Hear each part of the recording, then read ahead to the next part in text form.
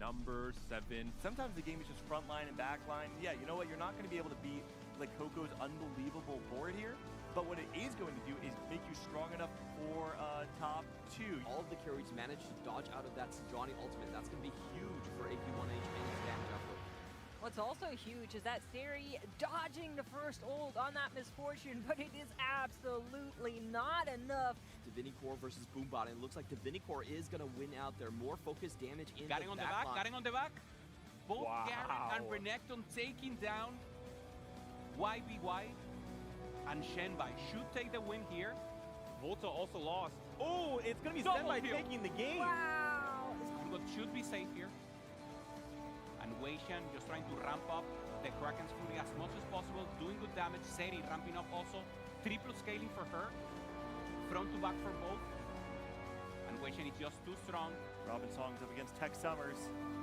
Oh, Tech Summers is doing the Tex walk. Oh, he's doing the Robin The walk Robin on Robin. walk. No, there's Again, no Robin. way. No way. That is BM. The double puck City's kills down. her. Urgot's next, but Urgot cleans it up. Can Renekton win this for Cambulee? It looks like that will be the case. Xiaoju down to Disho 1 life. falls in Disho third. also Double down in kill. 3rd. Done and dusted. Zed comes in. The one cleanup falls. crew destroys everyone. Can Graves now clutch it up against the Draven? The Draven turns around. No way! Gets the kill. The Robin He's walk walking. commences.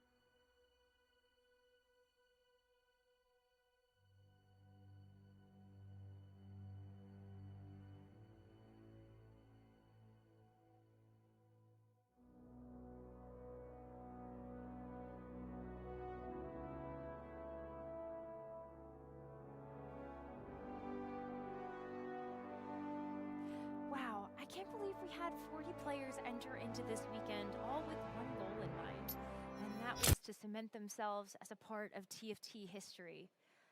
We've had 9 world champions, and all with amazing stories. Double 61, 8LJ Walking, Hwamye, Lilo, Shunga. We've also had Replay, Title, Malala, and Dishsoap. And this set has been unique. Hello guys, We've had more bridges across communities so our players this is the can final, study together, this is the thing, practice this is the together, one. and of course, compete together. And while we don't know what the future of TFT holds, we do know one thing. And that's today we are going to be crowning a new champion. Yes sir.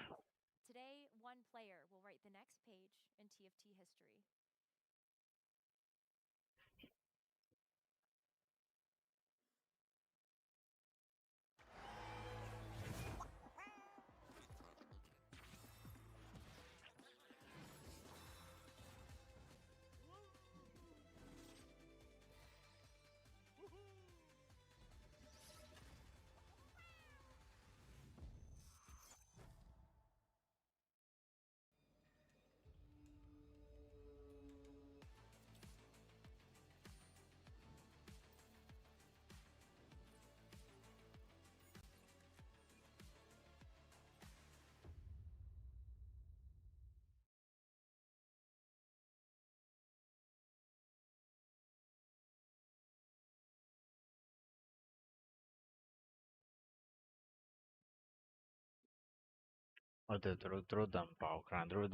Wait guys.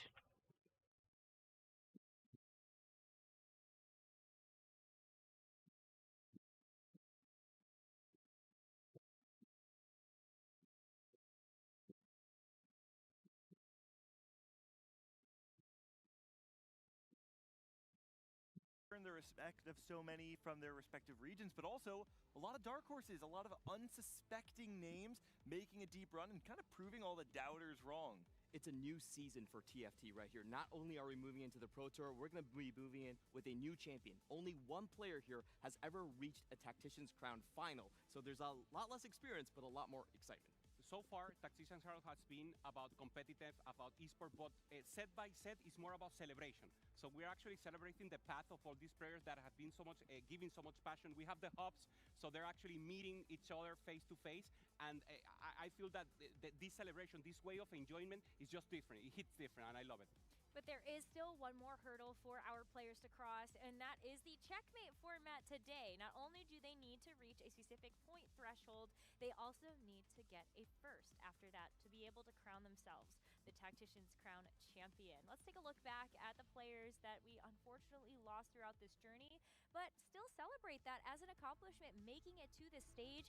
It has been such a hard-fought battle. Yesterday was intense. H1H, Ocean Invasion, and Camberley, Xiaojiu, Shanbei, Robinson, and Carolan, and then Summertimer. To me, though, in particular, Setsuko, Dishsoap, Lekoko all falling early. YBY as well, failing to make his third place finish. Yeah, and sometimes we call it a failure, but even for these players being top 16 of the world is a high accolade. Techcommerce tweeted he came to give the show, and we saw it in the preview doing also the walk. So these players should be proud of themselves. This is the best of the best in the world, and they made a statement here. I'm just so happy we still have regional representation on our final day. It was looking like EMEA was going to take over the crowd, and APAC and CN were going to be left behind. In the final games, they still snuck in. Absolutely. And if you haven't yet, this is your reminder that Pick'ems powered by AWS are now back open until we start that very first game of the day.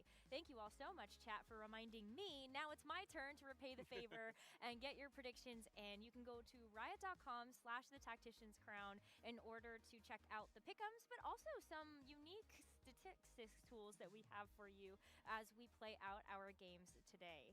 But we also need to start talking about these players we have in this final lobby. It is so stacked. And first up, let's talk about Corin, who had an amazing day too in order to get to this point.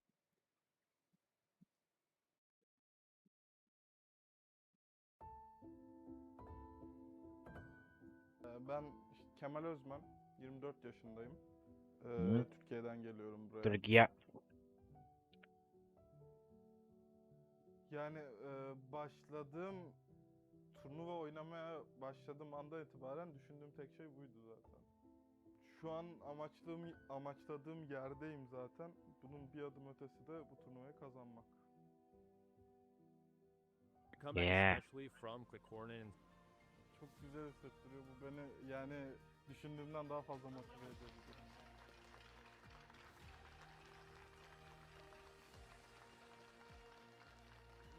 The crown will be mine.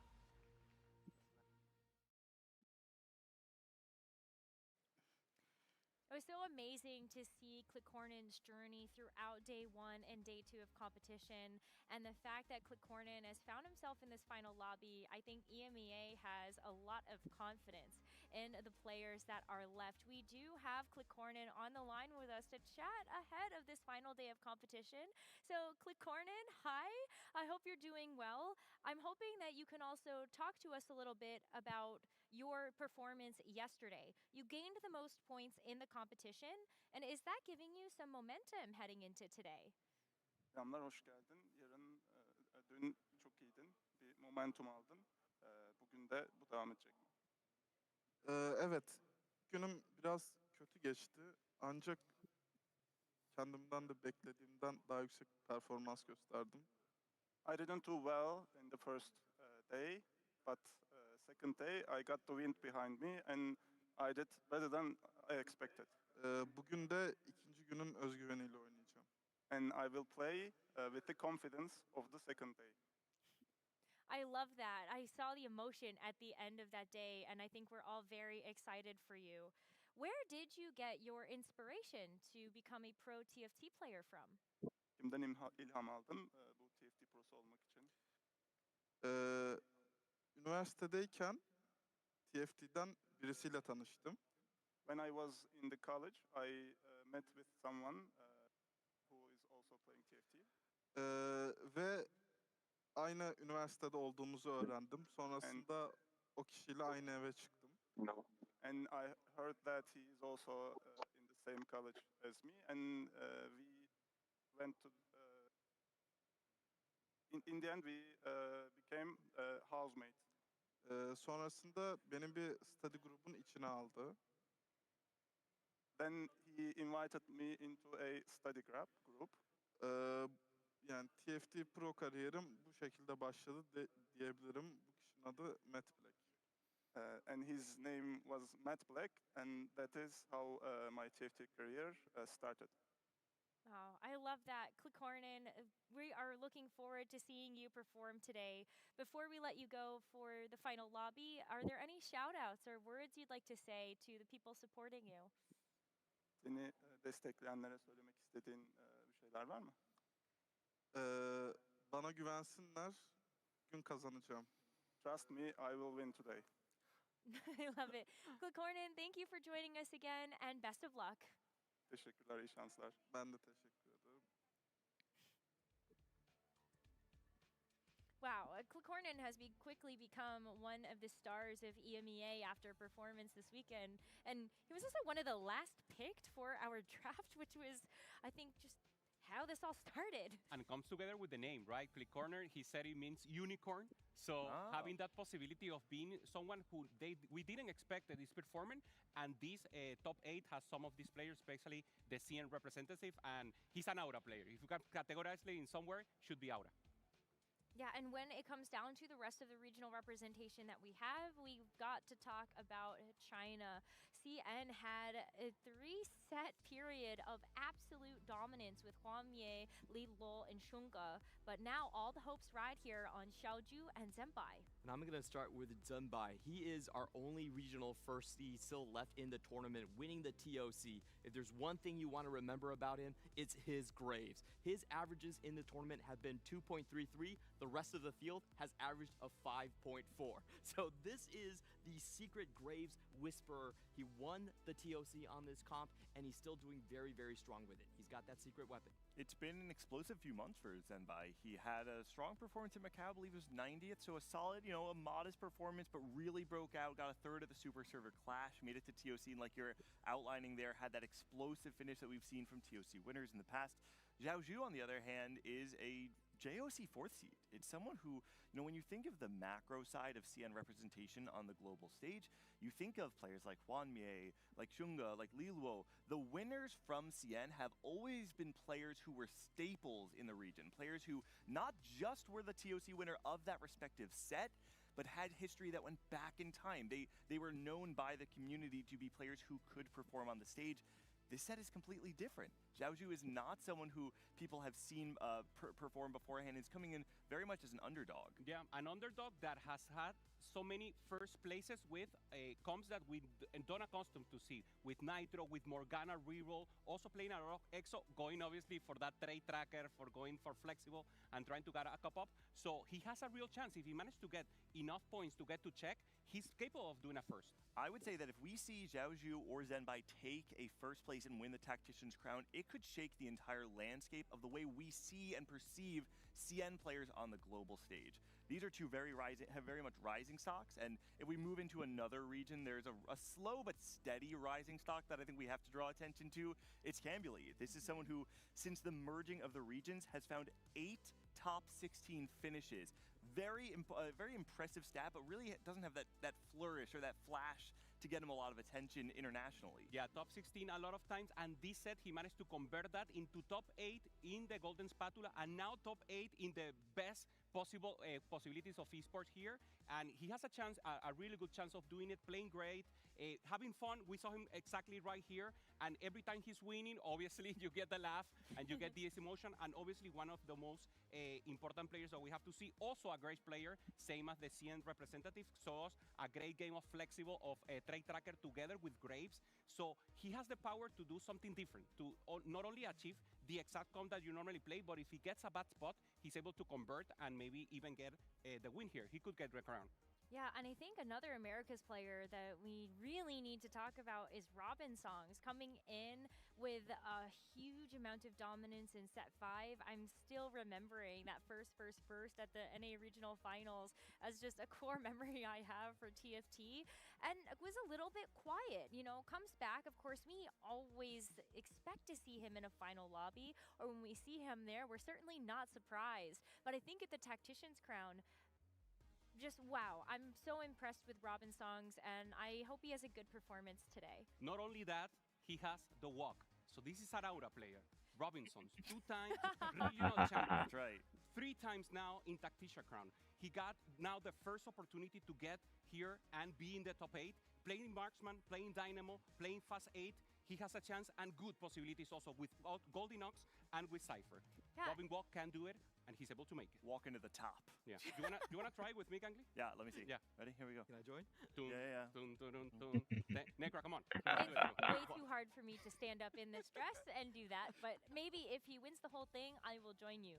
I would expect that the whole desk would actually do that. But I think that the last thing that defines Robin Songs in terms of the journey and his preparation for this event. At the NA Regional Finals, we saw him play a pretty narrow type of compositions, a lot of that focus going into the Marksman Vanguards. Yep. But for the last 2 days of the Tactician's crown, clearly leveled up. This is the widest number of compositions that we've seen him play on this global stage.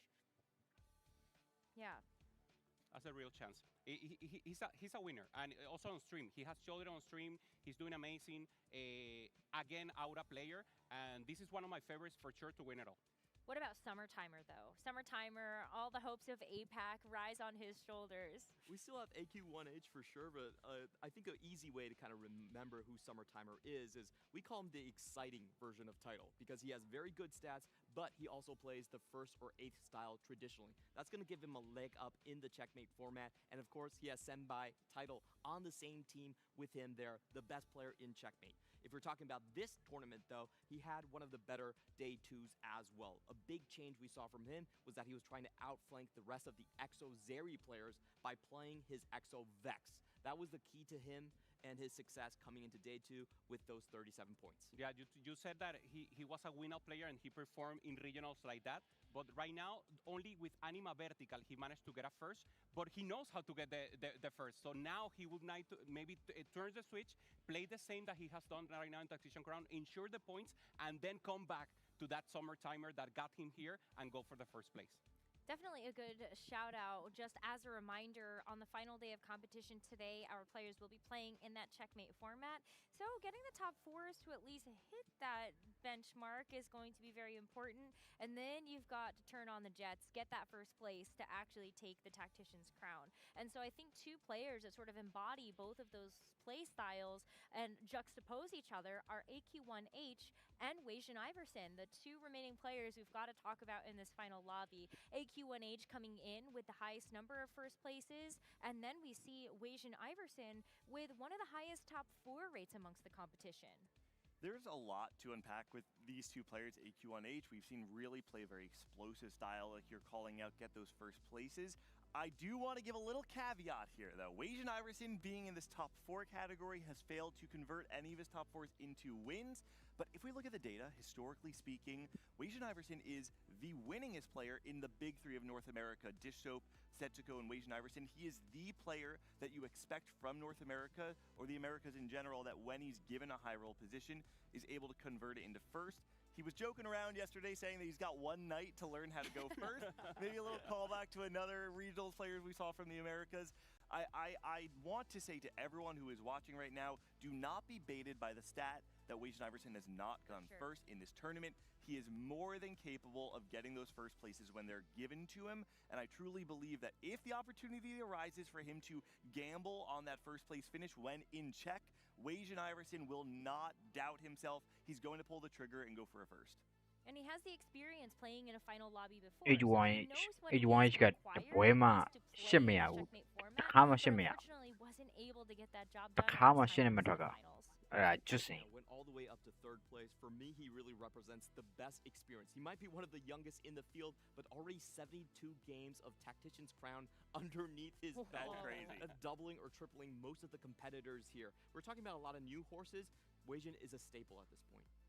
AQ1H, though, I do think this is a player that's going to give this lobby a pretty big run for their money, especially if you can convert over into multiple first places back to back.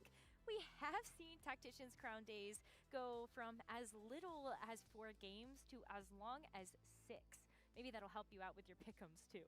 Yeah, I mean, it could go longer too, right? Yep. What's the longest is 8? Is 8 the longest, or it could? Yep. I think it could 8 be is the maximum number of games we can If we play get today. to 8 is points. Yeah, So we get to okay. points. At that We point, shouldn't. Right, Like that would- mathematically, it's very that would difficult make sense to 8. because at that point there's only 8 people in the field. Yeah, whatever. Listen, something real quick about AQ1H that I want to highlight is just the run that this person has had throughout the entirety of the set.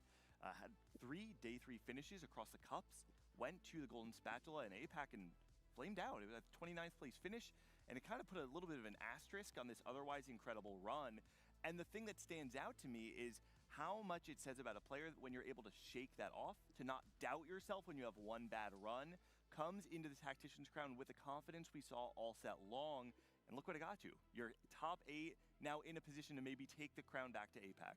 All of his first places were re-rolls as well. Well, and game so I one, think that's game one certainly is something about to keep begin. an eye on with And the then we got re-roll H1H, we got saw Weijin actually version, in we first got place Kambuli, and, we of have course, Cypher. Xiaojiu, we Before have get into Shambe, we our have first game of Robin the Shaw, day, and make sure that you Gail are Conan, staying and tuned then throughout Summer this final Timer. day of the Tactician's Crown, because we will be showing you the full dev drop of set 15. Yes, Kempo yes. Coliseum, Also and at the that. end of the day, we will have a special preview of what that set 15 is going to look like gameplay-wise. Yes, So, yes. strap in, everybody. It's about time Set we 50 get this is final day incoming. of the Tactician's Crown as Cyber City is started. After game 2, we will see after I can game feel it 2. in my bones. Not I know, all of see, it, it's like but it's we will in see the after air. game 2. I'm tingly.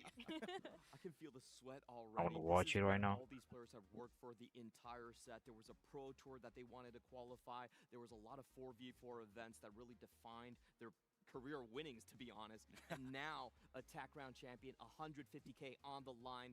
Who's going to be able to raise it at the end of the day? We're seeing now the EMEA hub.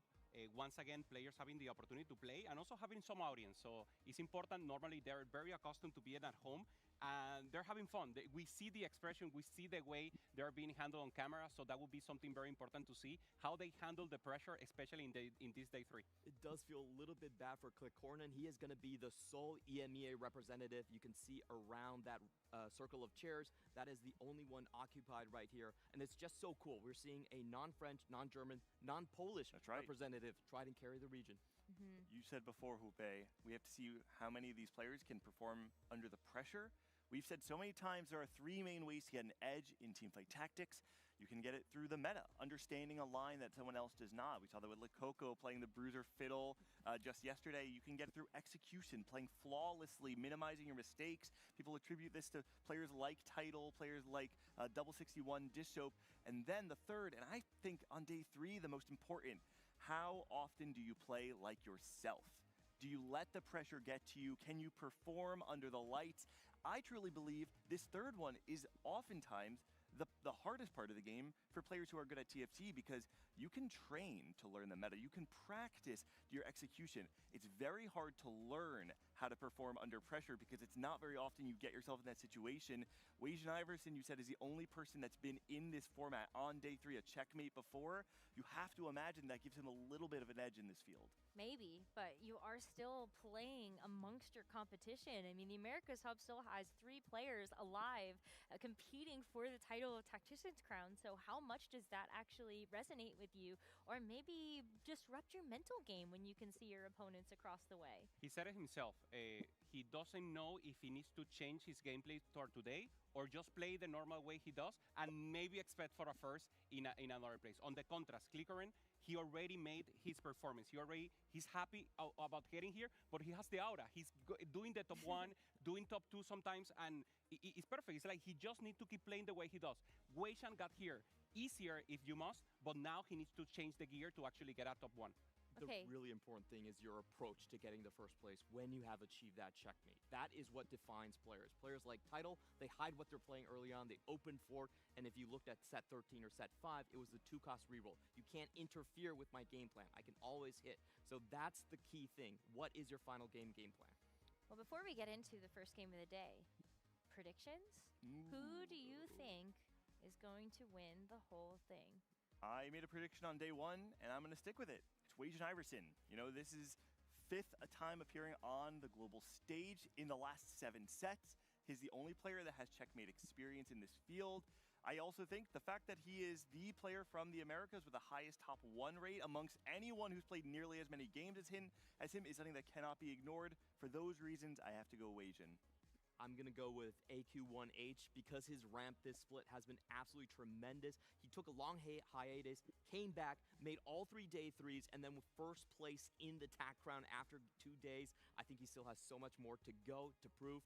Hope he gets it for our region, for our server. Yeah, for me, it has to be Robin. He's been performing well. He's the flowchart representative, been growing so much, and he feels good. He feels focused. When we see the camera, he's full focus, giving his full energy into the game, and he has a great chance of performing and outperforming everyone. Also, for me, he hasn't had the recognition that he must, especially on the top of the name. We talk about Setsuko, we talk about the Disho, but never he has been like putting on a staple, and he has demonstrated with results. Now with the crown, he will for sure be one of the bigs in America. Good answers. Well, you're going to do yours? You don't get out of this. No. No, well, I'm with you, so I don't know how much that actually helps the conversation. But I think for my predictions, I've also said Wajan Iverson. I just think that his time has come.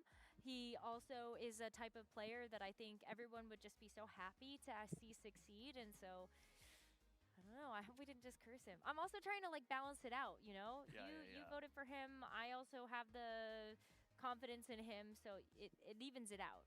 Without a doubt, I think Wajan is the most expected pick to come out of this TAC round, but if you look at some of the underdogs, I think Xiaoju is someone we have to mention. There has never been a mobile TFT player that ends up winning the TAC round. That would be a huge boost for their scene, complete underdog.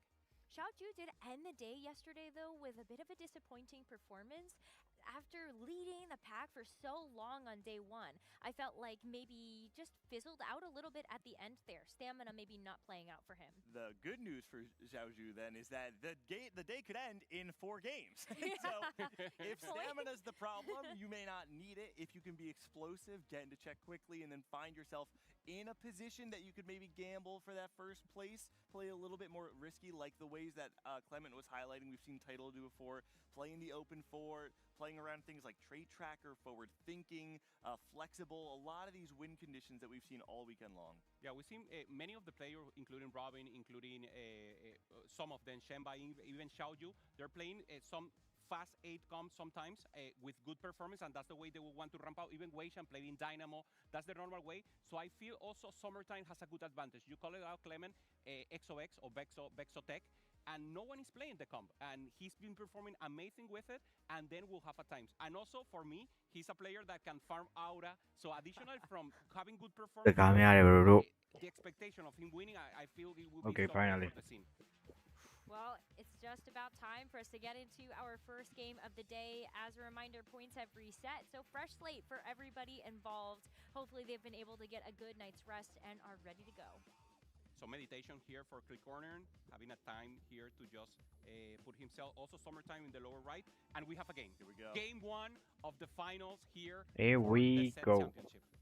Right, we get Vi. Nice and easy. Nothing too crazy. No Garens coming through. I think all players are going to be very happy with this pick. 2 additional anvils just to start, and we'll have the possibility, obviously, to slam a Ginso early, to propose a good tempo line.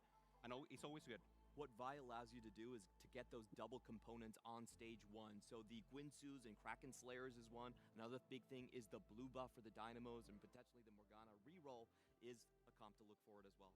We're going to be starting, we are paused right now, but we'll be starting the day off with Summertimer. It's worth it to kind of take a moment to reflect on who this player is and how they've gotten to be where they are right now. You know, Japan as a region has been fantastic in TFT, truly a staple. There are so many heroes. You have Tidal, you have Taro, you have Yatsuhashi.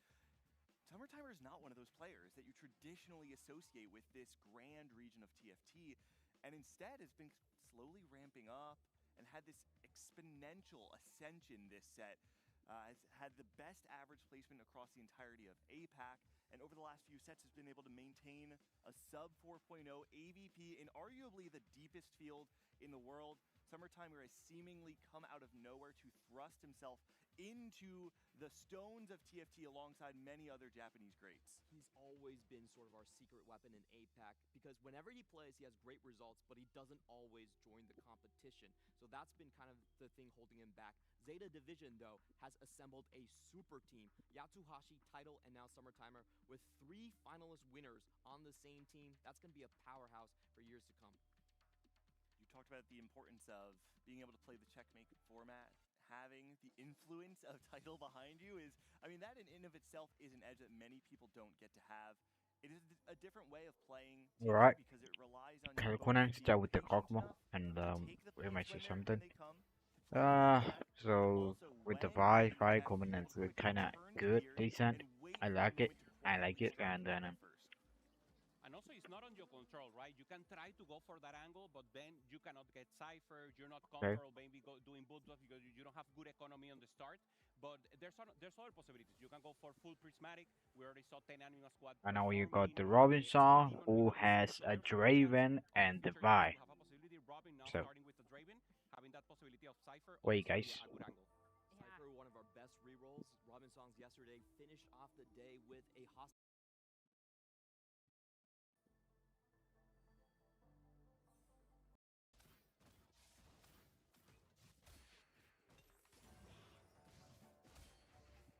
Gambuli, if you look at the Gambuli has a double Kog'Maw, and also in the shop with the Kog'Maw 2 stars. And he also has Skana, which is really good for him. So he can go early stage. Another Skana, he might buy it. Also, yeah, he needs to have more Vanguard, which is he has Vi, which is Vi is really good for it. And then Summertimer, if you look at Summertimer has LeBlanc, and then he is kind of going for the Vi 2-star maybe, or maybe he is not going for the Vi 2-star.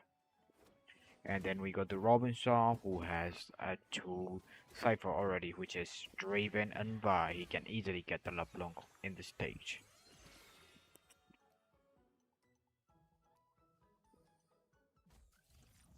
We chilling. I go and flee for the Summertimer. He probably not taking it because that's not really good. 2 trick also really not that great. And preparations might be the one, and but he going for the shop page, and he is going for the Cypher. And then Xiaojie is going for the Cloud Accelerator, and the Robinson is going for 2 Trick, and H1 is going for the Waterway, Kilkonen is going for the Crown Guard, and then Shambe is healing up, and Vision and Version is the Sharp Village also, and Kambuli is the hero, I think. What's the name called? I forgot about it, but there's something with the duplicators. And now we have Version, and he is going for the blue streak here. With the Loblock and 2 Shaco doesn't mean anything for it, and he also has Shock Leash, so he might rule something. Clover Accelerator for the Challenger, and then he has the Clover Accelerator, and then he has 2 Grave, which mean is playing the Grave Reroll. So Grave Reroll is playing by Challenger, and then Awation Everson, and he is playing for the Shock Leash, and don't know what is he going for. But still, a lot of people are going for the blue streak here. And now, Robinson, he has, what the heck, trouble? Oh shit, 7, 8, 9. He has 8 Vi already, and he can win streak with the Vi. What the heck is that? He got the 2 streak, and he already neutral Vi 3-star unit almost incoming here, and he is going for the Master Vanguard. He stopped playing for the Cypher. He was trying not to play the Cypher unit here, and then he met the Samatimer. Samatimer is playing for the Cypher reroll. Cypher reroll. Okay, so Robinson is in really good angle for the Master Vanguard. He also had Jin 2, is that? No, probably not Jin 2, but still Jinx plus Jin. And with the Vi, he probably might get the Vi 3-star already. He could play with Vi 3-star, Brave 2-star. He probably not going to play that, but still he might hold in for that for a long time, yes. He don't want to get any Grave 2-star in this lobby. I think Robinson is really good angle. He might go for the win streak also. Yeah, he sell the Grave. I probably hold it if I in his place. And now Conan has the Crown Guard. He also going for playing. Is save his health and not bleeding too hard. And he's going for the play. Is trying to win streak in here. And then H1 is the Waterway Zyra. Waterway Zyra, which mean he probably going to play 3 Demon, and he will be probably going to play safe Ali, go trying to win the in game, and then Ali game trying to save health. Yeah, that's probably safe here. For in this World Champion final days, they're gonna play well, they're gonna play bad, we don't know yet. Probably they are focusing on the boat.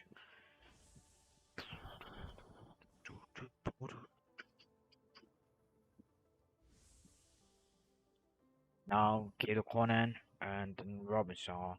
Robinson going for the clock.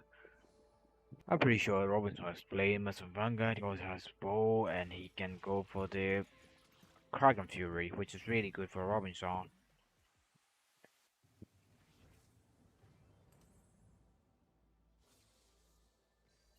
And then Kill Conan go for 5.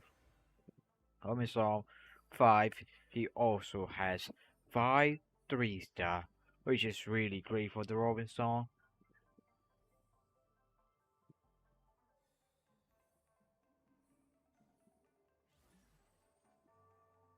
Gambuli is also playing win streak here. Gambuli is not as strong as Robinson, but 3 people is going for the win streak here. Gambuli against Kilkonen against Gambuli. Gambuli has a good bolt, also that Kilkonen has, but Kilkonen's backline unit doesn't have a really damage item, but still Gambuli has it also with the Kraken Fury. Kraken Fury procs too hard into the late game. In this overturn, probably Gambuli is going to win. Still, Kilkonen, very bad luck. He doesn't have a really good item from the Thief Gloves unit. That's bad. And yeah, Gambuli is still going for the win streak against Robinson. Also Robinson against Gambuli. Gambuli less Robinson, they might play each other pretty well. Probably, I think Robinson going to win with a Vine 3, but Vine 3 doesn't have any item. They're probably tough with that. But still, Robinson 3 item from backline unit is really good. And yeah, that's for sure. H1H is going for straight demon. Probably Zyra 3, but also he can play Zyra Forcer. Yeah, Robinson against H1H. Robinson probably might win here, but still, if H1H has one more Zyra, he probably might also win here. But very bad luck for the H1H. Robinson are in good position.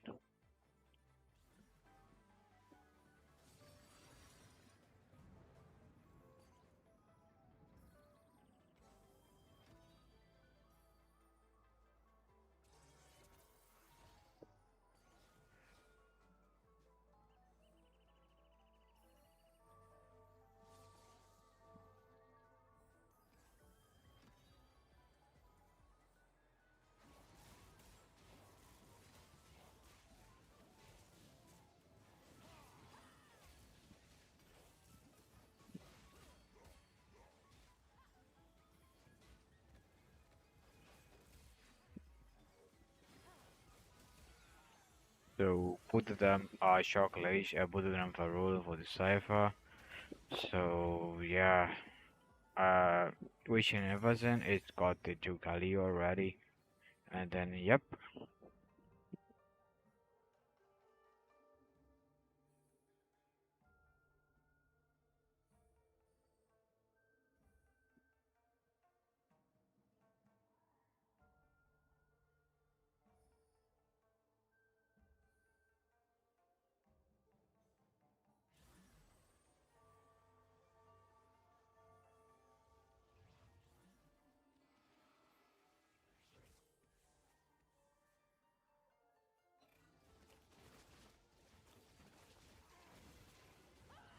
So now Gambuli against H1H. H1H has the 0-3.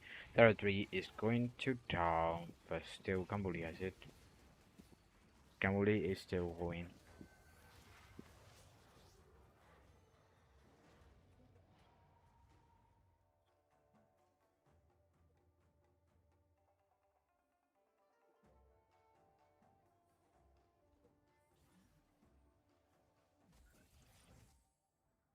The Berlin, no the sacrifice, Bartresha. Bartresha is really looking good here. For the Gambuli, he might go for the both full items. Zaya also, even he might even go if he like get the AP item. He can go for the misfortune if like he want to be uncontested, but he want to give this a chance for the match Vanguard. Yeah, he's not going for the Barry Treasure. Go for the placement ticket, but he's not going to take that. And then he takes two Noble Sacrifice and the Sprilling.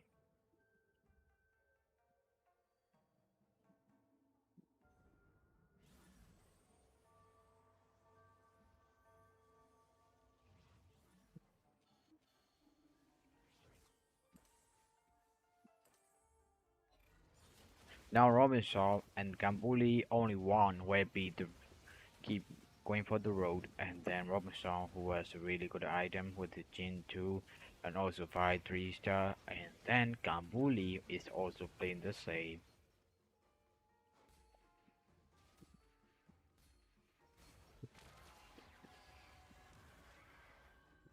Robinson take down the Gambuli.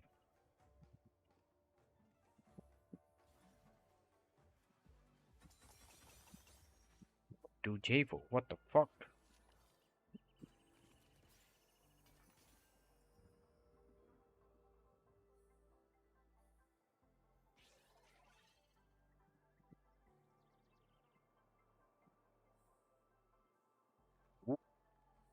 Which invasion saw forward thinking and he just cash out. They both just cash out here.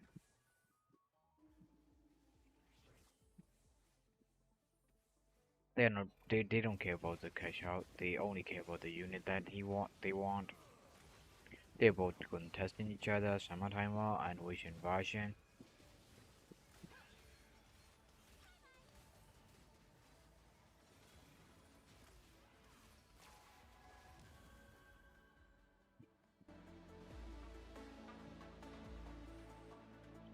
So, who will be the winner? Who will be the winner? Who is going to win out here? Spatula, we can see there's a spatula on any. We can see there's also two components here. So we're seeing two components and spatula here. And Samataimago takes the spatula. He might be playing the strategies, or maybe he can play passion. He can play some others like Slayer. He can play almost anything for the Cypher unit. And then now Robinson is going to take a tank item, which is even shrub for him. Robinson is going for the even shrub here. And he has a Javelin too, but it's a Summer Timer who got the Javelin too. And then Xiaojio is still ruling for the Grave. So he is going for the Grave. He found the Grave too. He might sell the unit. He making the econ back. Yes.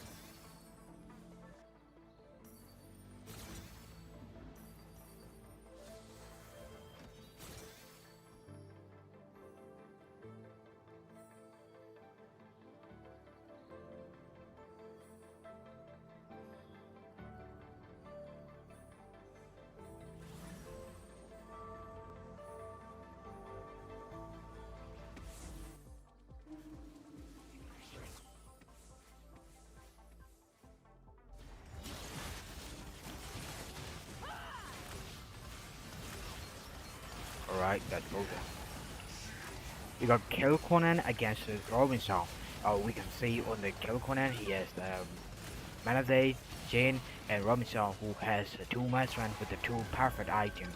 And then Robinson take the lead still, and Kill Conan he got the Lucy for now. Robinson is really good in good angle. He has 100 health, he has 10 win streak, and he is going for that.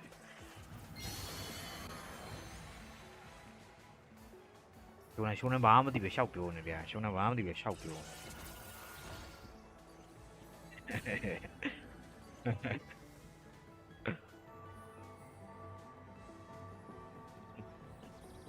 So, okay, Summertime is ruling for he's found the aura, he didn't buy it, and then he is going for the Galio. He got the Galio, another Galio, and Galio. Galio is 2, and then he is going for another Galio. He has 3 Galio for all. And now he is finding nothing more. And now, but still Vision version is who is ruling for the another Cypher unit. And also Shambe, who is playing for the Twisted Review with the Draven. So Draven is so contested. Draven is contested here. Shambe is playing for that. Summertime is playing for the Draven. Also the Vision Everson also playing for the fucking Cypher. So they are also, everybody is contested each other here. The Shouju is uncontested, but still the Shaman 4 is contested here. And now we can see the Summertimer who is playing Cypher, and then Shouju who is playing the Golden Ox against each other, and they still meeting each other.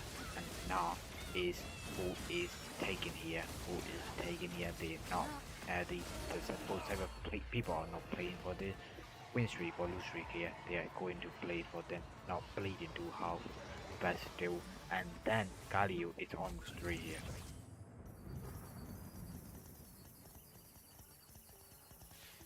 But now Vision Van Thousand, he is now actually rolling for that. He has a lot of gold, he can go 7, he is rolling, he found Galio, he's rolling, he found another Galio, he's still rolling here, and he found another LeBlanc, he found Javadu, he found the Raventail, he is rolling, he is still rolling here, and we can see Zebri, but he skipped it, he's not going to play the Zebri, he know it, he cannot get the Draven 3, that's why he's not going for that, he found the Z, and then still rolling for the Galio 3 here. Can he found it? Can he found it though? I don't think so. Now he's just stopped and going for other things. Nah, but still Xiangju also hit the grave 3 here. He might need a few gold for the golden ox procs. And like how many golds? 2, 6. And 8 gold might need it here. He has only 3, so grave. Can he get his gold farm here? Now grave killing. And grave on the back line. Wish and Everson. Not really good here. And now grade 3 is hidden, LeBlanc on the back line they're using a spell, but he's going for the golden off rock, but he didn't get, oh he get it, he got the 8 gold that he need.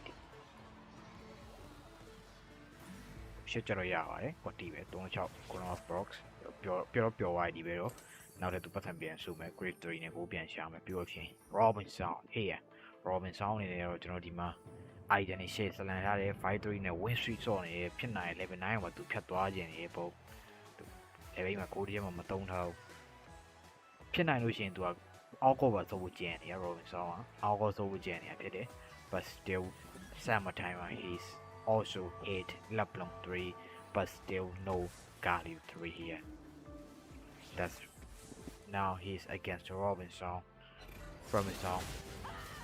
can Robinson win here? I think 6 Vanguard. 6 Vanguard is pretty strong. But still, he has, I think it's the Jinx 2-star. He's playing with the Jinx 2-star unit with the 6 Vanguard. And then his Jinx is dead and LeBlanc is shooting on the unit.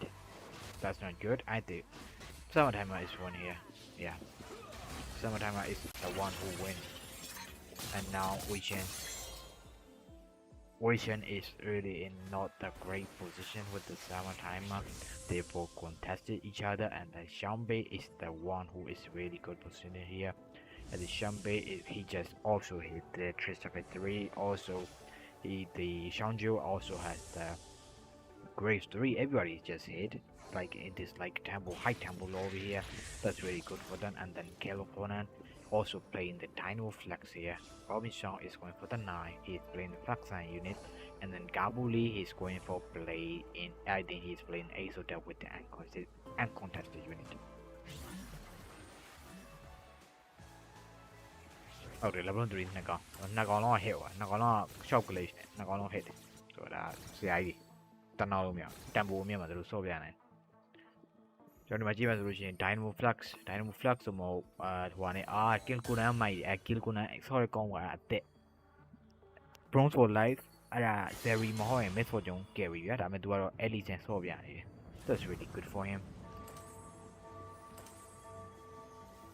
kill ကိုနန်းတွေးကိုအလဲဆုံးမရောအောင်ဆိုရဲအဓိက top 4 ဝင်အောင် try နေတဲ့သူနောက်ဆုံးသူအမှတ်20ကိုရှာမယ်သူအမှတ်20ရှာပြီးမှသူနောက်ဆုံး win out ဖြစ်မလားကြည့်ရမယ်And now Xiaojiu, who is just hit grade 3, also he's finding back his gold, but still Kill Conan is strong with the bronze for life.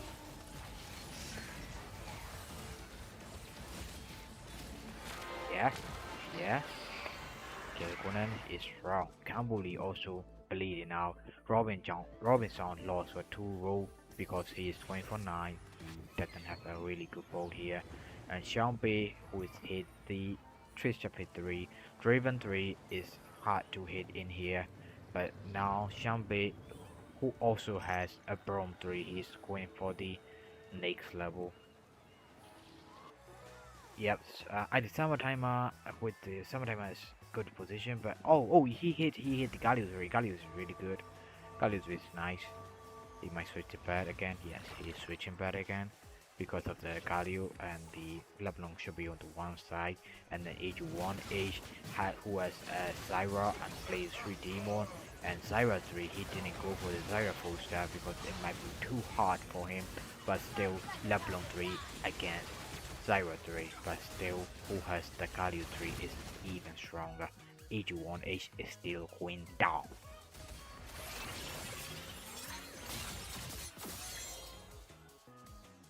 So the final. So Vision Everson and then Sabatheimer who both has like 1 life. So they are going to, and then Vision Everson he's rolling, he didn't found the Galio 3, Sabatheimer who is hit just Galio 3, and then it's really hard for the Vision Everson, like it's tough. Now it's Shoplish both at rolling here. Shoplish is rolling. He found the Garen, he didn't go for the Garen, still rolling in the Shoplish, and now still Vision. Can he hit though? Can he hit?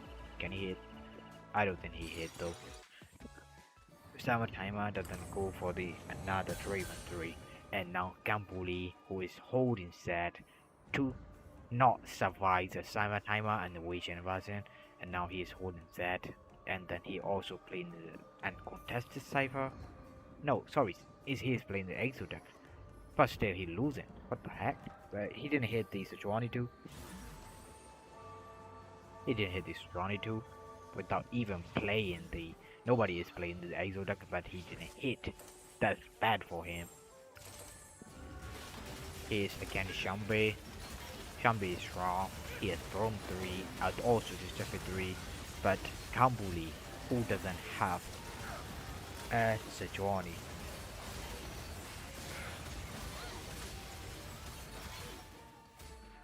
Corin, who is winning with the Burn for Life, Flexible, which is really good for him. Shambi, who just lost to the Zeri. Wow, that's crazy. Jeffrey 3, Burn 3 lost to the Exodeck facts without the Sejuani 2. That's crazy, man. Now we got the who is the 1 life unit. Both of them are in 1 life. They can both die in the next turn. So Vision Everson who didn't hit the Galio 3, and then Sabatheimer who just hit Galio 3 and Leblon 3. Vision version is in danger, but still he has that 2-star. That's really good for him. And then Sabatheimer who doesn't have the Z, so they might into trouble. But now Sabatheimer against the Shambi, and then Vision version against Shangji, and then Leblon on the danger. Leblon is a danger. Leblon is dead.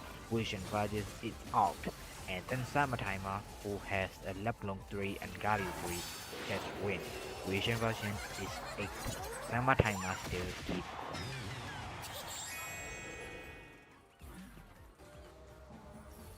Gambuli is also in the danger, so like Gambuli is really hard for him. Shambi also die.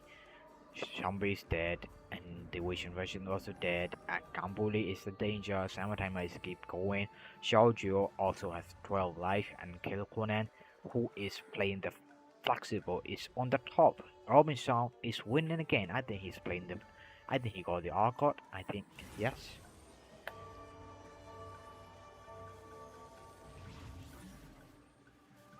And now he met the 3 Demon, H1H was 3 Demon. They are both off against each other, and then the other, back Azeri on the stand with the Kobuko stand, but Baran is still alive. Zeri is almost dead. Zeri almost dead. Baran might go for the ball. Baran give the ball, and then Bram, bang, still, bang, bang. Gambuli is out. Xiaojiu is also out. Sabatheimer who is going for the top hole. Sabatheimer တော့အချိန်ကြီးကောင်းသွားပြီဆိုတော့ H1H သူ့အနေနဲ့ဘုတ်က street တွေပေါ့တိတ်မကြမ်းဆိုမှလည်းအဆင်ပြေတယ် Robin ဆောင်းကတော့သိတဲ့အတိုင်းသူတန်ပိုသွားထားတယ်သူမဆွမ်းဖန်ကပဲဆော့တာပဲ level 9ကသွားပြီးမဆွမ်းဖန်ကဆော့ထဲမှာ rule ရယ် kill conan သူကတော့ flexible ဆော့ထားတာဖြစ်တယ် flexible အဆင်ပြေအောင်ဆော့ထားနိုင်တယ် H1H and the kill conan and Robin Shaw and Sabatheimer are top 4 for the first lobby. They are all 4 people are in good position for the goal in the crown road. Timer, who is winning back, also has Johnny and Draven too, sir. I think he can get the Draven, but it's too late for him. But he don't need that, he might need that too. But now Robinson and H1H. Kilikonen, who is playing flexible without misfortune or the Savvy, he is still beating everybody. He has a good health. And then Robinson, who is playing Master Vanguard unit, and then I think Affiliate is dead, Zaya is still alive, J4 is still alive. Kilikonen is going for that. Kilikonen just lost to the Robinson, and then H1H lost to the Timer.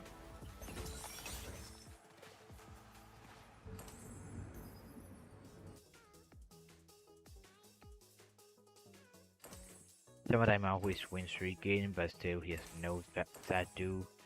So here's remover, he gives item, he can give item, the glove into the somebody that he want.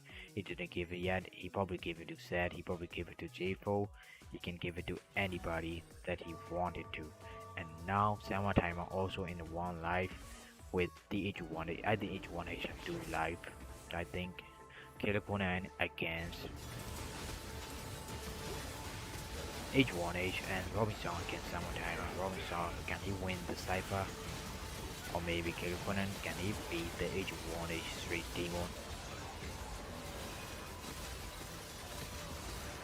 But now Timer is looking tough here. Galio is also dead. Galio is dead. Galio is dead. Timer is gone. Timer is just dead. Timer is top 4. H1H got the top 3. Robinson and Kilikonen are both going for win.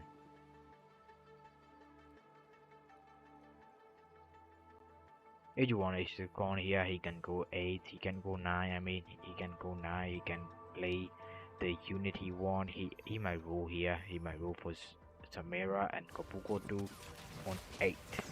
That's bad for him, he might roll for the both unit, that's not good. Now we can see Robinson, who is win streaking, and Kilikonen, who is the first, but still he can't beat the Robinson because his vote is not enough to beat the Robinson. Now we got the H1H, who is hoping for the not to roll and win the game, go 9, but it's really hard for him. He sells all of his units, he go 9, he put the Zag, that's so dangerous for him, but he take the risk, he is going to play that. I think he might see the Robinson though. Do he have anti or something? He might take the anti if he don't have it. He has it. That's why he goes with that play. Now Robinson again H1H, and Robinson, who is playing Master Vanguard, is still strong with the 5-3. He didn't need the Leona 2. He go for the 5-3 with the full item. Now the affiliates are still alive, and still the brown balls come in, and the Zyra cast, and still Affiliate is so strong. Affiliate is a beast. Now H1H is gone for the third. Kilikonen also lost to the Robinson goals. Kilikonen also need to win here, but still it's the first match. Whoever wins doesn't matter. They only need to get the 20 point and win out. 8 votes, Kilikonen and Robinson, who can be beaten here. And now Robinson, who has Corin and also Corin mode, are do everything now. Robinson switch item into a Leona 2 and now take the deep glove. But still Kilikonen, can he do it? Can he do it? Can he do it? Maybe he can do it. Now Robinson is still shooting with the affiliates. Kilikonen, the one thing his units are the backline, but still it's not the Alice 3, but still it is strong, but the item of it not really great. But still, the backline Kayla is the truth one. Hit Apelius is almost dead. Hit Apelius is dead. Now on the Zaya against Aurora. Still, Aurora take it. Kilikonen is looking great. Now, Robinson, who is holding for the Aurora, Aurora 2 is neat because Kill Conan Aurora 2 is big. Still, Robinson is holding for that, and also with the Augur 2 or maybe Aurora 2 make it to the Kill Conan and he might win the Robinson, but still though, Robinson even has the chance. That's crazy because Kill Conan, he needs a point, also the Robinson needs a point. Both of them are going for the win out. Kill Conan also has a backline killer unit, but this time Jin flop items are really good here, but still is going for that. Aphelios is still shooting with the item. Aphelios 2 Dragon Fury is still shooting. Now Aurora just cast. Aphelios is still alive, Cho'Gath is still alive, and Leona just used his ult. Kill Conan, there's not enough this time. He need to hit Aurora 2 or maybe even Augur 2 here. If he don't get it, probably really tough for him. Kill Conan, he need to hit. He need to hit, man. He need to hit. Come on, man. Come on, buddy. He can do it. He can do it. Robinson also can do it here. Come on. Come on. Come on. The one thing is Robinson just get the guarantee. Guarantee is just huge. So, yep. So, Kelkonan, he switch item into the Elise and make do vice step into the Aurora. So, yeah.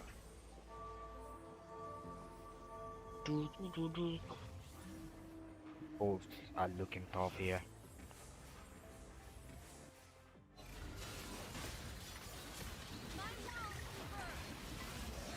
Now they are both shooting each other. Corin has 2 Starry Gate, and then Elise, who is shooting with the Manase. Elise, who is good one, and then Kobuko stand and he died on the back line. Aphelios is on the half point, but still that's not enough. Kill Conan is almost dead. He need Aurora 2 or maybe even Augur 2 here. Can Kill Conan get it? He hit Augur 2. He might sell the Kobuko here. He have to sell the Kobuko. That's what he should need to be doing, and he rolled and he didn't find the Aurora. That's bad.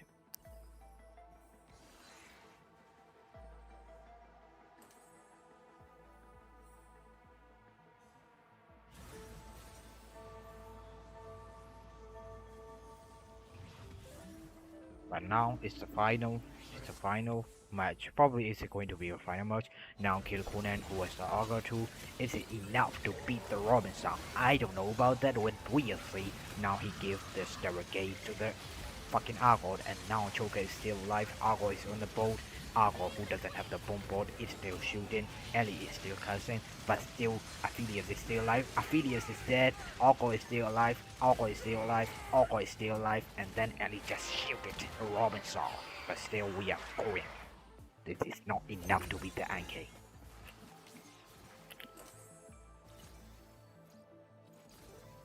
Oh my god, this is the final. This is what we want to see. This is the final one. Sorry guys. Sorry guys.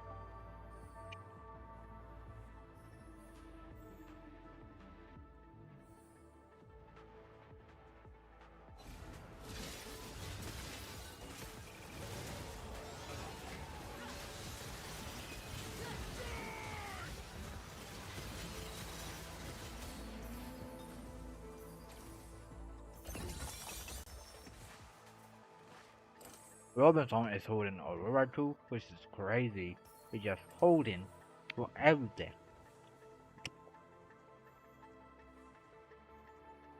That's crazy. He's holding everything that he needs, that Kill Conan needs. That's the biggest hater. He's holding for Aurora 2 and he sell it. Probably the final match is here. Kill Conan, who either he found, it is Aurora 2. Either it is Aurora 2 is has been found. Robinson against Kill Conan, he switched place to the Postmaster with Postmaster on the left side and the right side. But this time, can Postmaster take it down? Augur is still alive. Augur is still alive. Kill Conan doesn't enough to beat the Robinson. Robinson take the win for the first lobby.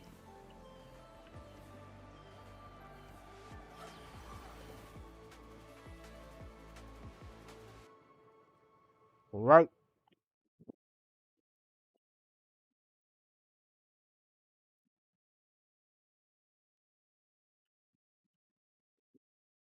Enough damage. Back to Clement calling out the bronze for life, giving so much value to the tempo board from Corin, and Robin taking this huge win streak, 12 win streak in the beginning of the game, and leveraging that to have enough Robin Song HP, take the enough game gold one. to find the Garen That's 2 really with good for Vanguard him. mod, using the high roll Vi 3, playing for that out in the early game.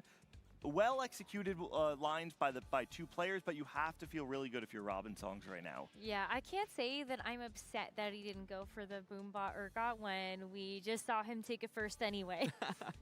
Hey, he knows better. That's why he's playing on stage, so no complaints from me.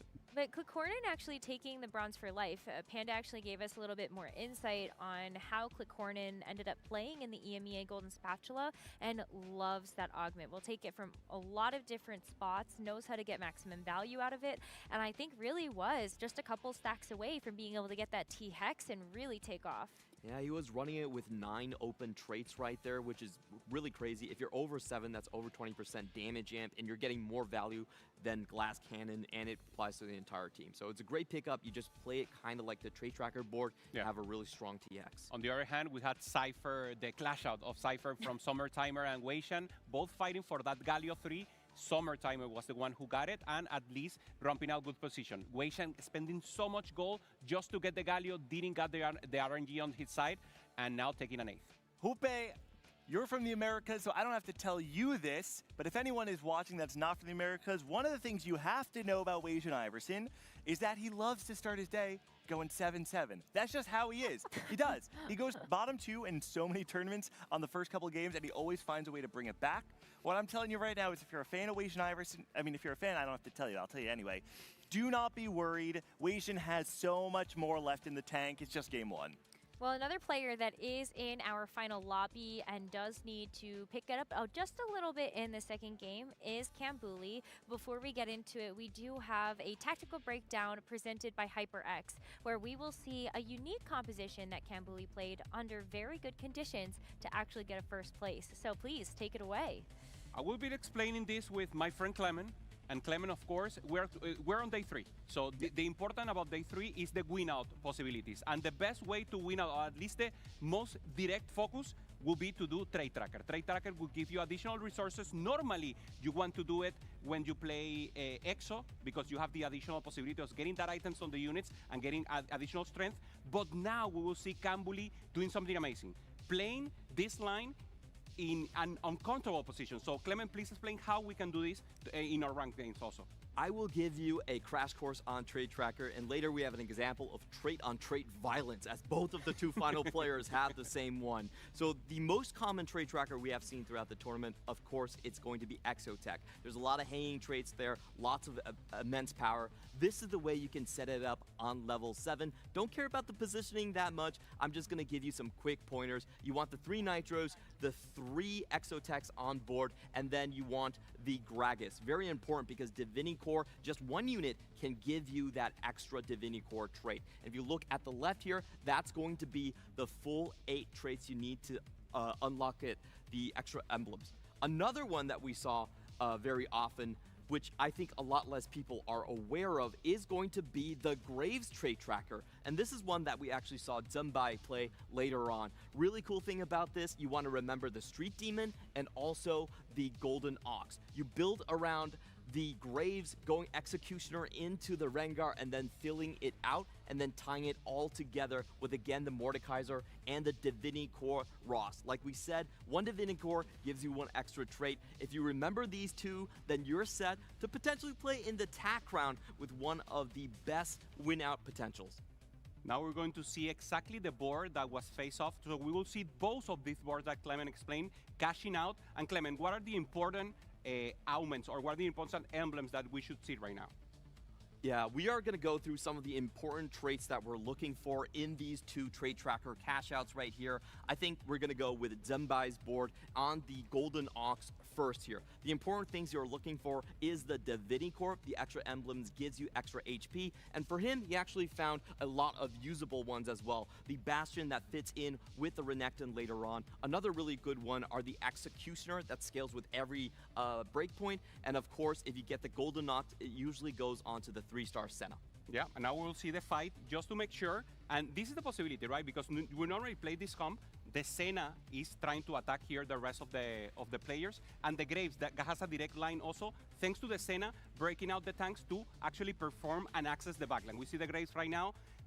Damaging the tank, Senna is able to clear the rest of the lobby, and now we see the pop-off. Graves goes into the backline, access the Jhin, goes directly into the Seri. Seri, even though she does is not enough, and that's enough damage for the rest of the comp to pop off directly. So Kambuli taking this win, and now this is very important because this is the aura moment, the celebration from Kambuli, making sure, Aura moment. knowing that he managed to break out This is and the use aura Trait Tracker moment. to take a huge win. So this is the perfect moment. This is why we are here This is the celebrating aura them. moment. And Kambuli still with a good chance of taking the ground today. And this is Trait Tracker. Not only Exo Gangly, we can play it in a variety of ways. That's right. Yeah, I mean, we talked about it being the win-out condition. It's cool to see it not just be the win-out condition for EXO, but in a variety of other comps. And it's one of those things that is oftentimes kind of gated behind the tech of like, oh, how do I efficiently unlock the trait tracker? So thank you both for the beautiful breakdown of the boards you can play to get yourself there. We did see Dynamo also as one of the compositions with the trait tracker. At least you could activate the trait tracker and make sure you could get those emblems, but sometimes in some of these compositions, you aren't given ideal scenarios to actually make use of all of the emblems that you're given. But yes, thank you both so much. We did not see trait tracker in this last game, but I absolutely expect to see it as we continue through our day.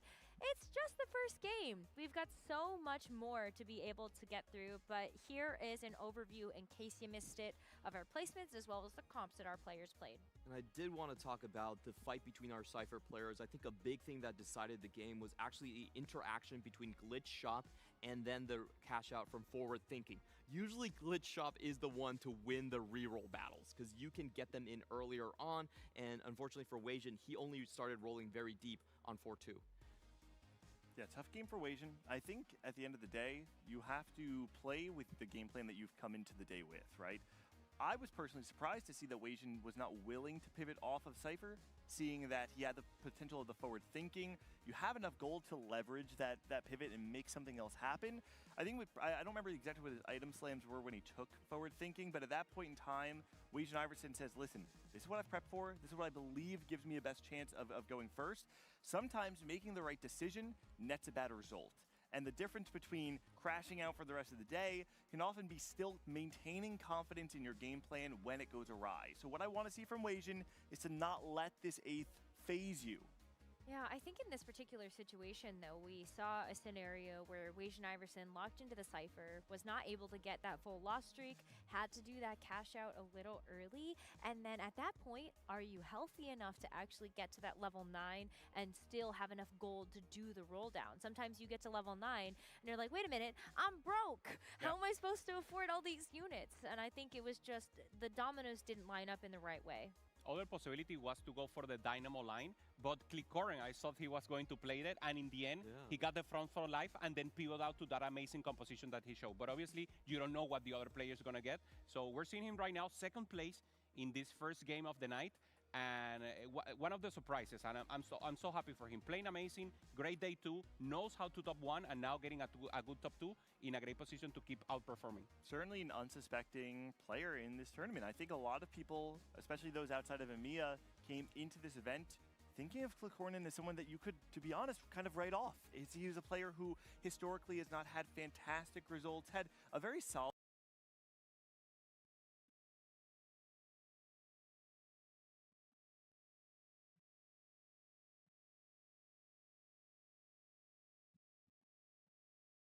is back. I think someone that many people did not expect to see thrusted into stardom, now has the opportunity to not just represent EMEA, but represent underdogs everywhere. I think you're putting gangly mannerisms straight into his mouth. He looks like such a nice person. I can't imagine him slamming in the table and going, "You're insane." No, but that's a great point. Maybe, maybe. I guess we will never know. Till the winner's interview, right? Oh, that, or we get a chance to see him at like the Paris Open. Who knows? Yeah, maybe. Then we can really put it to the test there on land. Well, we do have another game upon us, but before that, we gotta let our players get their breathing in. Get that water. We saw Corin trying to stay hydrated. So let's walk back on some of the moments we saw. Yeah, but many players trying to go for that tempo line that we talk about, especially Robin, slamming Winsu, အော်ဒီ နောက်တစ်ခုရှိရရှိနောက်တစ်ခုပါလဲဆိုတော့ဒီ game 2ပြီးသွားရင်အခုလာမယ့် game 2ပြီးသွားလို့ရှိရင် step 50 developer drop သိရမယ်ဟို developer drop ကိုကြည့်ရမယ် okay step 50 မှာပါမယ် trade တွေ step 50 မှာပါမယ် mechanic တွေ step 50 မှာပါမယ်ပြိုင်ပွဲပုံစံတွေမလာလိမ့် He needed that win streak, but at least he got a good set, getting some points in, always good. There's a term people use very commonly. They just kind of throw the words around, breaking into the top 4. Sometimes I feel like the words themselves are a very visceral thing, like breaking into the top 4. The way you said it, for sure. It's Wajan Iverson and Corin both playing so high tempo, alongside Summertimer and Wajan Iverson both playing for the win out. It feels like if you are one of the other 4 players in the game, you cannot just kind of play a default game. You have to find something to thrust yourself into the standings, either through an HP lead, through additional tempo, or through a win out of playing some sort of high cap. It's really hard to do that when you have a 40 HP advantage sitting in first place with Robin Songs and Corin, and you have the 2 Cypher players about to hit their 3 stars. And so I think for AQNH, to me, is in a way a star of this game, because he was the player who was able to break into this field of monsters that found incredible spots in the early game, and I think it was a very well-executed spot and good recognition of his position in the game in Stage 3.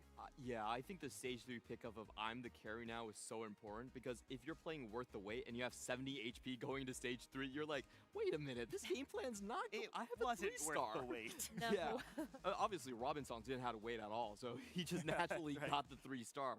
So it was unfortunate for him, but I like the way that he kind of salvaged it by saying, okay, you know what, I just need I'm the carry. I'm going to get a little bit of tempo, but not the highest cap possible. We talk about players in the top, we can talk about players in the bottom. Weishan got an 8th, but with good possibilities, with a cash out possibility of Cypher that didn't work out. And then we had Shenbai, who played a Twisted Fate reroll in a good spot.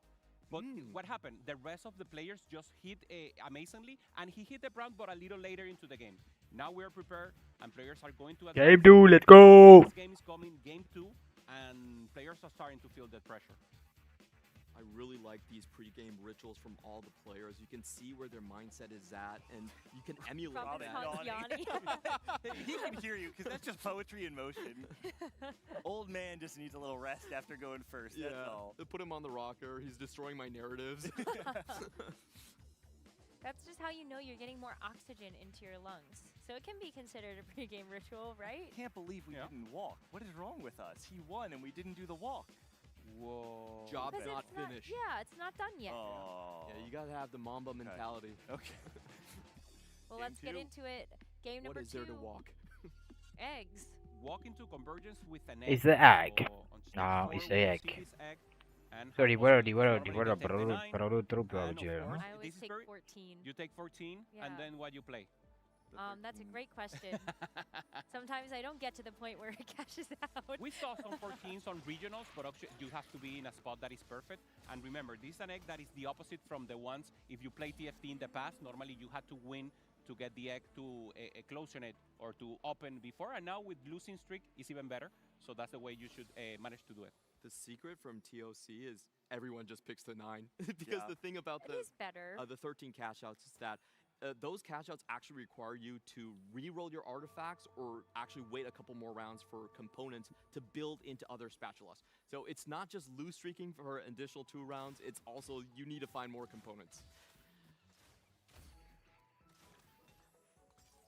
And we're going to be starting off on Summertimer's board here. Was lucky to get a 4th place. Mathematically, really important to get top 5 in game 1. That means you have a shot to close out the entire tournament in just 4 games. Oh, great implications then, yeah. Our 4 players from the last game, top 5 from the last game, all in a position now that if they find a high roll this game, could maybe find themselves in a position for an early victory. We've seen it with Lilua back in set 6, and we've seen it, of course, set 9 with Title. So it could happen again. Yeah. Robin here, thinking about the Mundo, decides to get it, so he got some front line here, but actually not a great angle right now, getting the echo also. And we know him, he's trying to play tempo from the start, so let's see what item he gets, and if he gets some type of placement right now to go, gets a Jin, also with an Exxon angle, and we're starting with Silver. Nice and easy, nothing too crazy. Normally nothing too transformative, but here it is. As I mentioned it, we could see a hero augment, cease and desist. I believe actually, was it Robin? I think we did see someone playing cease and desist this weekend. Okay, no, it's not going to be him today at least. Wow, Spoils of War with a single upgrade. That's a pretty ballsy move there. He should have some items to slam. We will see later, but yeah, probably just trying to ramp up. Kambuli once again with the Cogmog 2 and a good frontline flex. Just trying to make sure he has a good position here. Oh, he's shaking. He knows he got a good hit. You usually want a single frontline at the very least. He's got 2. 2 frontline, 2 backline for Kambuli. Gives him a good position to be able to play delayed start into seemingly whatever he kind of hits naturally.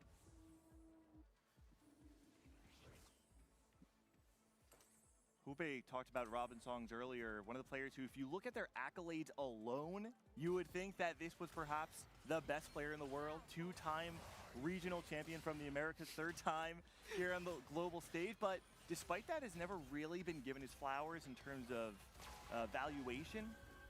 I think a lot of people consider Robin as an imperfect player, susceptible to silly mistakes, but we've seen his line selection is very strong. He's very good at playing the games in which he's comfortable. Oh, and yeah, I think like Robin Songs, mechanically there's probably sharper, faster players, and that's why he doesn't get his due. But honestly, for TFT, it's every person esports. There's a possibility to get that one. What we just saw from there, very important for the lobby, is Corin actually sold his entire board. Yeah. So if there are Cypher players out there, beware. I don't know how many people will try Cypher again. I would expect, I think on day 3 in particular, especially in the later games, not only does it give you the possibility of getting points, I think most importantly, if you're not in check, it denies the win from someone else in the lobby. So yeah, maybe right now though, just playing for points when it's presented, but I would expect for sure to see it later on. Summertimer playing AFK takes a loss there. The players looking to play from ahead right now looks to be Robin Song, so we saw with Spoils, Xiao Zhu, and then Zen Bai. Our 3 players remaining with 100 HP as Weijin and Corin and Kambuli are all sitting on a 2 loss. Robin Songs actually does cash out quite a bit with Spoils of War. I saw he only had 1 upgrade, but scouting across the lobby, there's 4 players that are essentially playing lose streak augments. Very common on Silver, so that was a good move by Robin to kind of get some additional gold, and we already saw a lot of gold being dropped there. It's nice when the rolls go that way, for sure. Weijin's one of those lost streak players you called out, Clement. Playing AFK alongside Kambuli, I think was the other one that we'd seen. No, it was Summertimer was the other one that we'd seen. But actually going to get a win here up against Corin, who is playing Kingslayer. Typically, this Kingslayer augment's picked up as a Cypher angle. We can see the Draven being held on the side of Corin, so he's going to be open forwarding through stage 2, guaranteeing that he has HP below the rest of the field, and then in stage 3, use the additional gold you get from Kingslayer when you defeat someone who has higher HP than you to slingshot himself back into the game. This is really rough for Iverson because this, Weijin Iverson, because this means that he's going to get no additional streak gold. Losing on 2-3, typically the roughest scenario. And Corner getting the Galio, very important for him. And now open space to find the buy, find the LeBlanc, and just try to play for that full Cypher line. Now we're going to get a look at everyone's boards right here. On the top of the lobby, it's going to be done by going with some of those Dynamo units already with the Infinity Edge built, you know, physical damage Elise, you know, slowly transition around it. Makes you know, she makes her crit, right? Yeah, there's that, yeah. It's actually pretty common. Yeah, it's not even that bad. Especially Dynamo being one of those kind of split damage compositions. You got the Misfortune, the Elise in there. So yeah, there's some stuff you can do.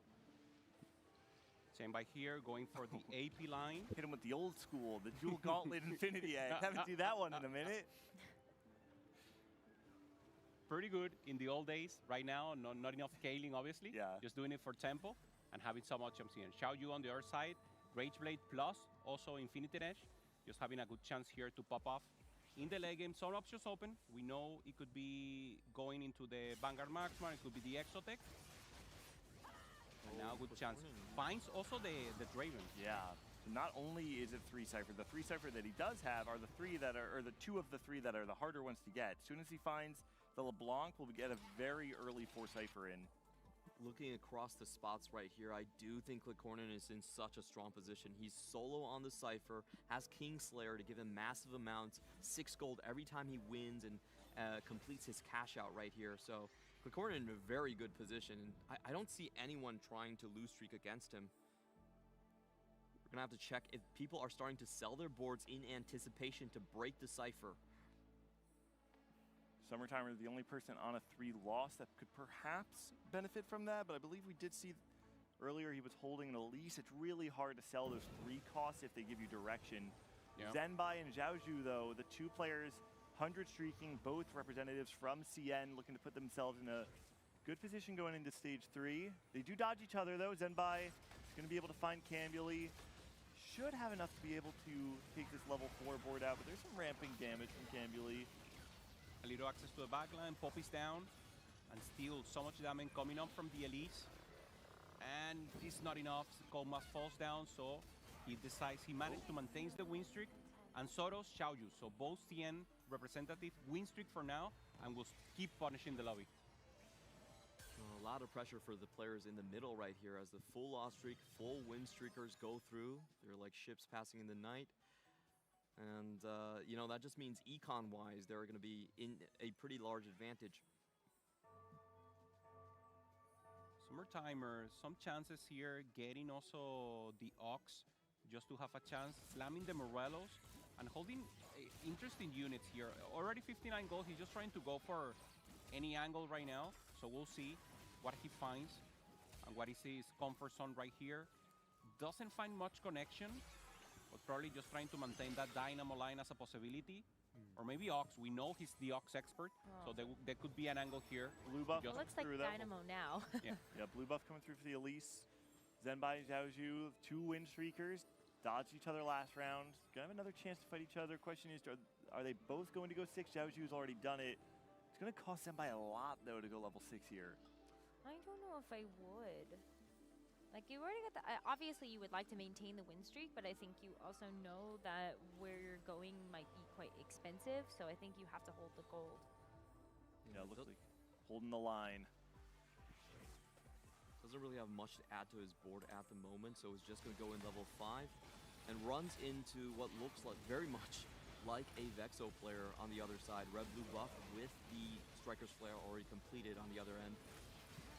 That Morgana should be ripping through Zenbai's board, and he's going to lose his streak.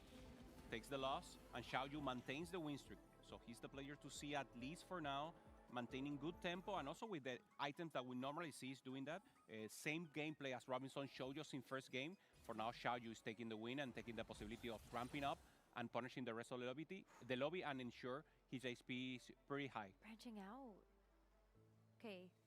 Makes sense they maybe don't do it, but... ooh. The best silver for me is always Dumbify. I love watching it. Sell your entire board, go somewhere new. Oh, that's so risky, though. Oh, double econ for him.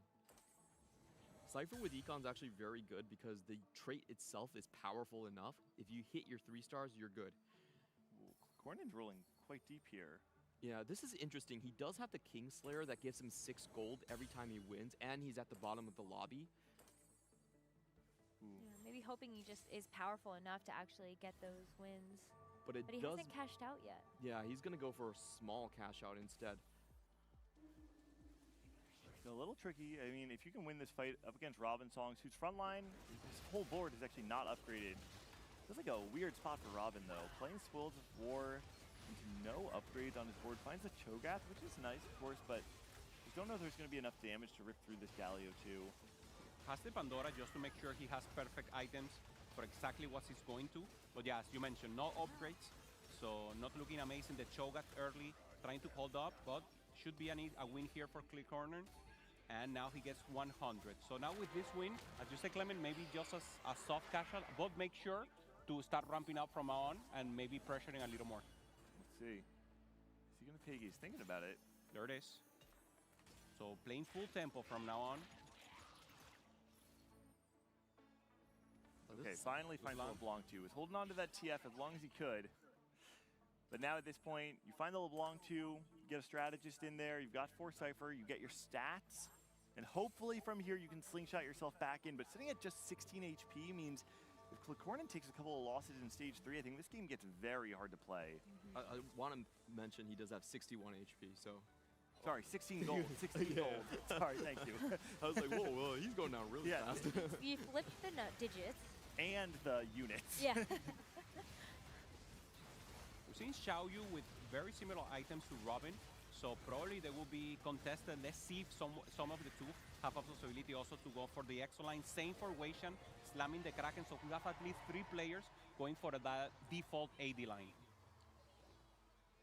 Yeah, and I wonder how they can pivot off. Usually it's going to come down to the EXO items to see if they can find a potential out with the Zeri. We'll see if there is one of them right here. No, none of the big forecasts. There is an MF that AQ1H is most likely trying to aim for. Or Some of Pan. them are going to deny that. Those are the 2 Dynamo players. Robin's going to take the Pan. You Yep. can make a marksman emblem from that. Right? Yeah, Robin Song's most likely going to go for the Exotech line, as we're seeing right here. He could wait for the he does have the Reforger already, so already with the extra Exo. Pandora's, right? Yeah, so with Pandora's on there, should be able to hard force Exo +1 and has a Cho'Gath on his board. One of the best holders of the Exo +1. Fits Even so better. well into your board. Corin, of course, being the other big hit there, finding the Zed on the carousel, is going to be able to spike his board very hard, and he needs to be able to keep that win streak alive. Winning the last round was huge for him. I don't think he's out of the woods, though. Wow, very comfortable hit for AQ1H. He gets the Chalice while playing Dynamo. You don't get to pick your support item there. He gets definitely a lucky roll. And he was 5 win streaking without his support item? Ooh. Okay, that's pretty crazy. Okay, the 2 win streakers up against one another. AQ1H, Xiaoyu. Xiaoyu outlasted Zenbai when he was on the streak. He's going to be able to do it again. Bai still holding up, and he's on the weak side. So Bai will keep his hero alive for a long time. And now his access to backline, and should be enough here. Oh, it's close, The though. Kindred to clean in the end, Morgana. Wow. No. Xiaoyu taking the win, and he's the only one who will maintain the win streak and keep pressuring the lobby. He just keeps getting away with it. All these other win streakers walk up to him, and he shuts them down. 9 win streak with the Vanguard Marksman board. Is there another one that can challenge him out here? Weishan Iverson, this is my most interesting board to see because we have him sandwiched between the Exo and the Marksman board without tempo. How is he going to get out of that situation? Also, no good components. Having the Krakens, but doesn't have a bow, doesn't have a rod. So dependent fully on what neutrals will give him in the next round. And now we're seeing Shenbai going up against Cypher. So Corin just trying to make sure he gets a good, remember, he's just playing tempo from now on and then trying to go for the reroll. So far, only items on the LeBlanc, both holding up for the Draven. Draven 1 steal, no access to the backline for the Draven, but Shenbai is losing quickly. His frontline Galio holding up and should be a win here for Corin. Good win, maintaining, and Shenbai once again with the lose streak. We got to highlight, Yeah. Corin has to be very happy with the matchmaking of Stage 3. He dodged both Xiaoyu and AQ1H in the back half of the stage, the 2 players that were extremely strong. Even then, playing Zenbai, as Zenbai's on this natural 4-loss streak, didn't feel any pressure to upgrade his board. So Corin was able to secure the 4-win streak back up to 50 gold. Yeah, unbelievable. That allows him also to not think about level 6. He's very far away, so he's just going to level 7, making sure he gets additional traits in and going for everything. Going for the Galio 3, Draven 3, and has the time to do it because of this matchmaking that you mentioned, preserving so much HP. But of course, now on stage 1, all the players that are playing the AD line will get so huge, especially on 4-2. And here's your egg choice. 13. Come on. Ooh. I don't know about that. I imagine that everyone's taking 9. Maybe someone's got something spicy Oh, up their come sleeve. on. Take the 13 egg. No one's really low enough to feel pressure to take 4 either, so I'm pretty sure everyone's just taking 9 here, right? Yeah, it's gonna be 9 No all the way. Come Xiaoju- on. Decides to roll here a little. Finds one Aphelios, one Leona only, but good enough at least to have a structure in the board. It's potentially 3-way contested, so getting that early hit really important. Pressing the advantage too, right? 10 win streak going into 4-1. Does level and does a slight roll until he finds that Aphelios. So really telling us that he wants to maintain this streak. Doesn't want to give up the pressure quite yet.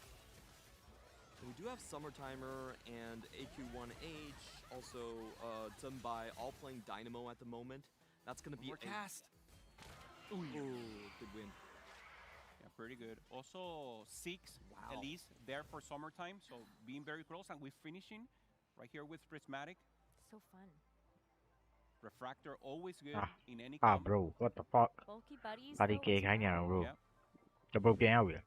Okay, decides to go for Bell Overflow, just maintaining the win streak. He needs defense just to make sure that both the Kraken and the Rage Blade have time to ramp up. There are a lot of belts here. That is 3 belt overflows, if I'm seeing that correctly, from Weijin Zhaozhu and Zenbai. All investing very heavily into their front line here. There's 4, actually. Wow. I'm pretty sure it's Tactician's belt, no? What? Oh. Get a belt in? No? Okay, never mind. Oh, nice. Corin rolling for value here just to make sure he gets some additional units, holding into the Elise, trying to grief a little and reduce the tempo of the rest of the players. Summer Timer, the one who's playing that line. And now we're seeing up against Xiaoju, who finds only the Aphelios for now, has the pair, hasn't find still Asaya. The 2 win streakers finally face each other here, but with no 3 stars on Corin's side, it might be a little bit difficult. Bro, to peeking chew on through Gina, that bro. front line, to chew through Bro, those peeking on belts Gina, you going know, game on. to young The bro. Zed Bronze for does like a baby, find don't the care, bro. Aphelios finally on the second Show pass. Cole. Could be huge if he stays alive. Gunblade is doing so much work for the Aphelios, keeping him alive. And the Braum hasn't died yet, but yeah, one more cast from the Draven. Going to seal the deal for Corin. Maintains his streak, and Zhaozhu is going to take his first loss. Robin, as we mentioned, decides to go for the EXO line. Only finds one Seri, one Sejuani, but has the 7 EXO at least 26. He got a great first place in the first game, and now in a difficult position. Everyone is pretty strong. He has the components right now, but he needs the upgrades. It's hard because we also have Kambuli that went down that Exotech line and already has a Zeri 2, plus Coronation is going to give him that extra slot on his board to hit that 7 Exotech even faster. Yeah, so we do have the final results of our physical item pile-up right here. There's going to be 2 Exotech players, and Weijin Iverson is going to land onto the Vanguard Marksman line alongside with Xiaoju. So they kind of bro, Kuna boy, have but their I'm own yo. positions here, but a lot is going to ride on how they roll down here. And Oh, the unfortunately I'm out for bronze for Robin's like on, Gary, I'm out. Hey, not bronze enough for damage life. on I his come board over, to see that. build yet. I come over, Jen. Really tragic fight for Robin. Hey, come back here. The Zeri gets Ah, the targeted time early we're chatting by about the Paul, like, LeBlanc, and then instantly a Zed jumps on the Zeri. Zeri more tries miss to what get I out of the saw. way I'm just in time a to son jump of kill into Corin, another I am a attacker power and so. die. There is a Zeri on the carousel though, so it looks like Robin Songs might be able to go grab that. He has to. He's only 1 off. That Zeri 2 would stabilize him. But if he doesn't find it, he's on 13 HP. One fight could kill him. Shenbai trying to go for the Misfortune or the Aurora. He's getting away from both. So players with good recognition of the possibility of the rest of the lobby. Until Corner just getting an additional belt just in case the rest wasn't enough. More belts. He's just so close. Okay, freeing some space here with the Draven, very important. And trying to find especially the Galio. We're very close to getting it. And of course, there it is. The egg also important. It's giving an additional space. So very important to hit early and now try to find the Draven. Still doesn't find it. He's had to sell his Cho'Gath, his Gragas pairs just to hit that. If he loses by 5 units, he's out. Oh, and on the other part, full damage from Weijin Iverson. Having the Aphelios, didn't find the Rage Blade at the end, so doesn't have scaling. but the Saya is just too huge. Full crit and doing so much damage Robinson right here is should out. be enough.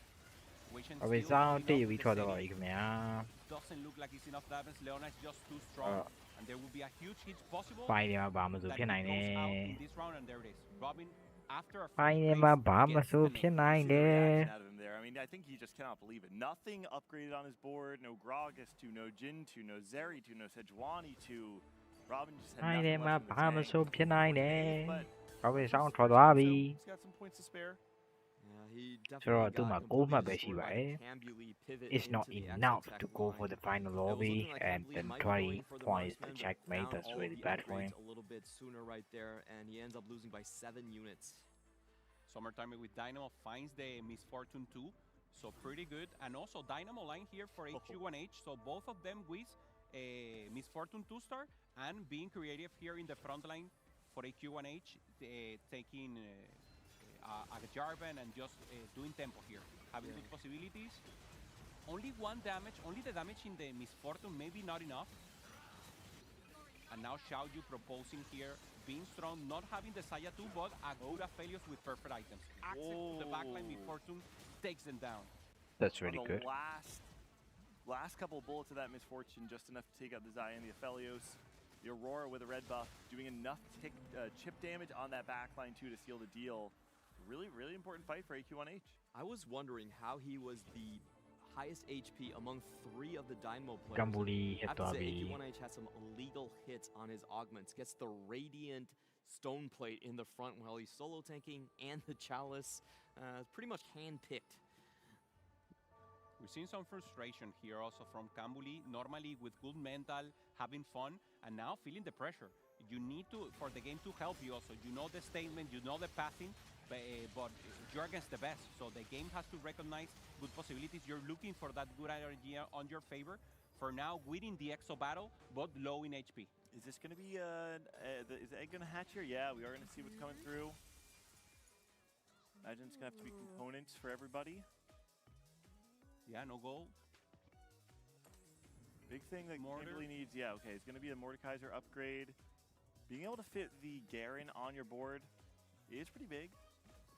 If you're able to play Exotech and get some of those emblems or the mods on the Garen, it's a nice way to cap out your board, but no, starts to sell things. Man, Cambuli's board feels like it's starting to fall apart a little bit, actually. Does he have another +1 that he has to add? It might be a spatula, actually, that came through. Yeah, has the Radiant hand on Justice right now on the Garen, so this Garen is pretty huge, has the pair, so the possibility is for the high roll. He needs the Garen 2 here on level 8, no gold, so that could be an angle. So far, only 30 HP, that means only maybe 2 rounds to have that out. Weijin and Xiaoju have very similar boards, both of them playing Vanguard Marks, both of them with additional belts to boost up their front line. I'll be paying close attention to tell them apart. I'm very impressed with how Weijin landed up. I think for me, this was the board that looked in the roughest position, sandwiched from multiple sides, win streak broken. I'm happy to see him being able to bounce back into a 4-win streak. The delayed cash out here from Xiaoyu, he was winning, so he needed another round here. Transforming there the Shojin, the Radiant Shojin, getting something additional. Let's see what it's in the end. What is this reforge? Again, Last Whisper being reforged and finds the Sterax right here for the Brown. That's a decent hit. You get a lot of AD, a lot of shielding on that one. He just needed some more front line. Okay. This is the thing I don't like that much about playing the egg encounter. A lot of times when it's Radiant, it's going to be who reforges a little bit better. Kambuli takes off the head. ကမ်ဘူလီကစိတ်တွေပြတ်နေပြီကော့ဘူကဘလိုင်းအောင်စတားသွားတယ်ဆို Will be at 7s for him. တန်းနေအပြည့်နဲ့ Yeah, that Kambuli fight could not have gone is any out. worse. The front line Robin gets Sound curled Kambuli around the otherချိန် side နေမ on ကောင်းဘူး AQ1H's ချိန်နေမကောင်း board. ဘူး The Garen walks directly in front of the Misfortune, who has that Radiant Deathblade. ကျွန်တော်ပြောတာ Ibuka ကျွန်တော်မပြောဘူးလား walks straight into Cambuli's ဒီဘယ်တွေက backline, ချုပ်မှာလို့ bolting on the Zeri. So Cambuli, an unfortunate 7th. ဟိုမှာ two ကျွန် bots တော် for ဘယ်သူ Pro. ထည့်လာလား kill ကိုနဲ့ Exotech really just not kill ကို working နဲ့ today so far. We're seeing now Click Corner.ကျွန်တော်ဘယ်သူထည့်လာ He's good. He kill made a ကို huge နဲ့ plays, in the first game, and now looking good Brain, against bro, with the brain. Cypher, finds everything. Draven 3-star, the LeBlanc, the Galio, and still very healthy. Level 7, trying to go for that level 8. and also with a possibility of Jarvan 3-star just to get a little more frontline. Radiant Quicksilver is a huge hit here. Getting the additional attack speed is essentially like having rapid fire on your board, even without the additional unit. Being able to keep that Draven alive and attack all fight long. That's You see a it there. big, Takes out the that's Misfortune a with a big single one ult. for Corin, and then he also Corin to gets be able to win this Draven fight. is dead. Planted? Backline no of way. the There's no HU1 way is be a win for gone. Corin. I think he wins this matchup every single time. Just Come having on, the buddy. position for Come on, Chalice buddy. is not very good for your health when Draven and Corin Zed is exist. looking great.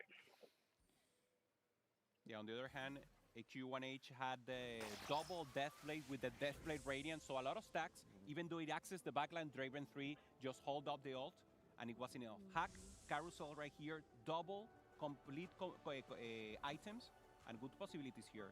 Shenbai going for the Giant Slayer plus scaling there with the Archangels. Nobody running at any of the 5 costs. Was curious to see if anyone had a pair sitting on their bench. One is just going to go through entirely, and then last pick for the other. I think this game is Corin's to lose. I just don't see any of these boards that can cap higher than his. As long as he plays defense, it should be his. Beautiful streaking in stage 2 and stage 3. Yep. Summertimer is doing amazing right now, though, with a 4-win streak. Also has great items onto the Misfortune, and the fact that you were able to get the Elise 3-starred, I think that does give you a pretty good shot, at least. I think it doesn't make the matchup free for Corin at the very least. Yeah, he will have to go to level 9, trying to conserve gold here and having that out that you mentioned, Necra, but he needs to hold right now. For now, strong, Misfortune, and both of for them winning, Misfortune he has will need been that possibility great. on level 9, find that Aura tool and Both of them are dead. Both of them are Misfortune dead, just but took out the Alice is still entire alive. backline of AQ1H with a single ult. It exploded. Yeah. My goodness. That's exactly what you were saying, Clement, though, right? We're relying on getting the power of the Chalice on the other side, and so we have to clump our backline. It just spells disaster against the Misfortune. And it's Shenbai now, who's low, very, very low, so last chance for him just to get a good ramp up. He was the one who slammed IE plus the Jewel Gondola in the beginning, having those possibilities, and there's a split screen. So just trying to go Probably also what for that Piwalu dynamo line. she general Very set contested, and 50 for now, good Developer results for all drop the dynamo. here. Set Zumbai 50 definitely looks like the Developer weaker one drop. without the MF2, Here. the only one without that major upgrade. We'll see Rồi, who we thì can bạn take ấy down chia in lụa lobby. á. So far, I haven't Nhưng mà really đang found là a đúng không ạ? person Ở dưới nó chia lụa do hiệu it quả. easily against. It's going to come down to MF positioning and if he can get some of these backlines, but he runs into the Rồi, strongest pero player here. cái giòm là And very unfortunate that the Draven is going to be right across the way from that Elise, and the Misfortune is already dead. There it is, the ult, and Elise falls down by the Draven. Should be a loss here for Shenbai. He knows. He's nodding. And now with some additional chance, he will take... Chambe rồi, Chambe. Now we'll check the rest of the board. Right now, Choga yeah. trying to hold the other side. The other side is Xiaoju up against Summertimer, and Summertimer's board was able to take out the entirety of the backline, but there's a Garen on the side of Xiaoju that Oh, made it Choga into by one shot Summertimer's đấy. backline. You can see him, he's behind the Cho'Gath right now, ulting on him over and over again. Choga Let's by go one now đi on, lại man. vì Xiaoju barely not able to actually have enough damage to Choga take out the by one Cho'Gath đi with lại double vì Warmogs and the Radiant Gargoyles. That was a That crazy is fight. The biggest Cho'Gath I've ever seen. That's belt overflow Cho'Gath for you with a Radiant item. So this is what happens in a lot of these egg lobbies. If you get the perfect match with your Radiant items, it can just feel like you're so far ahead. And this is why Summertimer's been able to stabilize. He actually outrolled Zumbai, who I believed was ahead of him in terms of the Elise stacks, but then just was able to power through with his Cho. Really nice pickup and the infinite growth. It's a little rough here. I mean, Zenbai, Kambuli, 2 players that are going to take back-to-back fourths.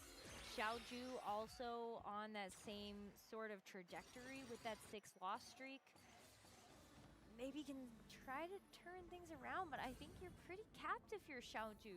Not sure how much else you can get outside of a Garen 2. AQ1H finding a couple of upgrades here. The Kabuko 2, the Elise 2 with 3 items, so it's a meaningful damage increase. Up to this point in time, though, AQ1H has been free-falling alongside Xiaoju. 3 loss streak on the left, 6 on the right. Going to be a bit of matchmaking. See, are they going to play each other? They're going to find one of the stronger players in the lobby. Oh, and making the switch at the end, just managed to avoid the misfortune. So good opportunity there. And now we're seeing Xiaoju being on the other side. Misfortune should ult to the left, but there's a, especially if she, she turns down the other, so she turns to the other side. The back of Weishan is clear for now, but access to the backline from the Elite. It's not enough. Aphelios turns to the front line and turns down Summertime, who will probably take a fifth here. We'll have to check Xiaoji and HQ1H. HQ1H also falls, and he's the one on fifth place. Yeah, that was just such a great positioning when Hupe-san pointed that out beautifully, you know. I don't think it was intentional or necessary, but the left side being the target of the misfortune really helped out with that. Part of it was having this Garen wrap all the way around from the side of Xiaoju, putting an extra frontliner on the right-hand side of the board and away from your main carries of the Aphelios and the Xayah. Worked out beautifully, and this Garen's been putting in a lot of work for Xiaoju. Still some very strong boards left in this lobby, and it's going to be Weijin Iverson across the way. Certainly both within the territory of getting knocked out, so who will be the best Vanguard marksman board? Both of them are starting to target down the bigger tanks on the front line. Garen could be the difference, still holding up in the front line. Aphelios ramping up, both Aphelios, no access to the backline still. Garen against their Jara, Garen's fall. But they're still hitting the tanks. The Aphelios is on the other Aphelios there. You can Aphelios see hits the rest. Oh, that's bad. Xiaoju Oh falls, shit. Weishan That's good. Iverson That's taking good. the win and Weishan ensuring take at the least win. a third place. very interestingly played game by Weijin Iverson. You could still, you see he's sitting on the Leona 1, meaning that he took the upgraded frontliners of things like the Braum and the Jarvan, got one Leona, instead of trying to upgrade that, wanted to go to 9, play for a higher cap. That said, he is stuck on just an Urgot 1 and a Leona 1, although I think he had it in his shop, right? He should be able to buy it now. Question is, do you sell the Urgots? Is there anything you can do to buy them both? Oh, it's an Urgot in his shop as well, actually. But just 13 HP means I don't know if he can afford another loss here. Yeah, 3 items also on that Leona, very important. Oh, this is tough. Just thinking about it. Just think about it. Just think about it.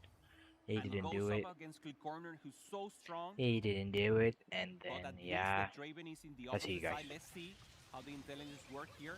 And if the Draven is Summertimer able to snap against who? the right. Summertimer. Summertimer, I think, is playing a ghost board. Ghost, So that's we a really ghost. need to keep our eyes on that Weijin Iverson fight. That's a ghost. Moving over here, we see Diwa ပြောလို့မဒီပွဲမထသွားနိုင်ဘူးဒီပွဲပြီးမထသွားဒီပွဲပြီးတွေ့လာမှာဒီပွဲပြီးထသွားလို့မရဘူး You guys stay, guys, stay. Cypher threes, it's also the Jarvan 3. It's really hard to both break through the front line, but ပွဲ also ပြီး just မ out ထွက်သွားနဲ့ defense. ဒီပွဲ So, ပြီးရင် Weijin တွေ့လာ Iverson တာမှာ bouncing back ထွေလာ from game ထွေလာ one, going third, and I Developer honestly, drop it was a လာ pretty မှာ honest Sub hard day's 50 work အတွက် for a third. I think you ဆို take ဒီ that. ပွဲပြီးမသွားကြပါနဲ့ Also wait winning the guys Marksman wait Mirror. Yep. So Wait. fourth and third place, doing amazing, and now obviously popping off and having an opportunity to rebound on the results of the last game. AQ1H, Corin, and Summertimer, though, will be leading the charge after these games, with both Summertimer and Corin getting back-to-back top 4s. The question is who has 12 points already. That means I can reach checkmate by game 3 and then take it home all the way on game 4. We're going to be looking at the scoreboard afterwards. Corin is already mathematically guaranteed to have 12 points. I believe they both are, right? Summertimer being 5 points from last game means top 2 Yes. put you at 12. They're both within Check's reach in game 3 if they can find a strong placement. Okay, Elise, yeah, Elise a little to the Oh, back, just Zed is trying to dead. snipe there the LeBlanc and the Draven. Let's see if it works out here for Summertimer. Still focusing the backline. There's the Elise, not enough damage to the back, and Misfortune with the huge ult gets the Draven but not the LeBlanc, and now it's a win. Corner after a second place with a great position here to take a first. So Summertime is the one who has to make the switch, finds the Urgot tour now. If this were just a front-to-back DPS check, I think I would actually go in the favor of Summertimer. But you have to consider a lot of the positioning tools that Corin has. He has the Zed who can get into the back line, potentially get onto that Misfortune early. Also, the Draven and the LeBlanc have ways of targeting the back line and foregoing the Cho'Gath, which is truthfully the crux of this entire build for Summertimer. Yeah, I like the bring up of the Elise to make sure that she doesn't get targeted by Zed early on. Let's see what Summertimer does this time. Actually swaps around the Elise to a different position, trying to focus fire with Misfortune, but does put her in harm's way as Zed is going on to her right now. Draven also unfortunately targets the largest amount of units he could hit. Gets the Elise down. Oh. Can Misfortune save this? Kill Corin. Another win for him. Another win. Let's go. Let's go. Let's go. And now popping off, he should be for now the leader on the standings. Absolutely. I mean, second place in the first game, first now in Double, the double. second. Looking very Double, good for double. him. Love seeing Yeah. the celebration behind him as well, as you see all of the people in the crowd cheering for him. If I was a part of EMEA, I would be celebrating too. How long has it been? It's been since set 3, the first ever set championship that they've won a set championship. Double 61, the first ever champion, and since then they've struggled to make it back to the finals and close it out. So if Trader Corin, here, trader the here, guys. unsuspecting Trader, underdog trader. of EMEA could be the one to finally quench the thirst of the region after this drought. You would be Impact celebratingနဲ့in those stands with EMEA them. တရားဝဲ I ရှိရ mean, နော် yeah, ဒီ well, မှာ it could be the first Hey, TFT, yeah, champion bro. for EMEA and then the 10th overall for the world stage. I mean, it's just a beautiful story, and being able to talk to Corin at the top of the day, I hope that he's able to just keep this momentum, ride the high. But Look what is under your going on? seat.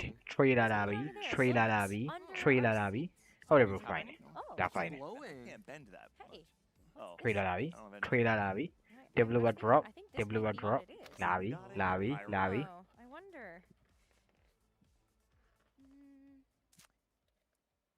Okay, and fight. In 3 days, wait, no, 43 seconds, the realm's most powerful fighters will gather for the tournament.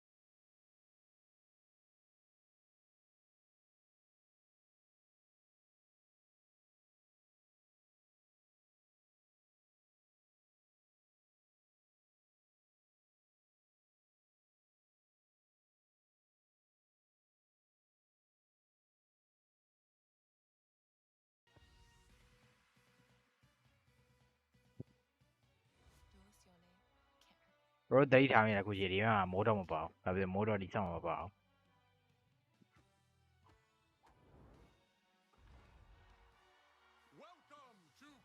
KO Coliseum ကြာပြီကြာပြီ။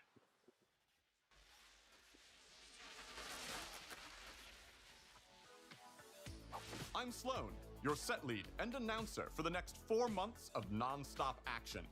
Tacticians from every corner of the Convergence are gathered here to compete for fame, fortune, and fun in Let's the go, ultimate guys. fighting tournament. Each of you Nice is set, tasked with nice building set. your dream team and showing off your dominance in KO Coliseum. Do you have what it takes to take top 4? တောက် The ဘူးလေ arenas are packed, the animation နေနဲ့ fights are about to begin, and we've got champs champing at the bit to show you what they've got. So let's get Ooh started! Okay Okay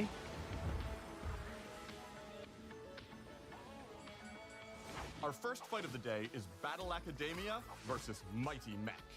These kids may look young, but Battle their Academia, studies have unlocked their Battle true Academia. potential, granting their abilities bonus effects that upgrade with Katarina every breakpoint. Caitlyn Ezreal Just look at Ezreal Cameron ramping up his Jace offensive power as Caitlyn Lại, lại, tears có apart luôn the lại. back line with her signature bouncing bullet. But wait, what's this? What's this? Standing against them is the Mighty Mech. Mighty Weighing in at Mech. over 40 tons, this massive mountain of metal heals for a portion of all damage its Oh team deals. ဆန်လာတယ် And when နော် it draws its mighty ဟုတ် mech တယ် away, ဟုတ်တယ် it ကာ shows လီ us လီယို firsthand that you can be both an immovable object and an unstoppable force. With this robo on the rampage, the team Vale, you just say, might you know. be toast. Unless it Okay. can't be. They've unlocked their ultimate mastery, upgrading their abilities to a whole new level. Over Bye-bye, in Arena Baba. 2, it looks like Gwen and the rest of the Soul Fighter squad took one Soul look at the Fighter. Star Guardians and said, Star Guardian "Not today, magical girls." With every tick of the clock, Soul Fighters get one step closer to reaching Let's buy max it. power, Kalista givingပါတယ် them Samira bonus true ပါတယ် damage on every spell and attack. နီဒါလီပါတယ်ရှင်းကြောင်ပါတယ် No armor can withstand that. But if anything can, It's the မိုက်တယ် power နော် of of friendship. friendship Star Each Guardian Star Guardian brings her own unique teamwork bonus, which grows for every Star Guardian on the field. အော် And this Divinity might ကော not ဘော be Star one of them. Guardian Okay Will Gwen's nasty needles and explosive threads be enough to secure a Soul Fighter victory? Ooh, လှတယ်လှတယ် looks ပုံပြ like တယ် Seraphine's ultimate friendship bomb just put Gwen out of the picture. And no wonder. That thing scales with every stat on her team. Here, we've got two opponents Naruto, who Naruto. couldn't be more different. Crystal Gambit Yeah, brings Crystal the sparkle, Gambitနဲ့ while Luchador. Luchadors bring the super Luchador. hiss, leaping into the air at low Luchador. health, then body slamming back with beefy vengeance. And the champ is in the building. Okay The more combats Braum wins, the bigger his Poro fan club gets. I don't know what line you are. Unwavering support will soften the sting of defeat, reducing the player အဲ့လို damage နောက်က line နေ you ပါလေ take, ပိုလိုလေးတွေ but costing you a few fans. အော်တိတ်သွားလို့ရှရင် No ပြန်ရောပါ Poros were harmed in the making of Braum, but we can't say the same for his enemies. Just look at Swain. Lose to Finally win getting a ဆိုပါလေ chance to fly. စိုက်ဖား Crystal လို့မျိုးဟာလား Gambit doesn't stand a chance. But it's all part of their plan. Diamonds are made under pressure, and these underdogs are playing the long game. Every loss they take and every unit they kill ဟုတ်တယ် crystallizes ဟုတ်တယ် their ဟု power. တ်တယ်စိုက် And ဖာ once they've won combat, Custody they'll get a ဟုတ် chance တယ် to ဒါ cash out လမ်းချ and တော် show just how လမ်းချ bright တော်မဟုတ် they တာ can Crystal really shine. Crystal If Gambit they hold on just a little အဲ့ဘော longer, Gambit we ဆိုတော့ may have some new champions in the house tonight. Speaking of cash outs, that's all Cash this out. broadcast can Cash out afford top from line. me. Let's send it up to the analyst desk. Wait, he's getting paid for this? Hey everyone, I'm Dan, the set producer on KO Coliseum, here with my fellow analyst and producer Jasmine. Thanks, Dan. Let's take a look at the lineup of fighters prepping to enter the arena. First up, they may be new to the set, but they're far from new to life. Mentor. These geezers walked to school in over 9,000 feet of snow. ကိုဘူကို and ထပ် they ပါတ wouldn't ယ် impart their hard-earned wisdom ရာ on စု just ပါတယ် anyone. Field 1. Just one. And they'll mentor the entire team. အော် Field ဟိုဟာ 4. ပါလေ and they'll emissary unleash their true emissary ဒါ mastery, showing these youngins just how it's done. Rice လည်းပါတယ် Phew, talk about age to ကိုဘူကိုလည်းပြန် perfection. ပါတယ် Now let's take a look at some hopefuls that aren't quite as seasoned. Lulu, the tourney's resident monster trainer, brought 3 potential pals to assist in combat. စမူဒါကော့ကမော Choice to ရာ make, မု though. တဲ့ Will she lock in အော် and ရာ train မု up the ပါတယ် Tactician ရာမု the magic caster Kog'Maw, or attack caster Smolder? သုံးခေါ်ရွေးလို့ရတယ် So cute. Don't you wish you could just pick one up and put it in your pocket? မိုက်နော် Wait, is that the stance master himself? အာလီ Lee စ Sin င် has entered the Coliseum. No one expected to see him here. And it looks like the legend decided to make an appearance and show off his 3, count them 3 signature stances, Juggernaut, Executioner, or အိုး Duelist. အာမိုက် Let's be နော် honest, မိုက်နော်ဒီ regardless ထဲ of the လဲ stance Lee goes with, I'll take option 4. Run! Let's get ready to re-roll. We've got a late entry for Re-roll you go. today. The new kids on the block. Re-roll. The crew. This crew Our crew, does not re-roll run model, deep. crew Youပြောရ only need 2, and we've never seen anything like them. Instead of additional breakpoints, the trait bonus gets stronger with every 3-star crewmate you feel. ဒါရီရောကော That's right, Jasmine.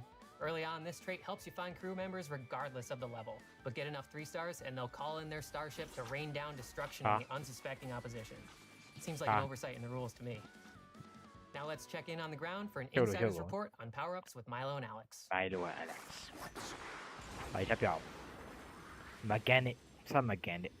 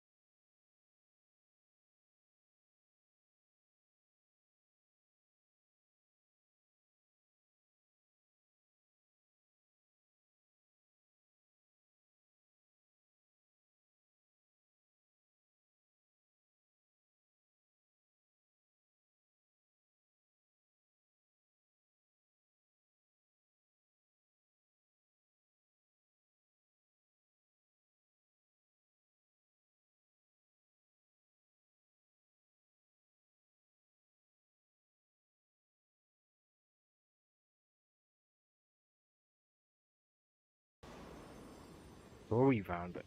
Okay. Looks like we've got an update on the standings. It's been a stiff competition so far, but we've got our top 4 right here for you. Who cares about LP? I just want to get my Dokkat in that new top 4 ceremony. KO Coliseum also brings another big evergreen update called Roles Revamped. The concept is simple. Units don't fit into a one-size-fits-all box. They should do what you expect them to do based on their role in the game. This system shouldn't change the core of how you play, but it will solve weird edge cases, like backline carries benefiting from being hit by small amounts of splash damage to get their cast off faster. Or problematic units like Fiora from Magic and Mayhem, who could literally cast infinitely given enough Omnivamp. You've already seen roles at work in our recommended item systems, but we're taking this a step further. Each champion will have one of 6 roles: tank, fighter, assassin, marksman, caster, and in special cases, specialist. Each role will gain mana and take aggro differently. I'll save the specifics for an article, but here are some of the basics. Tanks are now the only role that gain mana by taking damage, and they're more likely to become targeted by enemies. Fighters, assassin, and marksmen will generate mana primarily through attacking, with a small mechanical bonus to help them succeed in their roles. Casters now gain mana over time, making them less reliant on attack speed. They'll still gain mana on attack, just not as much. Tear of the Goddess will now provide mana regen instead of flat mana, so casters will now want to build items that use tears instead of bows. Specialists will generate resources in their own unique way. Think of units like Into the Arcane's Victor, who used Chaos Energy instead of mana, or KO Coliseum's Kale, who doesn't have mana. The biggest win from this new system is how many new doors this opens for us in the design space. It allows us to design more melee carries and create champions with weird, exciting rules. In KO Coliseum, you'll see just that with 5-cost Varus, a caster who gains mana from champions as they die. When he gets enough to cast, he fires arrows every second, each costing a small amount of mana until he runs out or the fight ends. With more mana regen and more enemies dying by his volley, he can cast for longer and longer.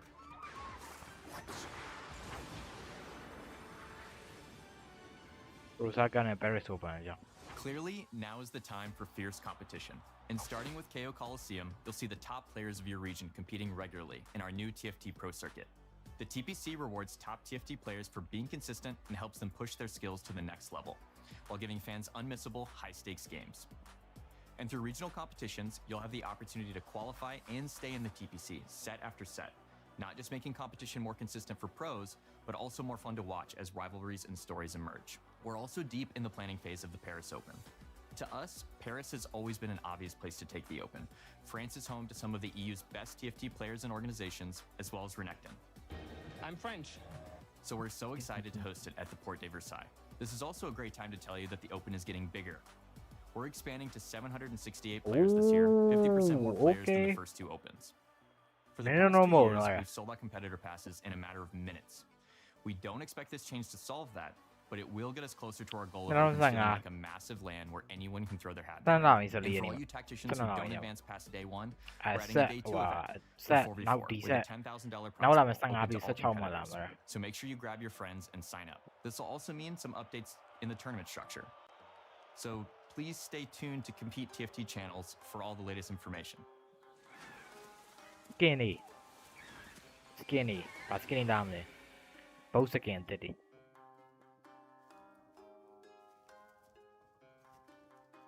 Okay, thank you guys. Same time next week.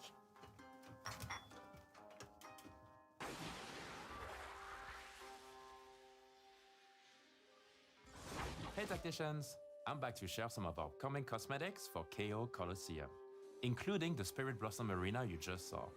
Let's cross over to the Spirit Realm to see what else is in bloom. Prestige Chibi Spirit Blossom Ari understands life and death better than anyone else. Ari, even her emotes will have a briefy flip between Kame and Akana. Also prancing in on release is Chibi Spirit Blossom Lilia. She is so kawaii. Just be sure not to startle her. And you can complete your pedo perfect aesthetic with an all-new Portal, hopping from fight to fight in a restorative onsen. Finally, we've got a new Unbound, who's looking to keep your opponents bound in his lantern. High Noon Fresh Unbound and his finisher arrive with our release patch. Alright, That's it for now. Whether you're building your mech, channeling the power of friendship, or firing infinite Varus arrows, we'll see you at the KO Coliseum on July 30th.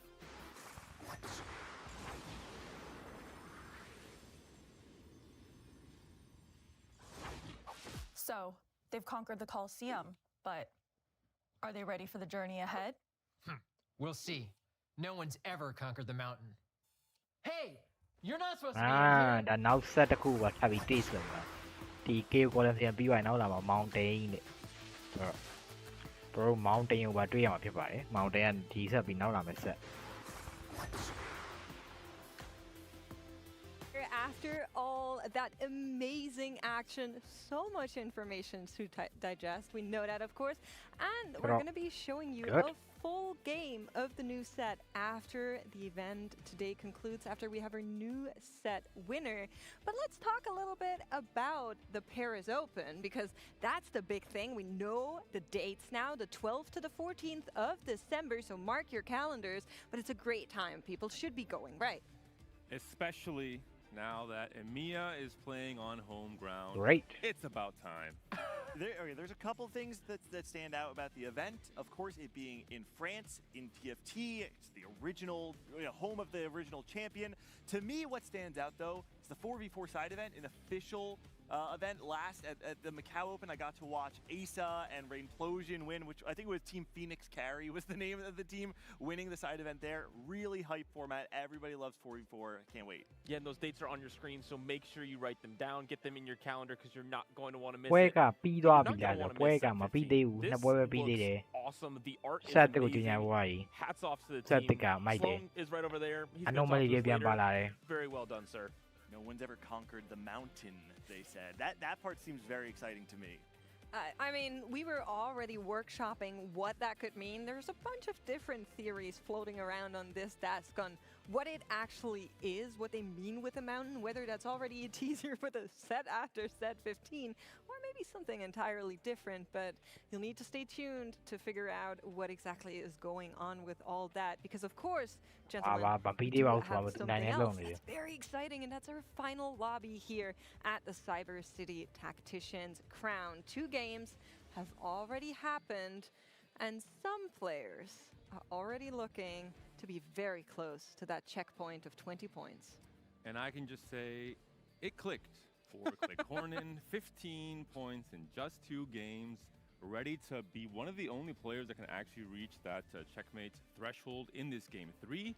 And then, unfortunately, a target on his back for game 4 with everyone else in the lobby trying to stop him from winning.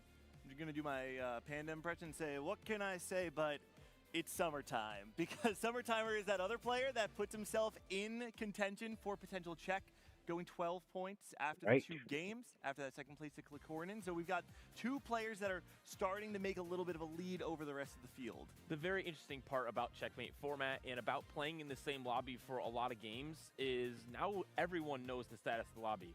People don't want Corin to reach check this game. People don't want Summertimer to go first and reach checkpoint. They're going to do things to stop them. They're going to be able to hold their units. They're going to be able to break their streaks. Whatever it takes, they're going to want to do it. One of my biggest thoughts and maybe concerns about these first 2 games, especially this game 2, it seemed like a lot of the players have a certain game plan. They're playing it by the book of saying, hey, I should be playing a more stable top 4 game plan and not playing for those crazier boom bot boards or playing for those win out spots like the Cypher spots that Corin found himself in. But we saw 3 players on Marksman Vanguard, a comp that when contested is not going to be very strong when you're not hitting your Aphelios, your Xayah 2. Similarly so for something like Dynamo, where it was 3-way contested yet again. There's a couple of things to keep in mind regarding checkmate. The thing that we see all weekend long that really becomes amplified today is patience. Because the reality is in TFT, you cannot win every game. You're not going to. It does not matter how good you are. You cannot win every game. You have to recognize when high roll is coming to you, which means that the best thing you can do in those first couple games is guarantee yourselves points. Because it's not just about getting to the checkpoint threshold of 20 points, it's about putting yourself in a position where when you high roll and go first, it puts you into that 20-point contention. That's what we saw from Summertimer, that's what we saw from Corin. And to be honest, I want to say that's what we saw from Robin. Even though it didn't work out, he played Marksman Vanguard from ahead game 1, Ended up going first. I don't think he's going first every single time he plays that, though. Played Exotech the next game to try and get points, but it didn't work out. We're obviously playing for the Tactician's crown. It's the greatest trophy in all of TFT, but there's also prize money on the line, so people are fighting for that checkpoint mark, but they're fighting for points in general because they also want that larger pot of the prize pool. Listen, I feel we kind of have to point out that just because you make it to check doesn't actually mean you're ending the tournament. First of all, whoever makes check needs to win one more game to really solidify that. But there is a world, has never happened before, but there is a world where it could go to 8 games and then the points come back and they matter to determine who is the actual winner. And I mean, I feel if we look at historical context, there's been one time where it was 6 games, and other than that, it was 4 and 5. There are exceptions to rules. We might just be finding ourselves in one. 8 games pretty unlikely, but maybe a 6 again would be fun. Obviously, there's nothing like seeing a final lobby in a top 8 where there's so much pressure, there's so much on the line, not just from a legacy standpoint, but from a prize pool standpoint. Every fight might be, $10,000 in terms of the amount of money you're winning from winning a single fight in Stage 5 and Stage 6. So I'm hoping for 6 games at the very least. I'm hoping to see bigger risks being taken by players who are now sitting at 5 points, 6 points. It's time to turn things on. You have to start shifting into a first-rate playstyle right now. And some of the crazy parts is when you have to play around checkmate, you get some of the craziest boards you've ever seen, some of the craziest plays, being super desperate for money and other resources. And so I'm excited for when multiple players get to that checkpoint mark to see who can actually pull it off. Some players are going to be taking it slow. Others are going to be playing risky. I think to circle back to what Panda's talking about, though, those 5-point players, it's a really uncomfortable spot because the players at the top, they have the ability to be patient. They have the ability to play for high roll when presented to them. But Panda, I think, makes the right call. If you're sitting at 5 points right now, you play too slow and you're going to get run over by the rest of the lobby. When there are 6 players in check and you're at 19 points, you're in a very, very hard spot where you're forced to play first or 8 style, even though you may not have the right spot for it. So if you're in 5th place, or if you're at 5 points right now, you have to make sure that going into games 3 and 4, you get strong enough placements that you can slingshot back. I mean, you know what they say. You don't need to outrun the bear. You just need to outrun the other campers. And sometimes, if you are in a position where you might need a first place to solidify yourself, it's enough to stop another person from actually getting there to make the game go into one more round, one more chance to then actually take it if your situation is not looking good. But here is once again our top 8-player lobby, and I hope they're all locked in. Of course, this was a little bit of a longer break. Sometimes that can be great to just shake off if you had a little bit of an unfortunate start, maybe review one or the other situation, but sometimes it can also break concentration, so we'll see how our players fare. I'm worried especially about the Americas players with Cambly and with... because yesterday they played mostly for Dynamo Flex high-tempo playstyle, not playing for wins, playing for top 4s. You can start off a day 3 with that same exact game plan, and it would be considered correct theoretically when it comes to the game theory of how to approach this day 3. Right now, they have to shift immediately into kind of more of a risky first another game. So we'll see especially what Cambly can do when he is forced to play for a loose streak, play for a big roll down, play for maybe a Boombot Urgot board in stage 4 and 5. If I were to be concerned about one of those 2 players, it would be more so Cambly. I think Wasian has proven himself in similar formats, or at least with similar stakes, that going bottom 4 in the first couple games doesn't phase him. We've seen him bounce back so many tournaments, so many day 2s and 3s from placements that look extremely difficult. Cambly, on the other hand, is one of the less proven players, though he's had a steady climb since set 11. Hasn't really had to have a moment like this that Wasian's done before. And if you're at 9 or 10 points, like 3 of our players are, it's a very interesting spot because you really need to avoid bot 2. You want to put yourself in a spot to next game for sure hit check. And so a top 4 is really what they're aiming for as well. But again, at the bottom of the tables, you already got to start taking risks. Going to be seeing whether or not our players have a good spot to maybe just find that comp that could give them I bet. We've been talking about how Marksman has been a little bit here and there, such a tough win condition. I believe, Gangly, you were specifically talking about that during game 1 with Robin, and then being able to bounce back from that. So Dynamo and Marksman are, to me, the 2 things I kind of don't want to see unless the spot is really, really great here. But of course, if you have a good spot for Gorilla, it might work out. Something we definitely saw at the Golden Spatula field quite a bit. A little bit less so, but you're right. There's certainly spots for it. Black market augments coming through on the left-hand side. One thing I want to keep an eye out across our lobby is scoped weapons specifically, enabling something like Shaco turns him into a crazy carry. Prismatic ticket for 2 of our CN representatives. The Econ Augments, especially at 2-1, I think are going to be most impactful. Especially augments that allow you to play for win-out spots like Wasian Iverson, picking up a very, very early high-end shopping.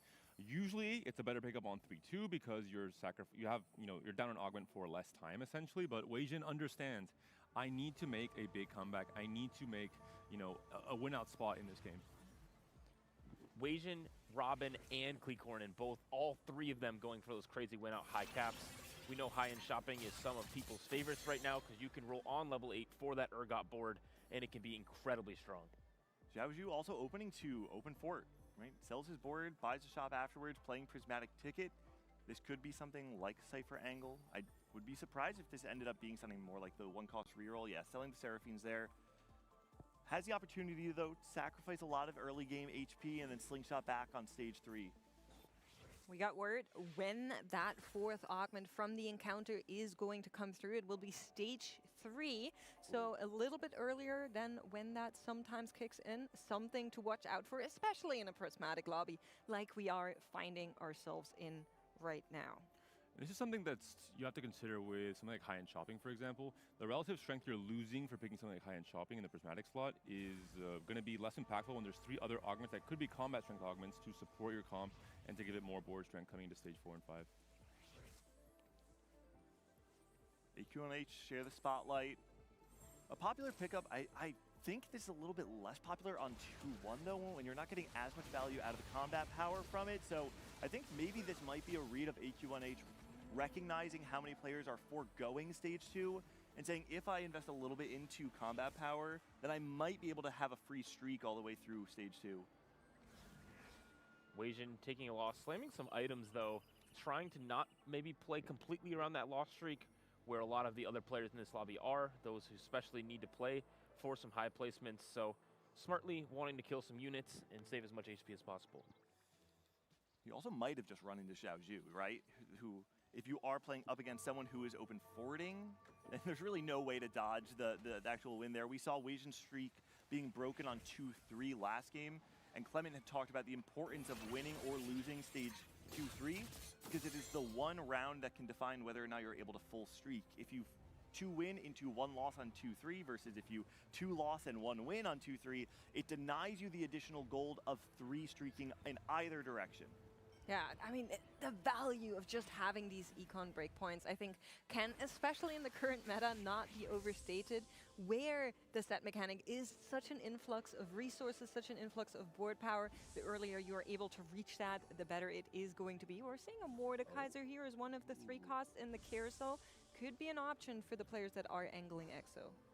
The double open fort from Zembai from Robin. Robin wins the tiebreaker there at 83 HP, able to pick up the Draven, able to potentially move back into that Cypher line that was so dominant from Corin in that game too. From a very similar position, Corin decided with Kingslayer to open for all of stage 2, guarantee the loss streak, and then really slingshot his way back up in stage 3. He perfectly, as you mentioned on the cast, was able to get so much more gold off of Kingslayer, make it back up to 50, and then we saw what happened after. He hit all his 3 stars and he took over.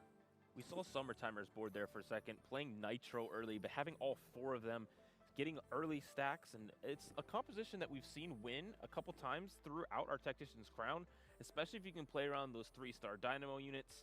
It is going to be something to keep our eye on. Robin having 2 out of 3 of these Cypher units. I saw a glimpse there of both Senbai and Robin trying to figure out whether or not they would be going up against each other. Those players angling the Cyphers. They, of course, don't want their loose streaks snapped, but it can always happen, so something they will need to look out for. And Senbai willing to just go for the straight open floor here as we saw that loose streak immediately jump up to the 4 losses. Ambuli up against Summertimer here. 2 100 streakers fighting on stage 2-5. is going to be able to go the way of Cambuli. Now there's just 2 5-streakers remaining, 4-streakers right now. Is Cam starting to get full value? Being able to 5-streak while having buried treasures on 2-1 is fantastic because you're essentially playing half of your augment down for half the stage. With every additional turn going into stage 4, Cambuli becomes all that much stronger. And we keep seeing the Cypher players dream that last shot from Cambuli, and also the Zed for AQ1H already on the board. Robin Songs would love each of those positions. AQ1H considered a player that's very adaptable. He just plays what he's hitting, and in this point, just to make the strongest board possible with this force-player setup with a very early Zed. Not playing it for a lose streak with Cypher, but instead playing for a win streak, and we're seeing why. Share the spotlight, so many extra stats on a unit like Zed that is a melee carry who gets, up close and personal once. All the stats that Share the Spotlight gives, it's a huge, huge benefit for this last fight. And we saw what Zed on his own can do. Arguably was enabled by a couple of emblems yesterday for Volta, but something we'll need to look out for with these Zed carries that they really can clutch up. Robin did face Senbai, so Senbai is the only one with that 5-loss streak. Senbai did importantly buy 1 unit, so just in case Robin would full open against them, they would not both lose their streak. And so holding that Cypher unit, getting ready for neutrals as well, but Robin now in a much worse position. The key difference is Senbai is going to be playing for Cypher reroll most likely, whereas Robin is just playing Cypher for the loose streak, for the resources. Doesn't really make sense to play into Cypher reroll with high-end shopping, obviously, when you're trying to play more for 5 costs. I imagine Robin and Weijin will both try and contest boombots in stage 4, maybe stage 5. They can kind of wait for that big roll down until later on in the game.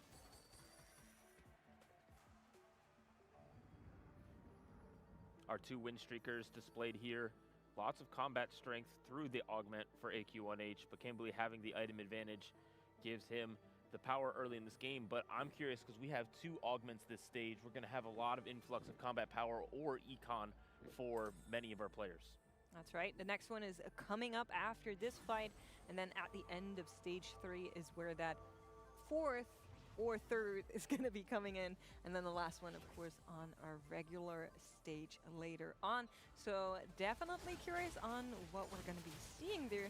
But of course, hacks are also still part of the game. We could be finding a hacked carousel. We could be finding hacked orbs from our PvE rounds, something players will need to be open to as they are trying to find their lines for many of them, trying to stay as open as possible from what we're seeing. Corin on the flip side there also picking up hedge funds. We're going to have a similar game plan to Weijin and to Robin. Despite not seeing any boombot across the first 2 games today, we're starting to already see this is a game 3. The game plans have shifted slightly for a few players. Corin at the very top trying to catapult himself into that checkmate position. And the Americas players who need to slingshot their way back up in the standings maybe find checkmate in game 4. Was curious to see if we were going to get a double gold augment on stage 3. Instead, we are just getting silver here. We know we have another augment coming at the end. It was stage 3, right? That's coming for the second augment. So at the very least, we know we're not getting double gold augments with infinite chances of trait trackers coming through. Doesn't mean that we won't get one, though. Still got another chance. Interestingly enough, we are seeing Summertimer go for the Pandora Spenge, so trying to find a cap in maybe recycling some of the 4 costs, looking for the win condition of maybe trying to get a 3-star 4 cost, always something to look out for there. And you were talking about Corin and Panda and mentioning how he had gone into hedge fund early on, now also picking up missed connections, which of course if you are looking for some additional 1 cost, that is nice to have to get the additional copy. But more than that, it's also just another influx of gold to set you up for success. It was probably a mix of both. He probably got a few natural upgrades to strengthen his board and not full open for it while he's trying to get max value from hedge fund, but also as you're mentioning, the more rounds you can get with a full value on hedge fund, the more your economy will scale obviously into that fast time position where you could potentially outrace players like Weijin and Robin to that boombot board to those key 5 costs. Another interesting augment picked up here is diversified portfolio that Weijin did pick up, giving 1 gold for each 3 non-unique traits active. Another source of income for him, helping him get to that level 8. We got to look at our 2 streakers. Both on 7 win right now. Cambuli taking items for both of his augments there, both Buried Treasures and Band of Thieves. And then AQ1H investing in double combat power. To share the spotlight plus health is wealth, playing around this 2-item Zed carry right now. Still dodging one another. They are. I'm sure they're both feeling very good about that. Robin playing around Cypher, did slam items, has a Draven too as well. So setting himself up well for that transition to Urgot late game.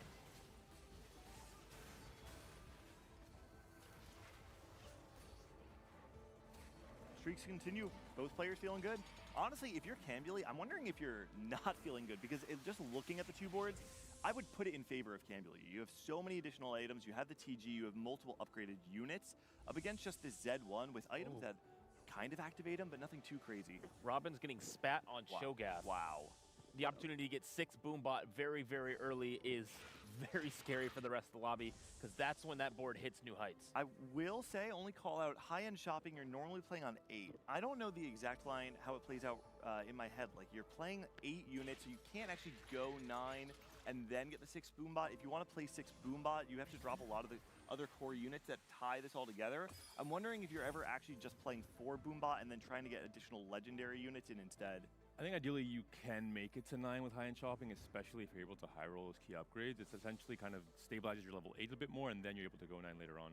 One of the big problems with that, though, in this lobby is he's contested, right? He needs to hit before Wasian and Corin, wherever he ends up, too, with Hedge Fund. Yep. Yeah, that's something to look out for. Of course, that Augment also going to be waiting after the next fight, I believe. So that is going to be interesting. And we are going to be taking a look at one of our players that's maybe not at the top of the lobby right now, but definitely the richest in terms of our econ breakpoint. So a lot of possibilities for Corin to make something happening. Is also holding one of the LeBlancs here to slow down the Cypher players' ascend, as they were kind of contesting each other a little bit. You know, if you can, why not hold one LeBlanc or two? We'll be taking the round win. I'm keeping an eye on the right side of the screen to see which streaks are broken. We have a crazy gap in HP between third and the rest of the lobby. AQ1H and Cambuli, right? These are two streakers finally fighting each other. Cambuli does come out on top. The Zed ended up, it did have a third item, but at the end of the day, so many items. Exotech already online for Cambuli, just too much to take down. This is the point now where the double econ augment pickers have to now start looking at combat strength. They have to hope they find the proper options to support and enable their boards, that you can have all the gold to hit some boards, no matter how expensive they are. If you don't have the combat strength to accommodate a little bit more raw, firepower in stage 5 and 6, you might still be in trouble. You were talking about the gold augments, Gangly. They're now here. And one I do want to call out is Corin's last stand. Just to remind everybody, Corin is the player that has the easiest access to make check in this game. That last stand might just be a crucial part of it. It's exactly what David was saying. Look for combat power here. Who are the 3 players that are looking to play for this? Win out, Wasian Iverson, Robin Songs, and Corin. And we have a last stand, a bulky buddies, and then a Spirit Link coming through. It's 3 players who, they know the name of the game. They're sticking to the script. I do want to call out Spirit Link for Robin. The lower HP you are, the more healing you get. And so playing around something that scales really hard in the late game, looking for that 1 HP win out, it's a great augment to go alongside it. We're going to check on Zenbai, but there's the win streak continuing for Cambuli. Zenbai now with a 9-loss streak will be the Cypher cash out at 24 HP. And my biggest problem is he's not the only win-out player in this lobby. If he's not able to stabilize right now, once these Boombot potential boards come online, he could be in big trouble if he doesn't have a 3-star Galio, a 3-star LeBlanc to really save him the rest of this stage 4. Not only does he not have the units as of right now, we're also lacking items for that LeBlanc. A part of it could be helping from the cash out to try and get something going here, but I'm not feeling too great about this position. And Senpai is our player, one of our players on 5 points, so really does need to play for this high cash out. Got a good cash out, maybe not the one he's looking for. He's pretty far away from all of these Cypher units, so this roll down here is going to be massive. A lot of gold came through, though. Prismatic Ticket, the more gold you spend, the more value you get out of your augment. So I think we're going to see a really big roll down over the next couple of rounds. Fire Sale as well, giving him a little bit of extra gold. If he's fast enough, I think he can hit pretty much everything on this roll down with this amount of gold and prismatic tickets. He has Fire Sale as well to rejuice the rest of his stage 4. A couple of golds here and there as you're talking about Gangly, but each individual piece of gold is worth that much more with prismatic tickets, so there's a really high chance he hits everything. Robin Song's rolling down on 8 here with high-end shopping, able to hit a lot of the key units, has an Urgot on his board, has a Zac, has a Garen, all the things you want early, he has. That high-end shopping that you're calling out really, really shining here for Robin. We are seeing the Urgot also come together with the Kabuko, with the Viego on the side of Wasian, is actually sitting on a pair of both the Cho'Gath and the Urgot, which is going to be really, really important for those players to find that Urgot too as their main character for their boards. And one of the most important things when you're playing these boards is often you're playing from one life. And with high-end shopping, that's not the case. You can level earlier, you can roll down earlier, and upgrade your board earlier. But as we see our 4-2 augment, hoping to finish out and round out our compositions. I'm a little bit scared for Corin. The safety of having last stand gives him time to roll later to accrue more. Sorry, guys. I'm back. Gold as well, but now he's rolling after Robin and Wasian have already rolled down for some key. 擺咗話咧，擺碌話咧，之後佢就話。 And we're 不 seeing 過9年咧，Gambuli有 trace much 11 win streak 嘅。Shambe有 lose streak I think。對啊，實質特別正咯。Kill個 run 咧，一次年咪夠。What happened to him? I don't know. We'll see. Robin's song is also on the board. He's playing for lose streak. Even though he has four pairs on his bench, Wasian Iverson actually has Oh, quite a bit to go I saw before that. he I saw that. fully hits that Oh, cap. wait, what? Robin, only a single Urgot here as well, so Corin, there's still a lot of the key units left in the pool. He will have Prio potentially on High on shopping it. They'll do that. Not even that could be very impactful. Ah, that's a Robin song. Robin song high shopping it. Bombo Chow Ball. That's it. On 4-2, he's on 8. He can play for 9.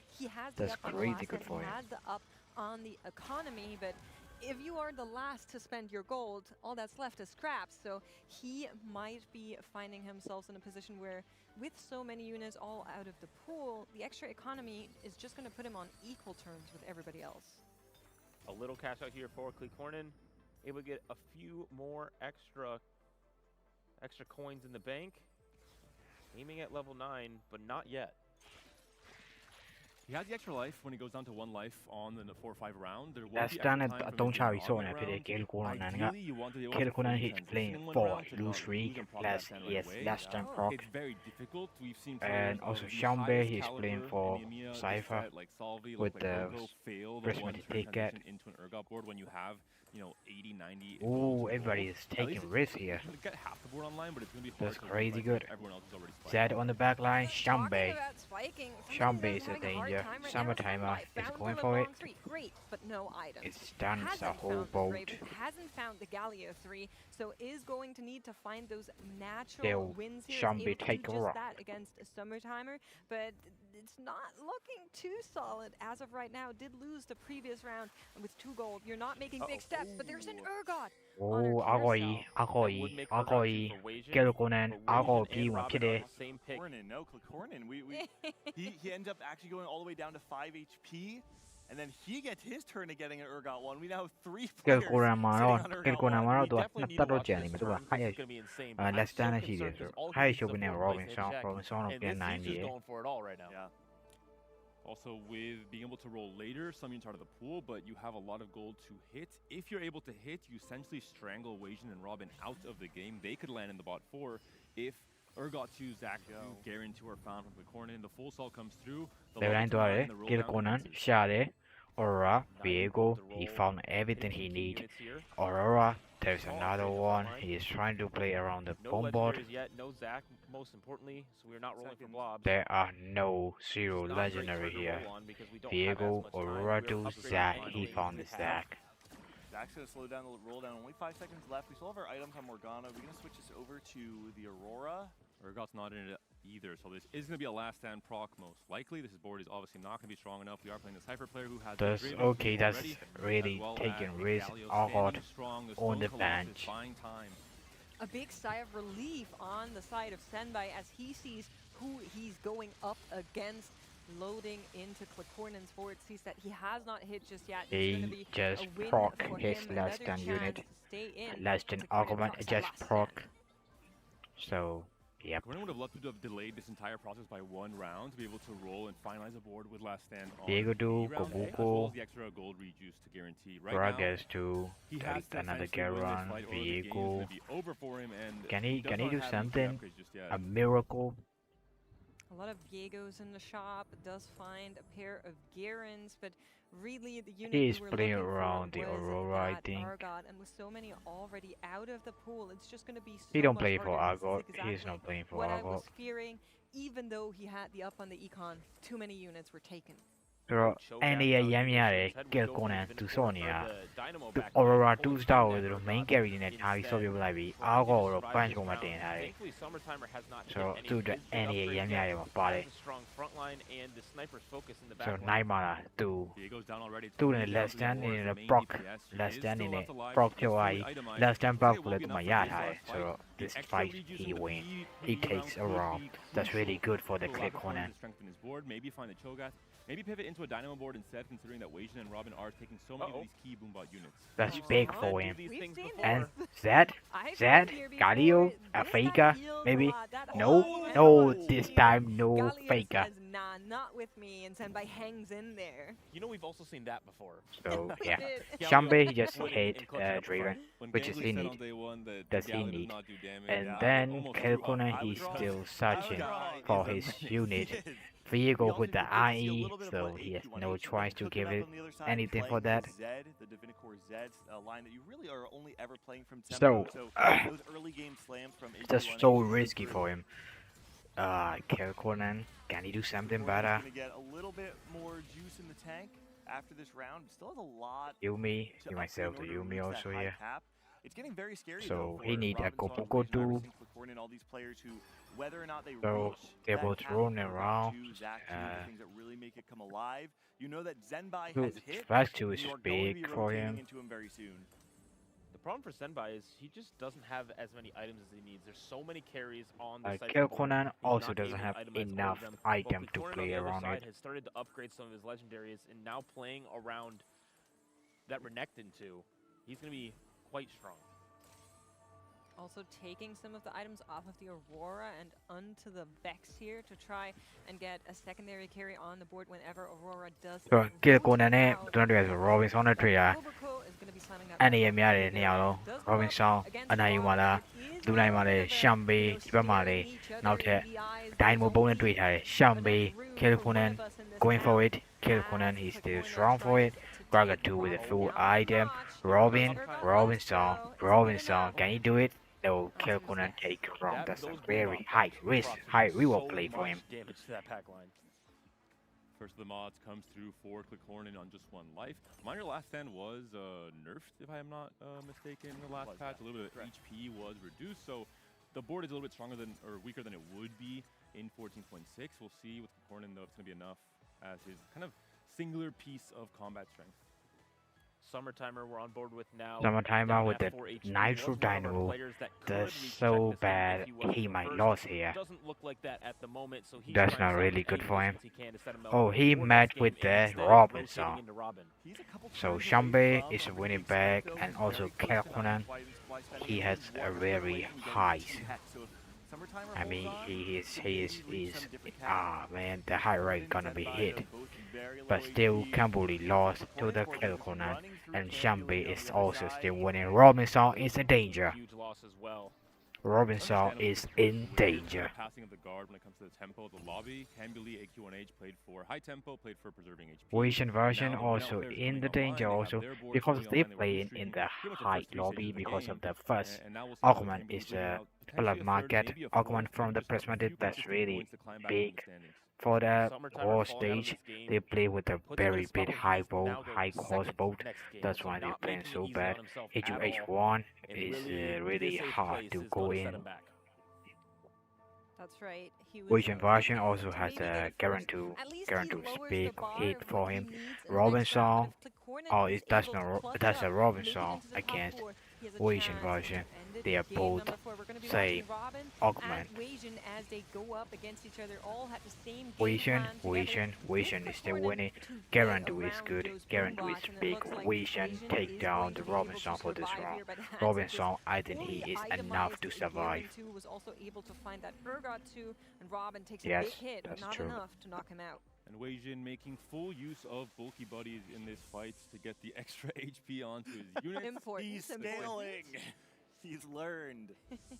Look how low our lobby is. That's crazy. We saw Robin Songs has a lot of the core pieces of that composition, right? He's sitting on a Zac 2, he's sitting on a Kabuko 2, but he's on that Urgot 1 still. And we saw because Weijin was able to break through the weak side of Robin's front line, they were able to access that Urgot way earlier in the fight. And even though Robin သူ has ဆိုတာ so ခတ် much သွားတာပဲကျွန်တော်တို့ with argument six မှာ boom black bot, market they ပေးလိုက် rely တယ် so အဲ့ black heavily market ကနေပြီး on တော့ making တော် sure မှာ that higher Urgot shot ပြန် doesn't 2 ယောက်ဗျာ And a lot of ပြီး his တော့ damage ဟို is centered spotlight around လည်းပါတယ် Garen, which is ပြီးတော့ also hatchman a လည်း one-shot ပါတယ် Garen. He's သူ really အဲ့ဒီ hoping ຢာ to ကြီး get ကျွန်တော် boom တို့ bot mod on that ဒီလို Garen ဒီ as လို he final moves. load မှာဗျာဒီလိုမျိုးဖြတ်ပေးလိုက်တယ်ねအကုန်လုံး first sign သွားကြအောင်ဟာအသေးကြိုင် kill corner ကကြတော့သူက last stand ရောက်ပါတယ်သူလုံးဝ risk ယူလိုက်တယ်တွေးတက်ကိုသွားတယ်နောက်တော့တွေးတက်ကနေ last stand ရဲ့ဘောက်ကိုယူရဲယူပြီးအနိုင်ပြန်ဆိုတော့ဒါလုံးဝ risk အကြီးယူထားတယ်အခမ်းတင်သူ show ရတယ်ဒါပေမဲ့သူလိုအပ်တာ top 4ပဲ top 4ရပြီဆိုရင်သူကအမှတ်20ရပြီ check mate ကိုသွားမယ်နောက်ပွဲနိုင်တယ်ပွဲရပြီးသူက champion ပဲဆိုတော့ kill corner ဒီလိုဆိုတာလုံးဝ high risk high reward play တယောက်ဖြစ်တယ် that like it's really good for him AQ1H Let's just see. chilling at the top there, 71 HP, and the rest of the lobby is basically on 1 life. Told Shao you Chu and Vision against go up a against Wishing each other, version but we were Wishing talking about still how be Wishing the had soldier found all အဲ့ဒီ these လိုမျိုး massive ဒီလိုမျိုး upgrades. အဲ့ At least big it's the Chris မတက်တ only င်နေတွေ့လို့ thing ရှိရင် that could still lobby do က something here, but nah she is lobby က not a လုံးဝ clutch ပြန် up ဆင်းမှာ unit, မဟုတ်တော့ and that ကျန်တဲ့ကောင်က is ကျန်မကျန်တဲ့ကောင်မ going ကျန် to knock down Shao Chu, but he's not the only one. 3 other players, Kill Robin, Conan also Corin, out. and Shao Chu are Robin eliminated. That out. means our Summertime top 4 also has out. been decided, and no one will reach check. That is correct. Corin now sitting at 18 points, so very well will Kill reach Conan it 참배 구매하와. next game. Don't If he avoids jinx 8 it. point, hey, I'm Kill here Conan, for it. that's Robin very Songs is bad not for it. putting himself in a spot where he He could didn't reach get check next into game either. reach into He'll the be at 11 checkmate, points. but still Shao Chu, Shambe though, he hit. is not close. Oh, he can go first, and he can get it as well. Right. Very good news for the rest of this lobby because 3 out of these 4 players were at 7 Gambling points against lower. They needed a big comeback Gambling game. against Great news which for just version and all Shambe TFT viewers who want against to be as close as possible at the on inside final day. AGH1 for three of our players, AGH1 as well they as both AQ1H, on the low players health who and like they playing both doing flexibly, very adaptively, low playing health and then magnificent Camuli game on the early turn LS3 into with the spotlight. Dynamo Again, and then another Vision consistent version game for taking down the Cambuli. here. Cambuli is dead also, right? Now Cambuli has 1 more life. narrowly AG1H still sitting on the top. Shambe is very happy for him because he hit everything he needs. This flexible style, it's something that I think a lot of times is often lost in this era of TFT, that flexible style of playing tempo, slamming what you hit, and then building a board as you figure it out later is not an easy way to play the game. We should applaud AQ1H for sure for playing that way. And this is going to be one of the closest Tacticians Crown Final lobbies we've ever had because now the bottom 3 point scorers currently are in the top 4 in this game. The bottom is moving up and the top is coming down. And you saw it on Zenbai's camera there as well, already celebrating, knowing that the next round was not going to be possibly the final one, another shot to take fate back into your own hands for these players that are currently in the top 4. And of course, they're looking for the highest points that they can get to maybe set themselves up for a good position in that next round to then be able to check in game number 5. One consideration for AQ1H playing the Slayer's board, one of the possible win conditions is trying to go for a Z3. Unfortunately, there's a Cypher player, which kind of denies that possibility. I don't see how AQ1H can really try and cap this board out and high enough to actually go for the win here. Looking at someone like Weijin coming strong with a Boomball board. Got to keep your eyes on the right-hand fight. Weijin up against Zenbai, the right hand. It's going to be the Boombot board trying to break through that front line while the Urgot's protected, but he falls there. Huge Draven ult alongside the Zed, just going to be too much damage. And Weijin Iverson's going to be eliminated here. Might be forced depending on the HP as Cambuli will fall on the left-hand side. 2 players out, 2 remain. Is there a chance that Zenbai takes down the Goliath of AQ1H? Fully upgraded board. Had a tough and narrow line to navigate in the early stages as items were so scarce, so rare. But now, they're all here, and his board is just nuking the others. And Cambuli has to be happy about that third, getting every placement he can with not that crazy win-up board, but instead surviving long enough, killing enough units, able to get that extra point. AQ1H does have Salvage Bin, which could open up some interesting possibilities for win conditions on the carousel. They were able to break down emblems, maybe find a Slayer emblem, for example, for Renekton could be a way to potentially come back into the game with a strong enough board to win. But it's Cypher, the board he's facing, so we kind of have already seen this entire weekend how strong this comp is with the extra resources once all these 3 stars come online. Yeah, I do also have a couple removers too, right? So we have this 3-item on Vex right now, but we're 1 Senna off, so there's some flexibility in how we actually want to cap out our board.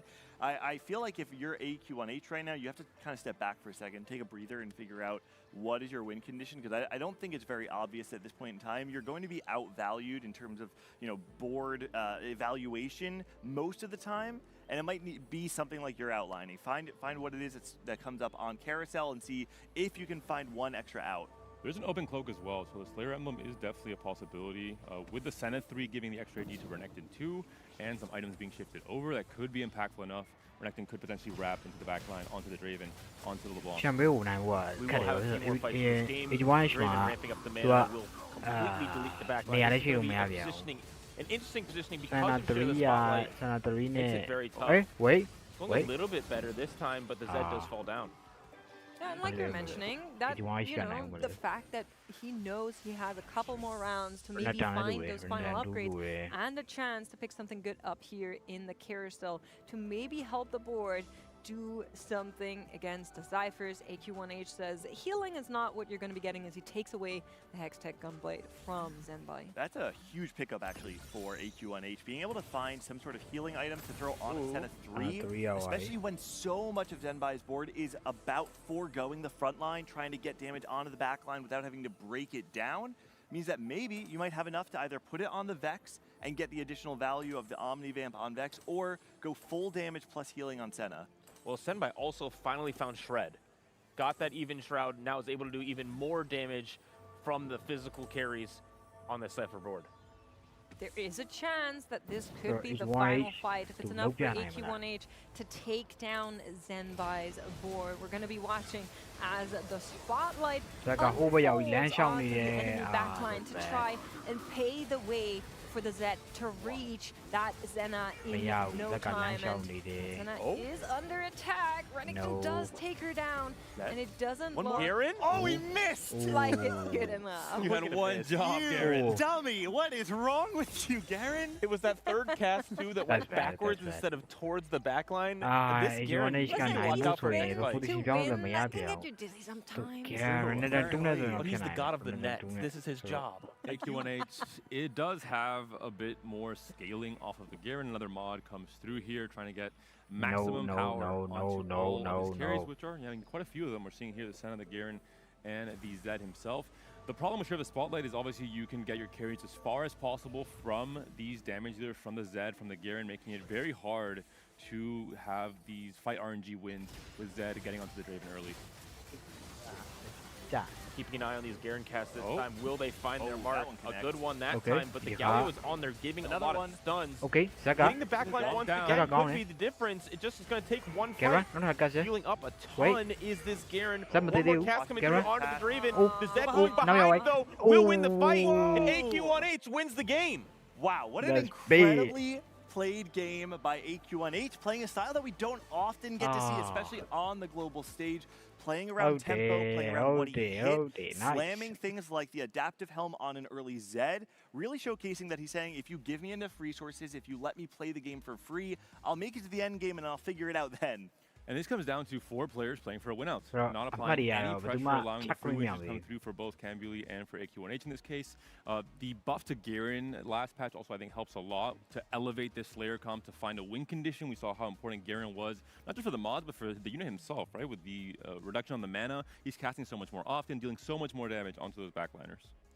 I mean, I just took a little sneak peek at the numbers of where our lobby is standing right now, and thinking back at our past Tactician's Crown, I think this might just be the closest lobby I personally have ever witnessed. So tensions are high. A lot of players can make check in the next round, but let's talk a little bit about how that round got to this point, because we had a 3-way contest on these boombots, and of course with the 4 Augments and a prismatic start, there's always a lot that kind of factors into that. Yeah, we talk a lot about prismatic starts and how they bring a lot of econ into these games, and that's exactly what we saw high-end shopping being the choice for 2 of our players and hedge fund. It was a crazy high cap lobby. It was, and we're going to be going to a very short break, and then we will be back with a game where I'm just going to say it, somebody is going to make check on that lobby, and we'll see how the tournament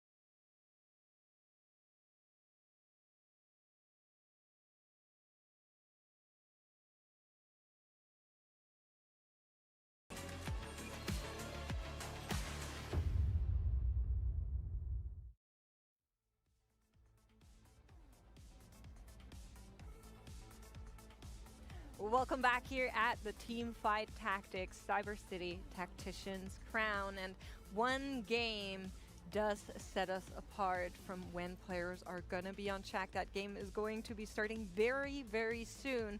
But we have full confirmation. We've run the numbers. Somebody is going to make it. Of course, 2 players looking very promising with their 18 points in that situation. AQ1H and Corin from APAC and EMEA, both sitting at 18 points, which means one of them can go 8th and one of them goes 7th, and somebody will reach 20 points. So we will have somebody that can win the whole Tacticians Crown in game number 5, but we're not there yet. This is game number 4. And this is really impactful because they essentially have free reign to grief other players in this lobby to stop them from developing their own game plans. And it is tactically and strategically correct to do so in a game like this, where you only really need a 7th, only really need, a few points to make it across that finish line to get into check in the first place. It's one of the best parts of day 3. I mean, the game becomes so much more dynamic when everyone is playing against the same people each game. Panda, you talked before going into that game that in the first couple of games, we saw a lot of Vanguard Marksman, we saw a lot of Exotech, nothing too crazy. Even Robin Song's winning the first game, opting to stay in the Vanguard Marksman line rather than risking it in Boombot. Game 3 was completely different. Everybody changed their play styles. We saw 3 players looking to play for a win out. We saw the last stand coming in from Corin. And so I'd expect that as we get further into the day, play styles start to change a little bit. People recognize that there are different outs for them to have a better placement in the tournament. And I think the dynamic of the game will just change game to game. Speaking of that, there are 2 players in this lobby that will not be able to make check. And I'm of course talking about Camberley and Robin. Both of these players find themselves on 11.1 points short of having that mystical, magical run where they get a first place and then are able to convert. So their game plan is going to be looking very different to what everybody else is doing. And they might be the big boogeymans here. But something maybe even more interesting in how this lobby will shape up, there are 4 players that need either a first or a second to hit check. So 4 of these players will be playing with super high caps in mind, wanting to shoot for the stars, and hopefully they land among them. The question is, how many players can you really grief, right? Right. I mean, there's a world where Robin goes first, Camberley goes second, and then we have the 2 players on 18. One of them goes 8th, and those other players that need the first or second are denied check. So we have a situation where we could we could end this game with like 5 players in check. We could end this with 1 player in check. Especially for Robin and Camberley, despite not being able to get into check on a win, that win denies 2 other players from being able to do so. That's less players who have a chance to end the tournament on game 5. So there's a lot of moving levers when it comes to checkmate, when it comes to the mental map and the mental game that's added on top of the normal game of TFT. Personally, I'm just down for more TFT. Let's go to game 7, game 8. I'm down. We're setting up well for it. Yeah, I mean, it's never been done before. We've never had 7 games in checkmate format. Of course, checkmate hasn't been here for the whole history of the set championships, but still, it would be a unique new thing. We're going to take another look here at that previous game, which, Gangly, you were saying in our short break that we've just been getting an absolute dessert of games all day long. I feel like we cannot talk enough about this game from AQ1H because you just don't get to see these kinds of games flourish and go top 1 very often. It is, like I said during the game, it's a more old school approach to the game. You play what you hit. We saw a lot of slams come through that he then got salvagement and found a new way to cap out the board. So, I mean, applaud to AQ1H. The moment I saw in day 1 AQ1H pick up a Wolf Unchained Silas Hero Augment and play into vertical Vanguard with a Dynamo backline and not into the traditional 99% of the time vertical Anima, I knew this guy was special. I knew this guy was bringing the, I think, quite unique creative TFT angle that we'd see from players like YBY1, we see from players like Gobo, we see from players who like to play very open. And his story all set has been incredible. He had 3 final day finishes across the 3 Tacticians Cup. All eyes are on AQ1H, and then Golden Spatula comes, and where does he go? 29th place, gets the automatic qualification to the Golden Spatula, but now there's this silent asterisk on this run that you can't really ignore, that smudge on the record.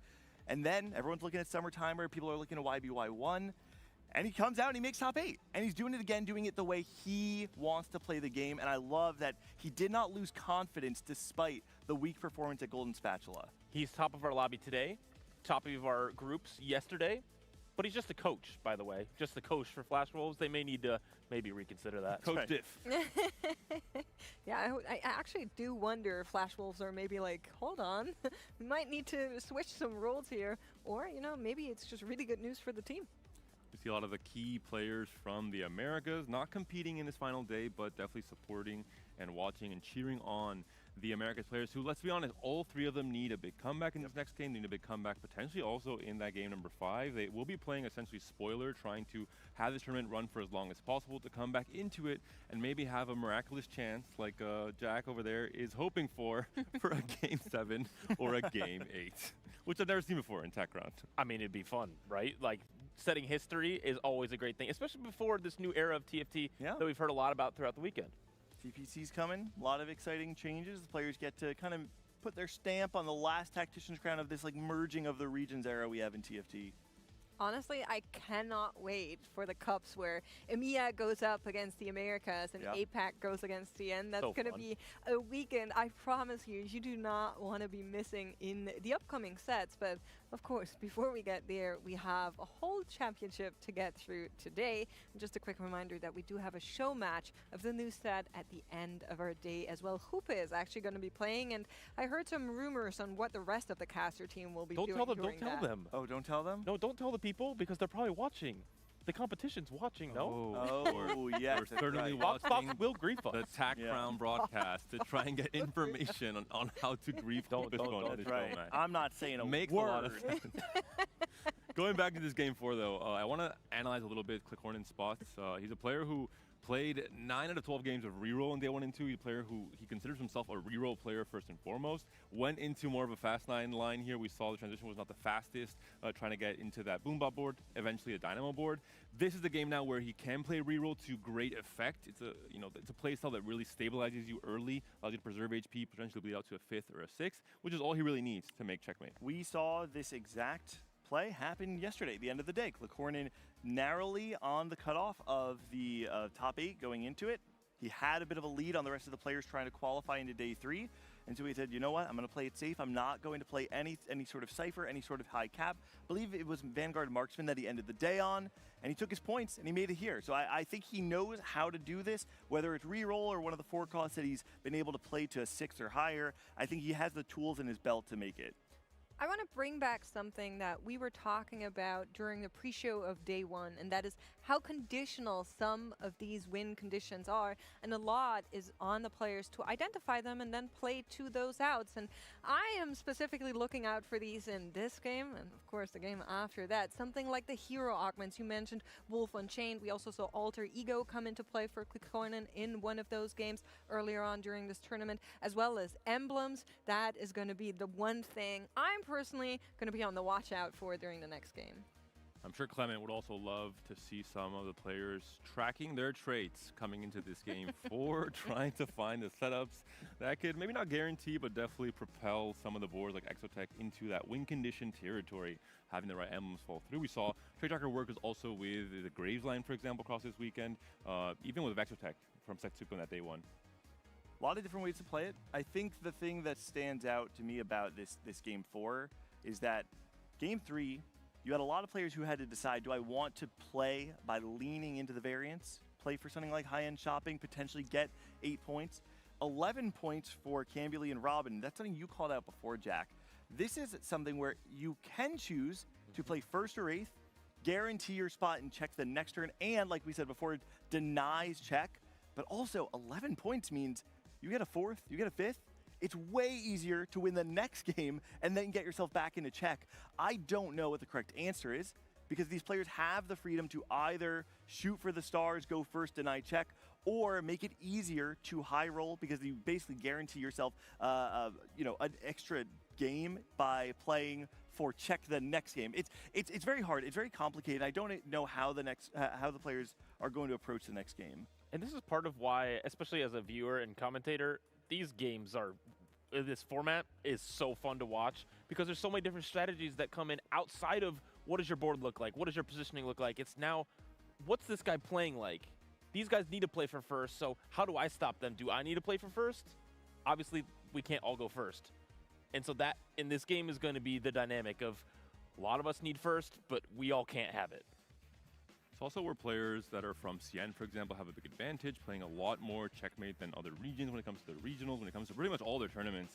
They prepare for moments like these. Someone like Weijin as well, with the extra experience he has playing in a final lobby in the TAC round stage.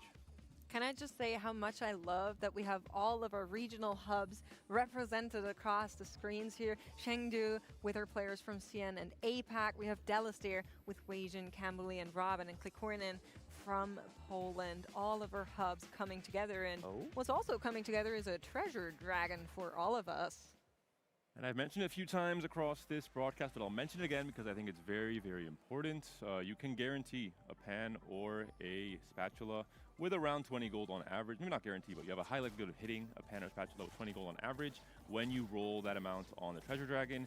So if you are trying to go for some kind of a vertical win condition, that could be a way to have a very high chance to hit it. Something like picking Wandering Trainer on 2-1, hitting Anima, hitting Streak Demon, as if it was a trainer goal in game, could have you in some way sneak out a top one that could really throw a wrench into everyone else's game plans in this game 4. Something I want to see this game is maybe something we haven't seen too much on broadcast is Morgana reroll. And Robin Songs has that set up right now, the conditions that would show you, hey, I have a couple of these pairs, now I just need some tiers and some rods, and maybe we can pull this off, because it's something that can even win games. Yeah, we saw from Cambly day 1 win a game even without Blighting Jewel, too. Oh, look at that orb. They just dropped a Jax and a Morgana. Yeah, that's pretty good. I mean, if you're not going to be feeling enticed to play Morgana, then I'm going to be very surprised. Look at these shops, just absolutely blessing Robin there, saying very clear signal for you to maybe go down this route. But we're going to be checking in with Summertimer, a player that I found absolutely fascinating to watch. I don't know how you've been feeling, but to me, this is a player that has tried so many different comps, so much variety, a lot of niche rerolls where you're like Rengar, Jinx, Senna, Vayne reroll. That's not something we see too much of, but Summertimer was successful with them. And we'll see what his mental looks like. 2 games in, he looked really hot. The moment he took that 8th last game, that kind of stopped all of his momentum. He has to come back. He's in a position still to make check in this game. He has pretty much everything in his hands to do so. We'll see what will be his option. If he wants to go for a combat on 2-1, which is less likely, or try and push for a little bit of extra econ on stage 2. We have a couple of our players snap picking some augments. Cambly taking Memory Bank, which is a Dynamo line as well, so possibly even contesting Robin on Morgana or just playing around the 3-cost Elise. Some options still need to be made, as well as we look over Klikornin's shoulder here. Rolls away the Nitro Augment. Does not want it, but has to consider which of these he wants to go for in the end. Oh, very interesting. Too much value. You play this a lot into LeBlanc reroll. Just to get max rolls here, no trades activated, but full value from his augment. Maybe full amount of rolls to then grief someone later on in the game if he's trying to play for a few points, but strategical advantage in this game 4. Always a little scary if you are ending up playing something like the LeBlanc reroll where you're 18 points. The only thing you're trying to avoid is an 8th. So the Klikornin could find himself in a spot that's a little bit dicey, but I mean, there's also the tempo variation of it too. There's an angle for that where if we do end up seeing a small cash out using too much value as some more of like a flex board around strategist LeBlanc, there's a couple different ways you could play it. Listen, I've been saying I don't want to see marksman.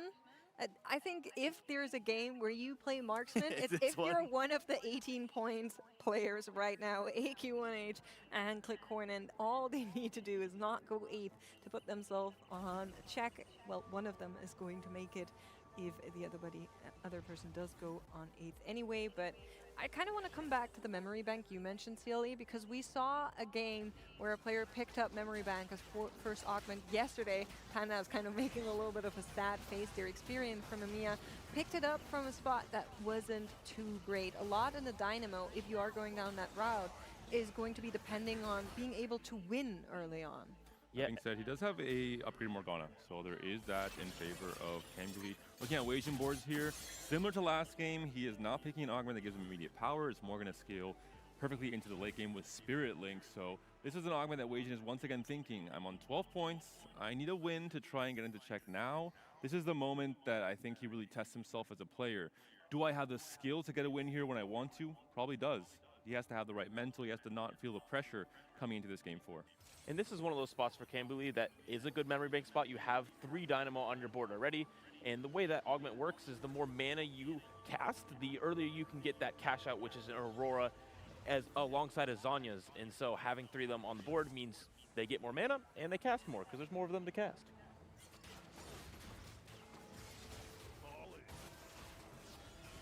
Checking in with Senbai here, already has a Graves with items that could be working if you wanted to go down that route.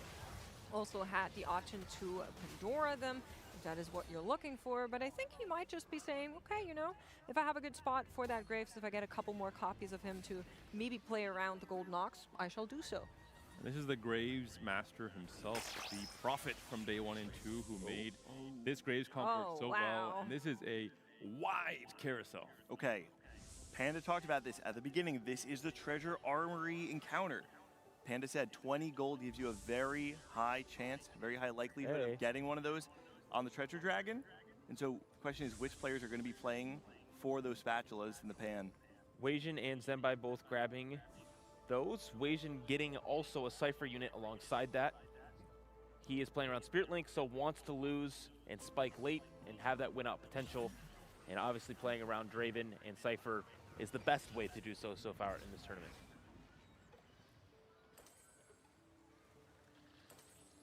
See Pandora's here for Zenbai as well, so he has a chance to pivot between Spatula and Pan, depending on what the game gives him. Ideally, I imagine he will be trying to go for some kind of a Golden Ox line with the Graves and potentially 6 Golden Ox later in the game. We actually saw him put the component on his bench unit, reforge it because he has Pandora's items, and hopefully trying to get that Golden Ox. Did not quite get it that time. Still has a couple more rounds to get there, very early in the game even still, but checking with Xiaozhu. Xiaozhu 100 streaking up against Weijin, who did make the full pivot into the Cypher that we were talking about before. Finding the Cypher unit off the carousel, able to get 3 Cypher on. And it's what you were saying before, Sealy. You're playing the Spirit Link. You're able to get more value out of it the lower you go. And so Weijin Iverson, I think, playing very cleanly into the shape of the game that his Augment wants him to have.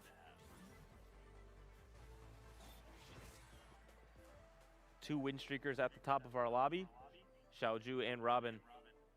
The unstable treasure chest picked up from the support anvil is very, very strong, especially early in the game, because you get a big item advantage as well as some stats from that, and having a great start with a bunch of 2 stars. And this should pretty much 100% be Dynamo Flex. We see the IE for the MF, we see the Void Staff, indicating the hybrid comp that he's trying to go for here. Unstable Treasure Chest on the Zac allows you to funnel a ton of extra items once that blob breaks up into your backliners, and you have many of them who you want to itemize with the Elise, the Aurora, and the MF. Of course, we are in stage 2, so a lot of other things have to happen before we get to that spot. We're playing for Zac, right? Stage 2, I'm playing Zac. If it's Robin, I wouldn't be too surprised. He's just going to walk his way there. That's right. Slow walk. Well, he can't go fast. Easy win there for Robin. Xiaozhu as well, taking that win streak. Weijin and Corin down at the bottom of our standings, 4 and 5 loss streak, respectively. I'd love to see what exactly the plan for Corin is, because we were talking a little bit about the too much value and how that often leads down the route of maybe going into the Cypher reroll. Of course, we know Weijin has a similar plan of playing along those Cypher units, and I am seeing a Rage Blade here on Corin's board. Really strong item for the LeBlanc. Since the change to the Rage Blade, it's become it's a core item in the LeBlanc build. Weijin Iverson has already played 1 game of contested Cypher today, and I would hope he's not going to do it again. But you know, I trust Weijin. Whoa, whoa, whoa! That is a lot of orbs.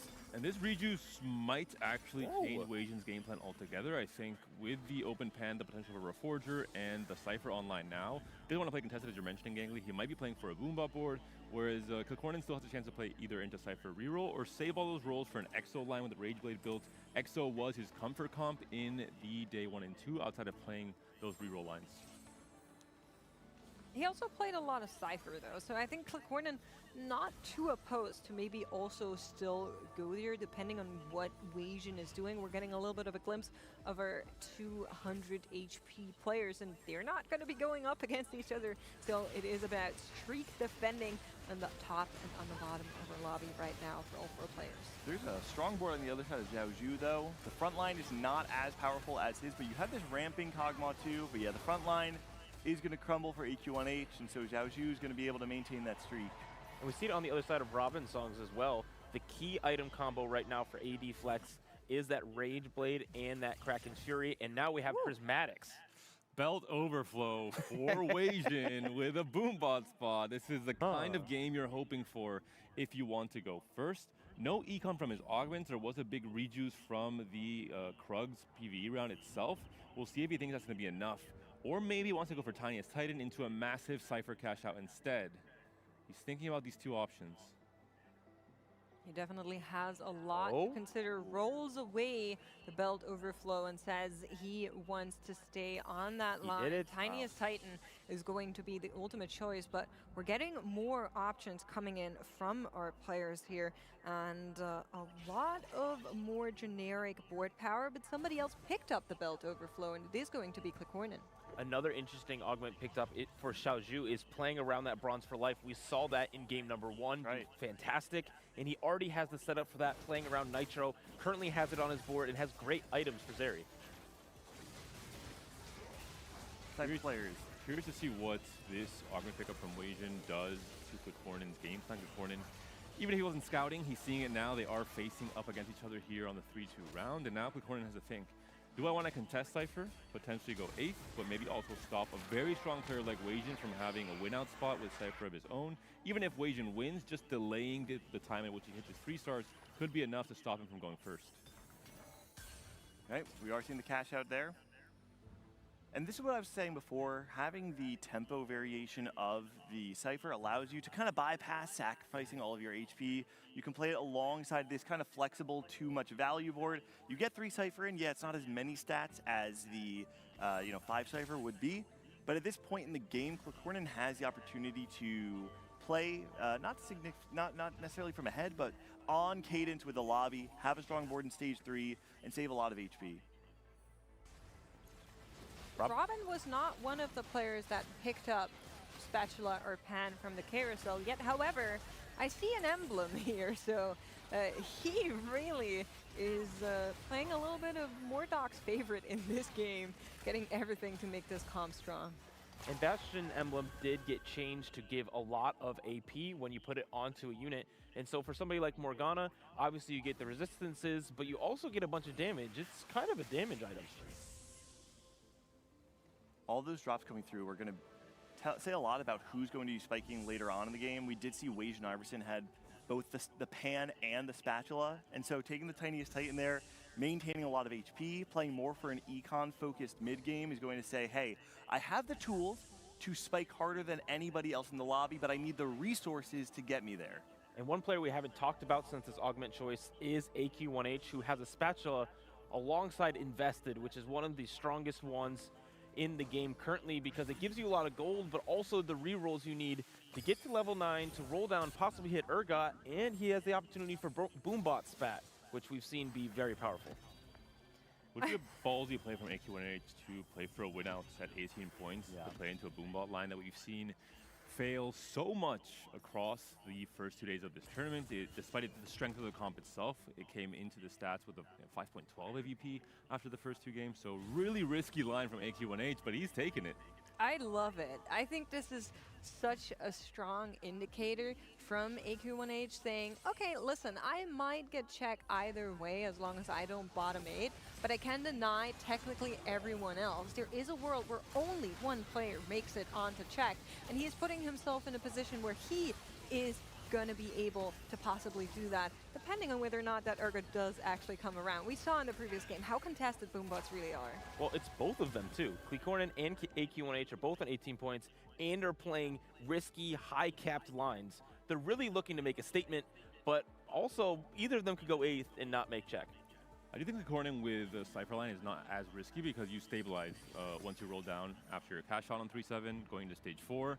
You are maybe winning or losing some fights because you're low on HP, but you're rarely going 8th with Cypher reroll because you're going to win fights off of the 3 stars you have in stage 4, whereas Boombot is the kind of comp that if you mess up your roll down, if the boards you saw that are not fully locked in yet, you could just be going 8th, dying on 1 life. I'm getting flashbacks. Game number 1, Robin Songs on a 9 win streak right now. We saw him go all the way up to a 12 win streak in game 1, then convert that into a first with Vanguard Marksman. This time around, playing around the Bastions. Vertical Bastion with the Dynamo backline is something that we see when we're playing around Morgana reroll. But because he got the emblem after already leveling, it's no longer a position in which he can reroll the Morgana. I cannot say I've actually seen a lot of the Bastion Dynamo tempo line. It's something that I'm not sure how comfortable Robin will be on it either. I'm not sure about that, but what I'm sure about is that pick'ems have been made, and there is always the question of what is going to be the highest HP win. So something to look out for here. If maybe a player doesn't miss the 100. You turned to look at me, and then he instantly lost. All right. Listen, I was just trying to remind winning people a point that for Emiya. Thank you, Makes done your service. Going back to your point, though, Gangly, I do think there is a line where you can play around 4 Bastion with a Dynamo front line with Sejuani, Renekton, Poppy for the Kabuko Cyber Boss, as well as having the Bastion emblem on Zac, for example. Yep. Or maybe not Zac because you'll have the treasure chest. You want Zac to pop and then have a fully itemized backline. And we're watching Weijin here fully pivot his board to Vexotech. Able to hit Sejuani 2 here on 3-7 already. A great way to stabilize this front line. Did roll a lot of gold and will be hopefully completing a lot of his items, getting his other important upgrades, including a Vex 2. A lot of moves are being made across the board. You can see on the right-hand side, players are rolling, digging, trying to find those units like the Cho'Gath there. Checking in with Xiaozhu. You know, we were talking about the Bronze for Life and what that game plan is going to be looking like. Does find the Misfortune 2 here. Frontline lacking, though. From Weijin, I would say it's a move that I think lacks a little bit of aura. I think he's being punished and bullied out of the Cypher line by Corin and out of the Boombot line by AQ1H. He identifies that he probably can't play for a Boombot winout with 12 points. He's now not getting full value from Tiniest Titan, having to cash out early and having to essentially play for a lower cap, while also playing a line that we've seen across this weekend. If you're not able to hit everything, Vex is not stable at 1 star in stage 4. Checking in with Zenbai here. This is our Graves player. Still a couple of copies away from the Graves, but pretty high on the Golden Ox already, and just made 40 on the back of it as well, as we are going to be moving towards our next augment, and this one could be really important for the players that currently find themselves in a tough spot. Maybe Prismatic could have given Weijin a blue buff, but for now, he only has a Gunblade on the Vex. We saw from Setsuko on day 1. No blue buff on a Vex. He ended up going 8th playing Vexotech. Hopefully not the same spot for Weijin in this game. Weijin in an okay spot. We're looking at Corin now, who's on this 5-win streak, continuing to roll a little bit more to see if he can hit the rest of his board.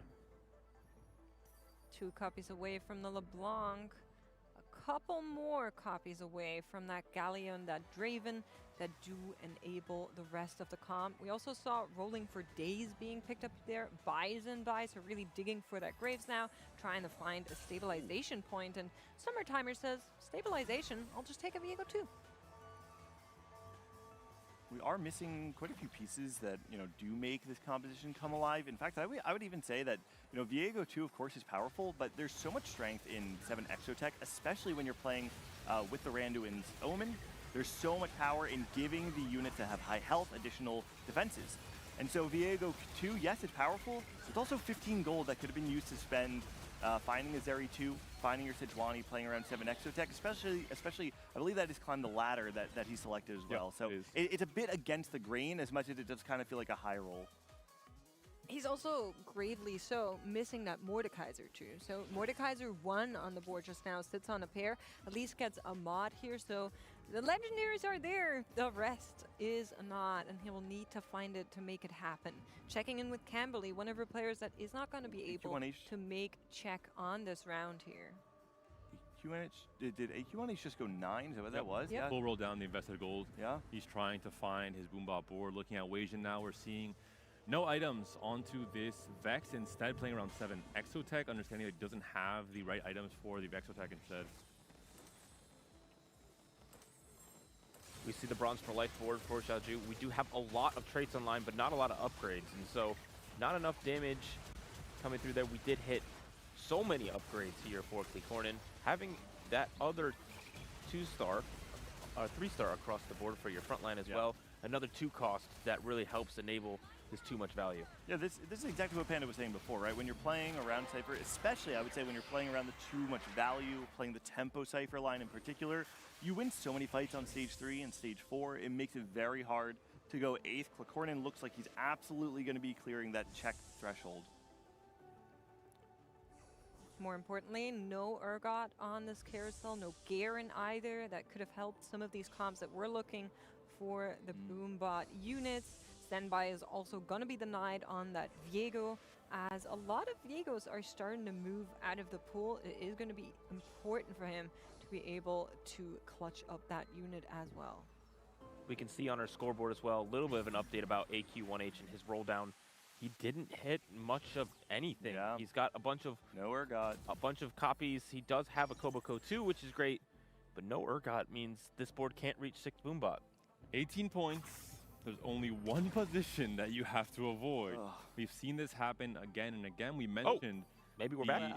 risky play that AQ1H committed to the moment he locked into this Boombot line. It's a line that can very easily go 8th if you miss your roll down. And Weijin and Cambuly, if they can preserve HP here, if AQ1H faces someone like Corin, someone like Xiaoju, he could be in trouble. And it is Urgot versus Urgot on the other side.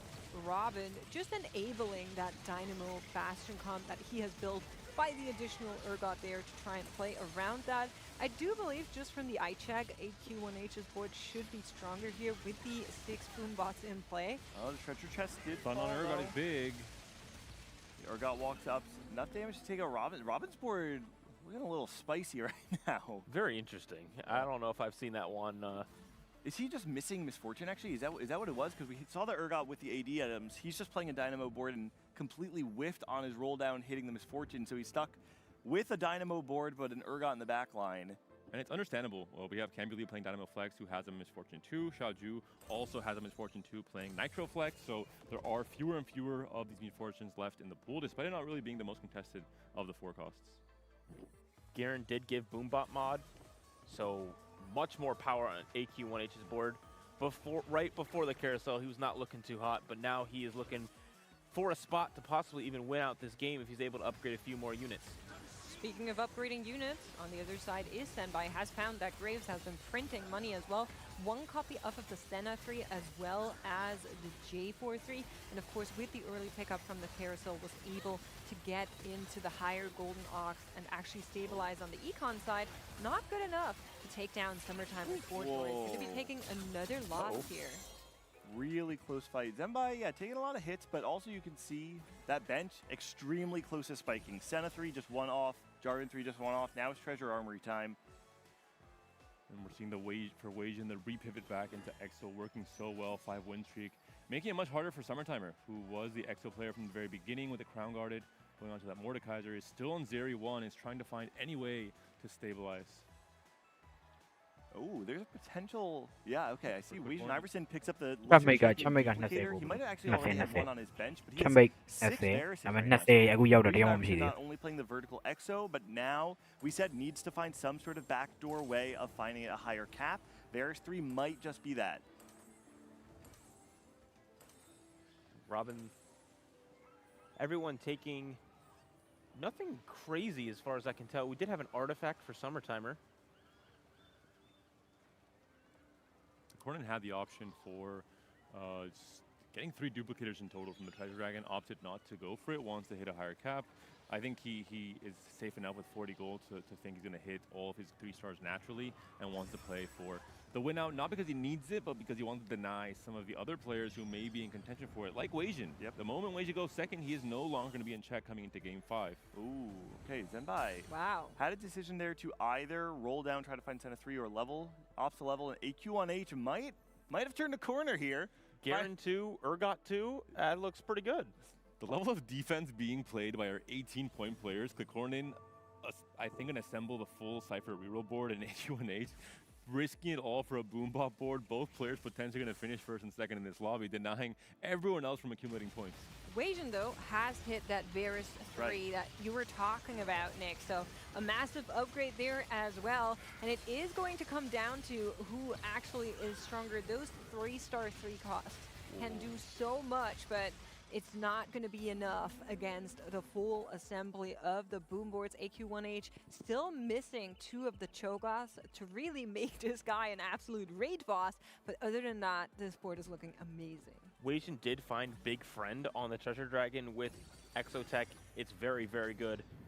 No second Boombot mod for AQ1H is a big miss, though.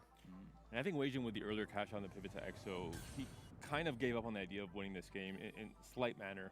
He could have pushed Tiniest Titan for a massive cash out for a potential win out spot, but maybe opted to play the more safe, accumulate points, and then potentially get some check in that game 5.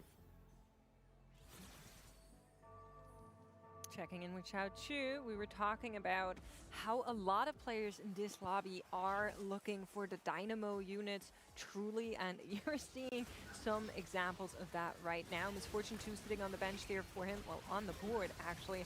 And on the opposite side, we're seeing Summertimer, who wasn't able to actually find the upgrade into the Zeri, still able to find the Mordekaiser too, at least. So a lot of the value is still on that Viego that we saw early on, and he is going to be the one that will take out this Misfortune. Oh, so close. It's not going to be enough. 1 unit Aurora clutch up. That fight was insane. The Viego with the Seeker's arm guard was going hog wild in the back line, just jumping time and time again. He even took the MF ult for quite a long time. Such a close fight. Once again, though, we're seeing Memory Bank not prove to be very strong in this lobby. Camberley down to 11 HP. He did proc it. He did get the Zhonya's Hourglass, but not the success he wanted. And this is Camberley again and again going into the same game plan where he's playing for high tempo and he's not being able to play for these win-out spots. He's only on 11 points. He needs to shift the game plan. And it's even more heartbreaking because on 11 points, if you go 8th here, you make your life so much harder in the next round even still. Of course, you are going to be needing to look for those first places with other players in chat to try and avoid them from ending out the tournament. But Camberley really hoping for every single individual placement here, as Summertimer is actually going to be eliminated on the back of the fight of Weijin's assembly of Varus 3. Camberley wins, so he's guaranteed 7th. Camberley, one of the lower point scorers. Honestly, at that point, you recognize I'm not going to be able to win, not going to be able to get myself too close, but every point matters. Summertimer, again and again, seems to be on the losing end of the contests. Couldn't find a Zeri 2. Weijin pivots on stage 4 onto the full Exotech line. We see a lot of those Zeris being pulled out of the pool, and Summertimer, another 8th place. He needs to find, he just got 2 8s in a row after having a great first 2 games. So the mental boom is still there. He needs to climb back up, not just in the points, but I think in his mental state coming into game 5. And Zenbai is in a similar position too. He's had a 2nd place, but outside of that, 2 bot 3s, and now staring down another one here. Both of our lowest HP players side by side here.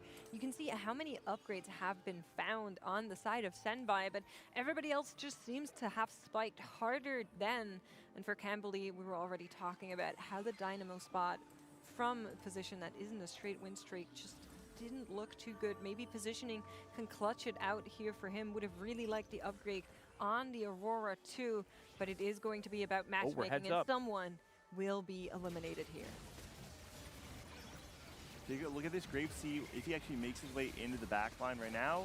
He's going to be able to break through that front line, and yeah, Camberley's board seems to just be crumbling. But the Zhonya's does a lot. It's still a center 3 in the back line though, and it's just the Aurora. You can see the frustration in Camberley's face as he's going to be eliminated there. Zenbai holds on.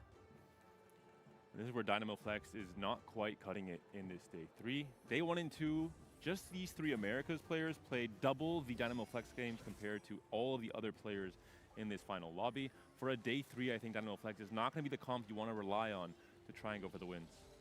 That's not the only player that's eliminated there, if I saw correctly. Robin also out in 6th.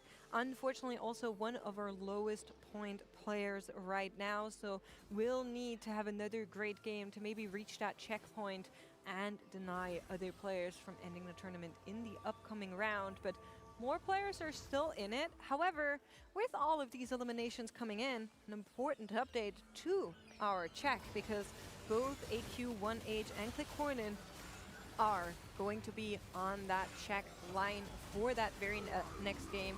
All they need is one win to claim the title for themselves. That is now confirmed, and something we'll of course need to look out in the upcoming rounds, as watching over Senbai here. And this Golden Ox board from Senbai is looking very, very scary.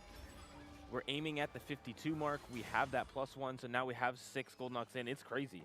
Well, what's actually crazy is that I saw him play the 6 Golden Ox earlier in Stage 3, and then what he decided to do was go down to 4. He's been playing 4 Golden Ox instead of 6 since Stage 4, opting to say, listen, I'm going to take the increase of resources from Stage 3 of playing 6 Golden Ox, but he recognizes the damage increase of 4 to 6 is not enough to justify it. Instead, he wants to go vertical into Divinicore and say, this is what's going to give more value to my Graves instead of playing 6 Golden Ox. We're getting an overview of our top 4 players right now, a glimpse at all of their comms. None of the contest remains. We have the Golden Ox, we have the Boombots on the top right. We're seeing the Exotech in bottom left. Corin, with that too much value reroll, has been starting to fall off a little. All of the other players on win streaks. And there's 2 blocks of players left alive. Weijin, Senbai, both on 12 points. They need a win to get into check. AQ1H, Corin, both on 18 points. They're already in check. So it's a game of denial, a game of defense from Corin and AQ1H, essentially almost playing as a team and trying to stop the other 2 players from winning the game to have less players potentially in check coming into Game 5.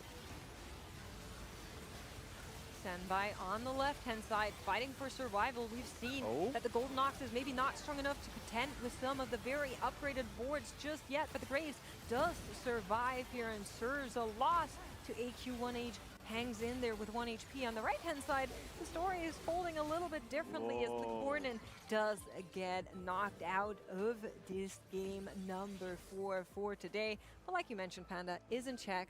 No worries there. We said Weijin might have been giving up on being able to go first because of the early cash out, the choice of taking Tiniest Titan.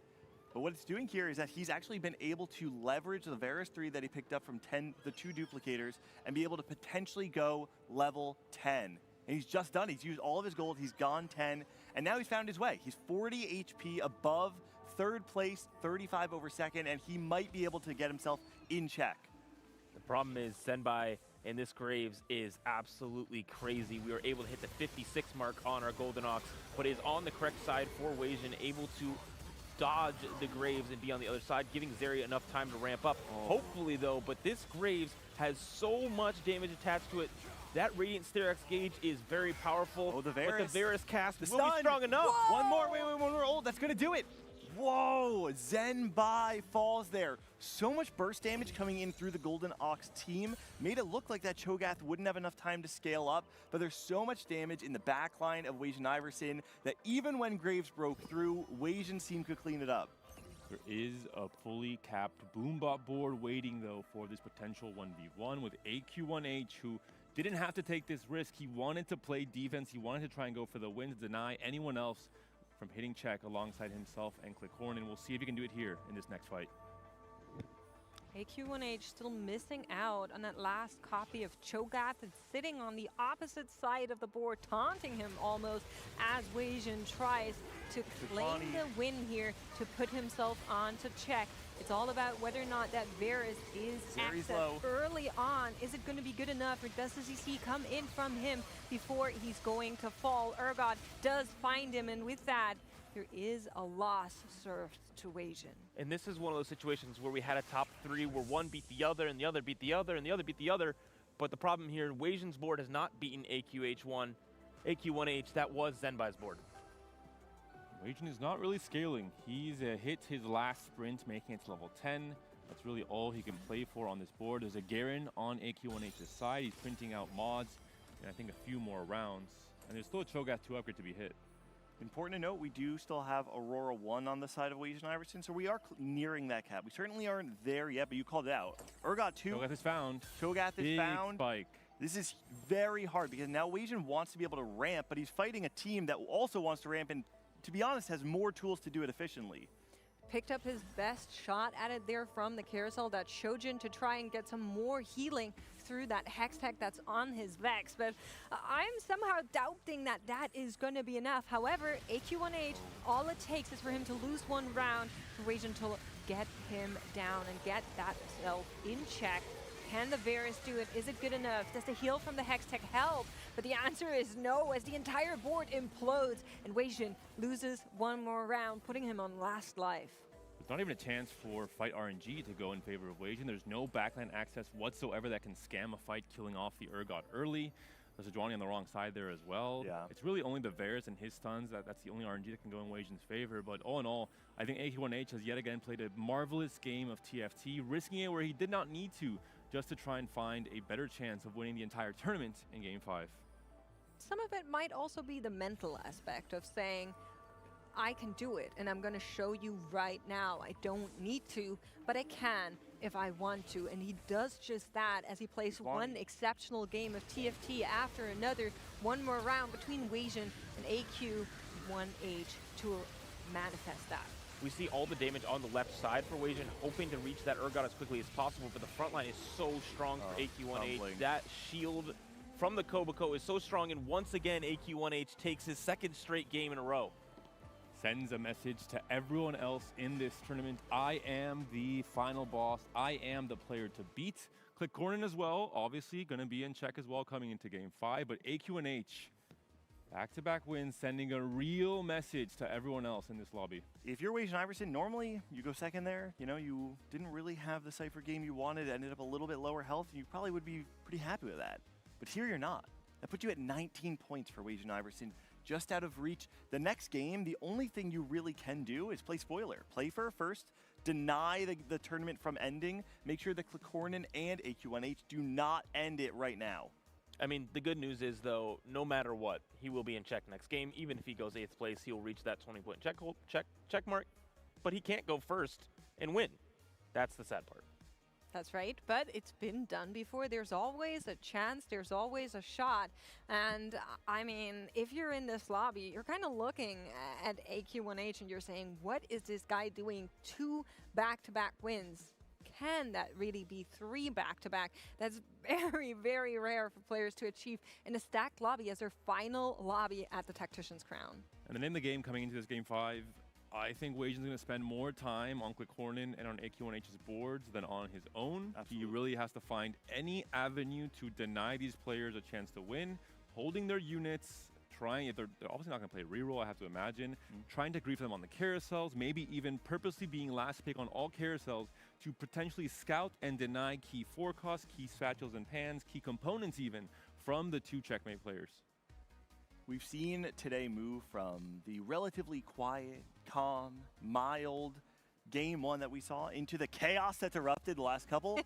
And it does go to show what this format does, though. And now we're kind of bringing up completely new parts of the game that will unfold here. It's the defense, right? You have to, if you're Weijin Iverson, if there's anyone else perhaps on 19 points, they're going to be looking to see how to deny these players who have the opportunity to end the tournament and make sure they don't get their win condition. And if Weijin's board looks a little silly because he's holding 6 Cho'Gaths and, I don't know, 4 Aphelioses, he's probably playing the game right because he has to do whatever it takes to make this reach a Game 6. Yeah, another one of those players, just like Weijin in this lobby, trying to play defense but also play for themselves, is both of our CN representatives. They're at 18 and 17 points, and so they are in a very good spot to also make that checkmate mark.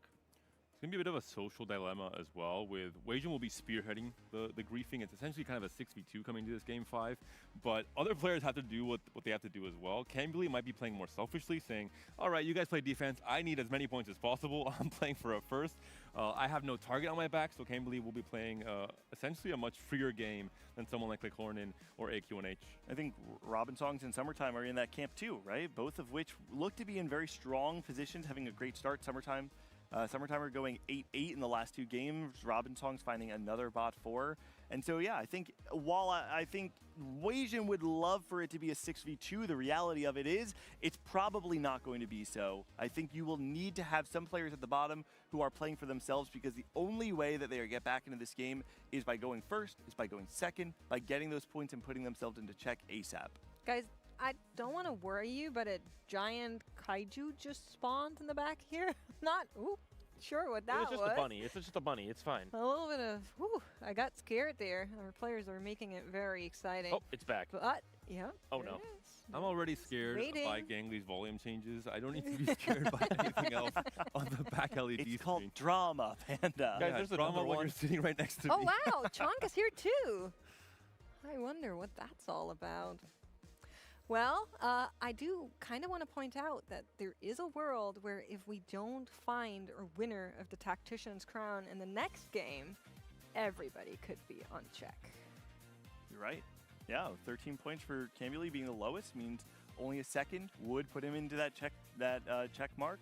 And I think that's kind of why we're seeing why most tournaments end in 5 or 6 games. We haven't been able to see 7 or 8. So the stars would have to align for us to get to 7. But, you know, you guys have been rooting for it. I'm here to support you. But I think You don't it's pretty actually want unlikely. that? I think, you know, personally, I kind of like winning in 4. Not because I don't like watching TFT, but I kind of like just seeing someone, like, go Ace for it. it. Yeah. I'm really excited for the Paris Open this December, but also remembering back to the Vegas Open where we had the craziest checkmate finals where the only person that couldn't win won. And so we went to another game. It was just absolutely insane, and we're setting ourselves up well for that to be the case here. Now we are in checkmate, at least for 2 players. We have to start thinking again. What are the win conditions? What are the win conditions that are not really deniable? One of those is Trade Tracker. You can't really essentially stop an Exotech player from hitting Zeri 2 into running 2. It's very easy for them to have enough econ with Trade Tracker as well to roll down on 4-1, hit their upgrades, get a miraculous cash out of emblems, and win the game off of that. So there are a few key items to watch out for in this next game where players like AK1H and Corin can set up for an almost unbeatable board in Stage 4. I always think back to Set 9. Title. When Title won in that 4th game, he hid what he was playing the entire time. He made it so that he could not be griefed, like you were saying, playing into an open fort style. It's something that requires you to play the game perhaps outside your comfort zone, but when you're playing with a potential 6v2, you have to be willing to take a risk. I will say, Runeterra Reforged had some very unique mechanics that very much allowed him to do a lot of what we saw back then from Tidal. But yeah, of course, an incredibly memorable finals. Panda, you were there as well, of course. Mechanics that exist in some ways in Step 14. Hack Carousel, little Toma Traits action would be fitting for a Game 5. Let's just use that word. It would be insane to see some of those crazier hacks come through, maybe even some larger duplicators as well. So we see some of our players hanging out at the Americas Hub. Frodan and his co-stream. It looks like Dahua's on the couch as well. There. The casting debut. That's right. Tri-State represent. Let's go. It is cool to see all the hubs. I can only imagine what it's like there in Dallas, especially when, well, I was going to say especially when your players are doing so well, but we have some players very close to check. Oh, they're saying hi. You gotta give it back. You gotta Can they give it see back. us? You gotta- They've been given critical information. That's awesome. Yeah, very cool to see from them. Awesome that we're having all these different hubs. I've just been absolutely enjoying it. And of course, we saw the people cheering the players on that still remain as well. It was amazing seeing, I think it was game 2, we got to see the crowd from Amiya Clicornin doing so well. We touched on it a little bit. Amiya obviously has had this drought of set championship wins, and Amiya has actually been, alongside CN, one of the first to really adopt the regional hubs. We've been able to see them play in I think it was Warsaw last set. I know it was Alicante the one before. So we were in Madrid once, Madrid, Berlin. yeah. We've been moving throughout Amiya, which is pretty cool. I can only imagine what that moment would feel like for that crowd, right? To see your representative be able to come out, and obviously as the Americans, we do banter a lot, but it does nothing to take away from the fact that Amiya has been longing for a moment like this for so long, and I do think that Clicornin represents more than just Amiya, but the underdog, the person who is oftentimes written off because there are stars who overshadow you, but he's the last one remaining and in a position to bring the title home for Amiya. And we've had players come very close in the last few sets. Jedusor, Double, Skipeus, Wet Jungler even, for example, Darkest in the final lobby in set 12. I mean, it's really frustrating to have players who you know can do it, who you know if they had just a great day of TFT, they could definitely come out as a champion, but to end up failing in the end. There's the mounting pressure, obviously, of having so many sets have passed. Obviously taking a lot of the trash talk as well from some of the Americas casters doesn't help across 10 sets, but a lot of hope is now in the hands of Corin. This is one of the best positions we've ever been in as a region to come out as champions. And it's not only that he just represents the underdogs, but a pan-region like EMEA with so many kind of tiny countries that make up its entirety, there is a lot of, I think, what people are seeing in Corin that they see in their own region, and that's so beautiful. It sure is. And Panda or I were watching game 1 and 2, and he said something to me. He said, listen, this is what's going to happen.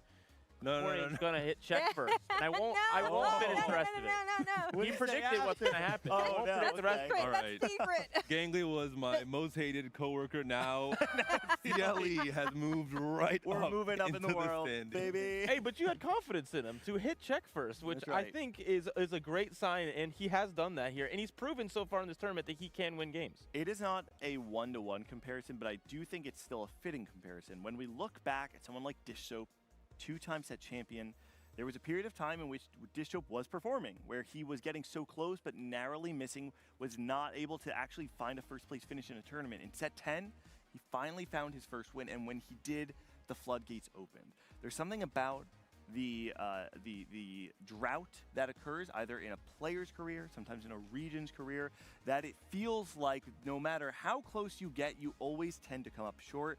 But what we've seen across history in a variety of titles, a variety of sports, that sometimes just winning for that first time, and of course we've won in set 3, but the drought is what makes it feel like this, that it's just about getting that win one more time to kind of reset the mental, to prove to yourself that you're capable. I think that's what EMEA needs. And for a moment right now, because we don't have a player in check, I'll root with you until Weijin gets into check. Wow, Gangly, such a kind and generous soul sitting on the couch here with me. I kind of want to point out something we saw in the feed there, because of course we did see the EMEA hub with Corin not in his spot, so we are waiting for players to return in case you're wondering. But also, that is where they all started. They sat next to each other in this little like round table scenario, and to be the last one that remains in this spot must be such an immense pressure really weighing down on your shoulders. It's basically unfathomable for me. And we're seeing the difference here at the Americas Players Hub, where there is 3 of them, and I'm not rubbing it in. I'm just saying there is camaraderie here, right? There's 3 players able to fight alongside each other, not in a way in-game, but being like, okay, we're in this together. We have people sitting next to us that have the same nervous energy, that have the same stakes on them. I love for the Americas just the contrast of our 3 representatives, right? You have Robin Songs, the kind of age-old hero of North America, has been around the scene for so long, 2-time regional winner. Weijin Iverson, the hot commodity, came up in set 7, broke out in set 8, has made 5 of the last 7 set championships. And then Cambly, who it was the era of the merging of the regions that really put him into the spotlight. It was his 8 top 16s that he's found since that merge that's really brought him out. And so we have every era of TFT all represented on that stage for the Americas. Somebody call Corin? Oh yeah, there he is, walking back to the spot. I saw the timer go down, and I was like, where is he? But yeah, making his way, actually not to his spot. Debated. These EMEA players, man. I can't. He's lost. I think our feed was playing live, and Corin's, yeah, I'm going to do him dirty. I'm just going to go quick right, quick ankle break. That's crazy. Makes us in the caster curse him, and she's like, nope, gonna dodge that one. Like, sorry to anyone who went 8th. Looks like we got a 40-minute break before the next game. Thanks, Corin. Nah, of course not. We are going to be starting momentarily. And of course, just a quick reminder, we do have 2 of our players on check, as you kind of see the standings behind us here in this amazing stage. I do want to make a quick call out, because at the end of the day, once we have found our champion, there's one more thing that we all prepared that we of course would like you to stay around for. We're going to be playing one show match of the new set. You're going to be getting the full laydown. We have Michael Sloan here that is going to be telling us all about what the underlying mechanics of the new set are, and I don't know if I'm allowed to say that, but I am incredibly hyped for this set. I might have seen the one or other thing already. Default answer, you are not allowed to say that, mate. Just in case. I don't want to get into any trouble. Going back to the game 5, though. I'm really worried about the Americas players, and I mean it, because their game plan was great for day 1 and 2. For Weijin, we have seen a forceful change in his play where he's saying, I'm playing for Tiniest Titan. I'm playing for a Boombot board. I'm playing for wins because I know I need them. We haven't seen the shift yet from Robin and Camille. They are continuing to play the same exact tempo play style of playing Vanguard Marksman, of playing Dynamo Flex, and it is not working out. When you're playing for or a tempo game plan in general, the moment that tempo game plan fails and you don't have a high cap, but you're also losing stage 4, you are going 8th, you are going 7th, like Camberley has showcased in this last game, for example. So I need to see both of them, now that they are in contention of hitting check at 13 points, shift into I'm going to contest Cypher. I'm going to play for a hedge fund. I'm going to play for, a huge econ augment at 2-1 to try and play for Boombot and risk it all. You might fail doing so, but this is the time to wake up and radically shift your game plan. You talked about the forceful shift coming through from Weijin Iverson. The good news for America's fans is that 13 and 14 points, you have nothing else to play for apart from going first right now. I think that it may not be the choice of Camberley or Robin Songs to make the shift away from tempo to play for the first place. At this point in time, though, there is no reason to play the tempo. I would expect both of those players to recognize the spot they're in checkmate and make a big swing for the fences. And a lot of that problem has been around trying to get to that spot where you can play for first, especially Robin with that Boombot game, and then just failing, right? It's a first or 8th comp. He went 8th. This is also a position now going to game 5 where I do wish something like AMP was a bit stronger, maybe even at the state it was last patch, maybe a little bit weaker, but at least an alternate game plan that players could try and go for outside of Boombot as an AP alternate win-out condition. Going to be seeing the starting stages, of course, where players will need to try and find some of those units to give them direction, especially in a game like this one. If you can find a niche, if you can find a condition, that's what it's all about. And here early in the game, we'll be seeing maybe a little bit of an econ start as we don't have any items dropped right away. For Corin here, though, and a lot of our players, the strategy coming through, Corin being one of the players on check, will need to play for a first place. Checking out our other player now, who is also in a similar situation, AQ1H at 26 points, currently our ranked #1 in the lobby with our highest amount of points. This is a situation where he can make it work. Going back to Corin's board, we did see almost a Destiny-type situation come out there. The very first orb of the game gave him a Rengar.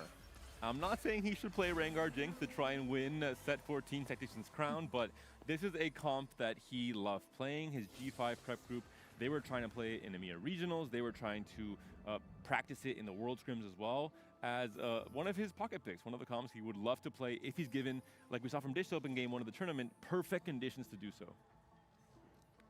Really love that execution +1 with the Rengar, and you can play with the Deep Street Demons. Not sure we're going to see that just yet, but it's definitely a possibility as we move across the board and just kind of scout out these early levels.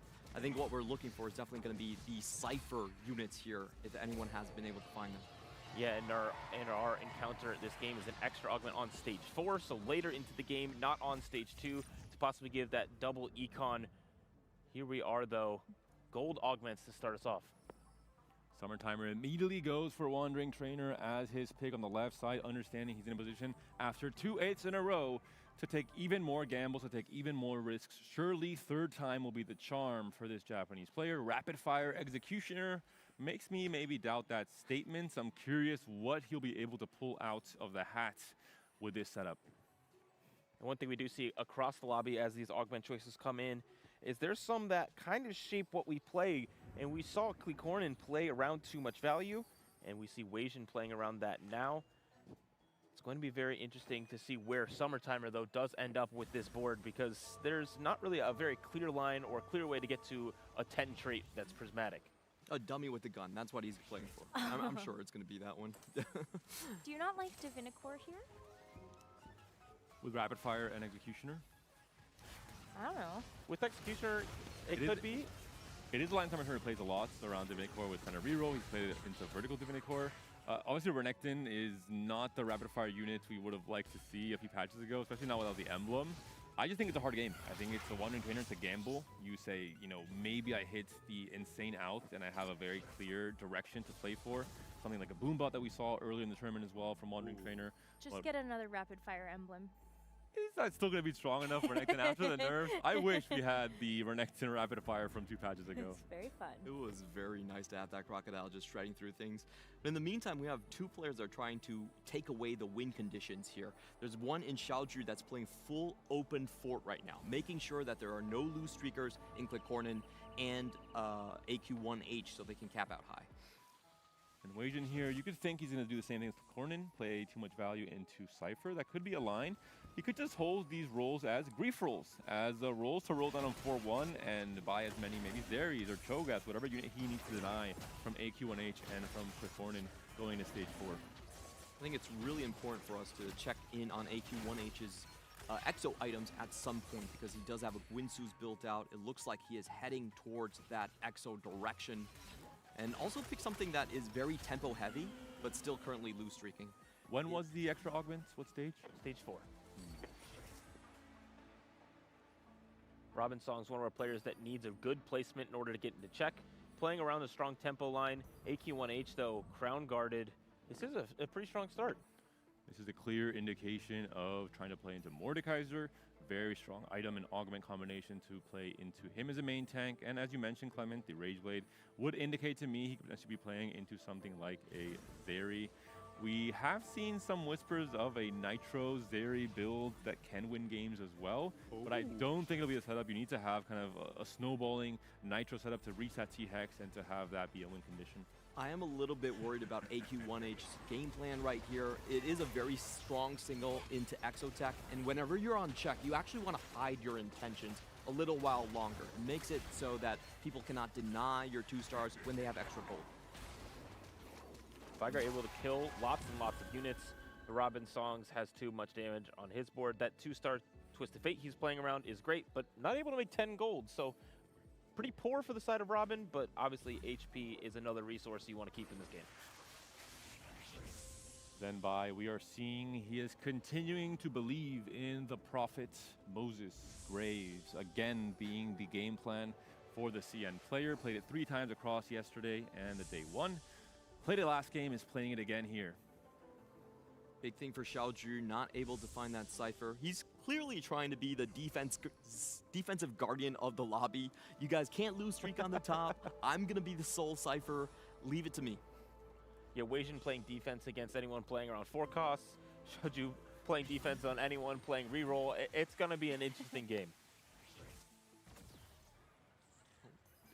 Tumbai, in the meantime, giving his faith towards the Graves line once more. This is the line that he's done the best throughout the entire tournament, playing it last game as well. The one he won the TOC with, and I think this is a line that if you can streak consistently enough through stage 3, get to the 62 stack point, you have a chance to go first. In previous sets, I think it was a big story that CN were the region that were really developing the meta. Most of the times it was Americas and EMEA playing catch-up with most of the meta comps, especially reroll comps, coming into the attack round. Hasn't been the case the last few sets. Americas has taken a big lead in that sense, but CN, the one big development from that region has been Graves as a whole. The positioning tech, especially with the Moses positioning, having all your units on the left and right side, came mostly from CN and from CN players playing on EMEA, on EU West, and on the NA ladder. And now we're seeing maybe the best Graves player from the initial region to start playing that on this pivotal game 5, trying to execute yet again. And Robin Songs did complete his game plan so far. 4-win streak. We haven't seen a super strong board just yet. And whoa! Click corner, the Exo Collar.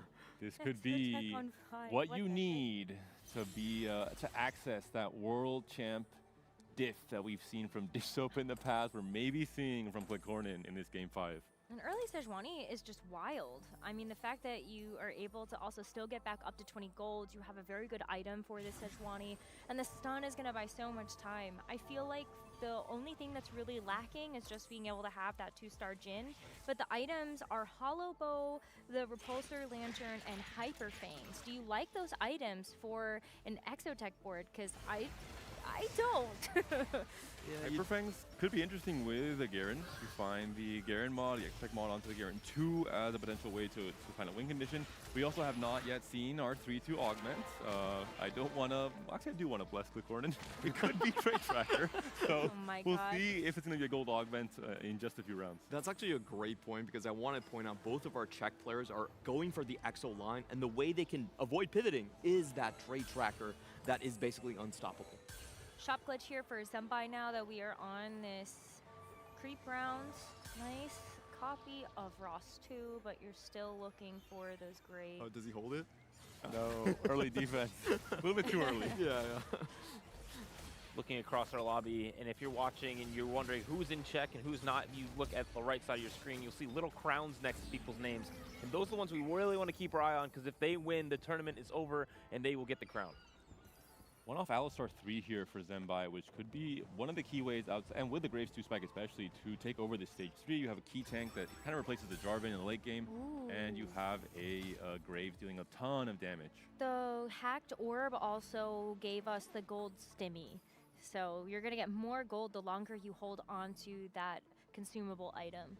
And this is really important to point out. What you see AT1H doing is he's trying to set up his augment potentials for that EXO +1. So pulling additional units outside, just leaving the minimum amount of potential traits on board. Tailoring for any EXO synergistic augments that could potentially come up on this 3-2 round. These small little things that the top players do to try and min-max, to try and battle the variance, to try and come out as victors in a pivotal game like this. Most of the time, if you're going into EXO, you want to have 2 out of 3 of green, red, or yellow. Those are the ones that you're looking for. Corin, of course, we've seen him actually play Hollow Bow a lot of times, which I thought was very interesting. And here's the moment, the 3-2 augment. Do we get golds? Do we get trade trackers? I'm a little nervous here because, again, there's not much the lobby can do if it is Trait Tracker, because it's all up to them whether they can proc it or not and have enough gold and health to roll down. It is. Trial Run being offered is one of these augments. You have to dig. Gonna go for Trial Run, gonna settle. Does Corin find something like a Trade Tracker on his pick? That's the other player is gonna be in check. Spirit Link. He is not going to find it. Still, both players able to find synergistic augments that will help their game plans. Not quite the high rolls they were expecting, though. A sigh of relief from everybody else in the lobby. Yeah, but a really good win-out augment for Corin, though. Spirit Link alongside Exotech Health. It's going to be a very good combo, especially as you get down lower. But Wade and Iverson is also a little bit risking it all, playing around the LeBlanc reroll, and now with Last Stand. We did just see this not work out for one of our players in the previous games, but you know, if you do activate that Last Stand and you're able to really capitalize on that extra combat power, that is one way that you can also play spoiler in this lobby. The Last Stand was not really utilized to full effect from Corin in the game 2 because he played into a Dynamo line in the end with not that many melee carries, for example. It is so much more powerful with the Cypher stats on something like a Zed, for example. He can just tear through backlines. And Weijin has decided offense is the best defense. If you win the game, the Czech players do not end this tournament. So no longer really thinking about contesting and griefing, instead thinking, hey, I'm going to go for the craziest win-out game possible. I do want to point out that he still wants to avoid Xiaoju on the bottom. He still does not have any units on his board the last time we checked, which is kind of crazy. He's going full defense mode, making sure we take it to another game. Despite that, though, we did see Wade and Iverson upgrade that Alawi, and Xiaoju does have a couple of units on his board now. Found the Cypher. Looks like he didn't go for the EU tech. He had the Rengar and Jinx and was like, nah. Saved himself from maybe a fiasco, let's say. Yeah. We'll see with LDP, though, what the option will be for Xiaoju. I imagine Cypher is one option. You're contesting Weijin, though. I'm not sure if these players want to go into that contest.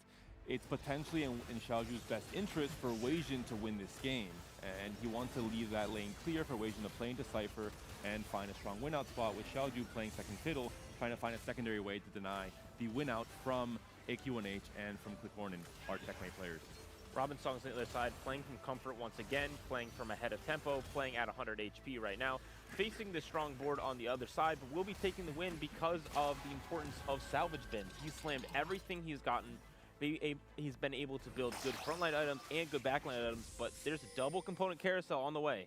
and a Zeri there as well. Double component already really good for the Exotech players if they can get that key unit.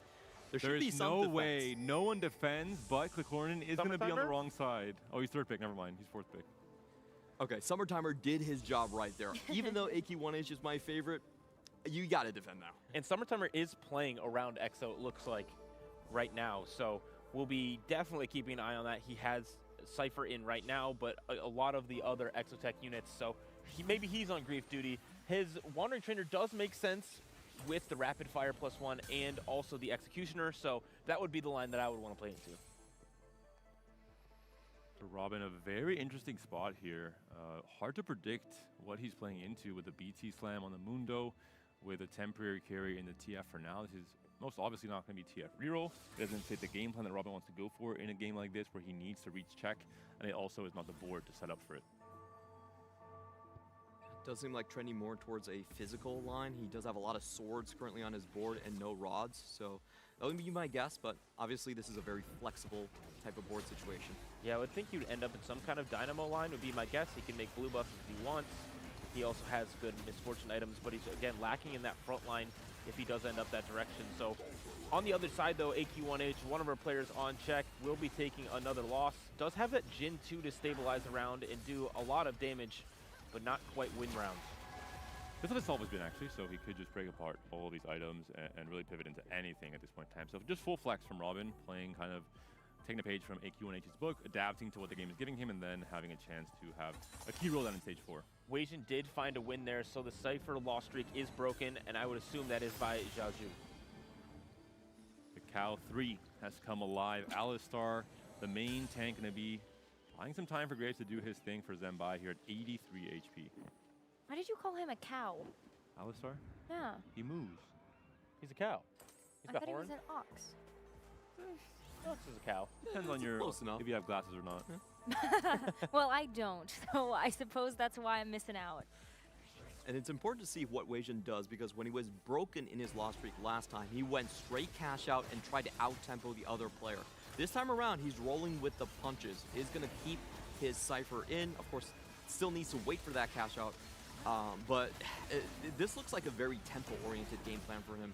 And it looks like he did roll. He looks like he rolled. He has 6 copies of the LeBlanc. I think that is a 2-star on his bench as well. So in a good spot to possibly hit right here. He'll probably cash out, get the combat power, and get a little bit of that 100 cash out. He's rolling too much value rolls as he gets them essentially on 6, just to try and stabilize, try and preserve HP. He knows most of his win out potential will be coming not from the resources of Cypher, but more from Last Stand itself, once that ends up proccing later on in stage 4. I'd love to see what Xiaoju is playing on this stage. He did cash out his Cypher. He has 70 gold, we can see in the bottom of our screen.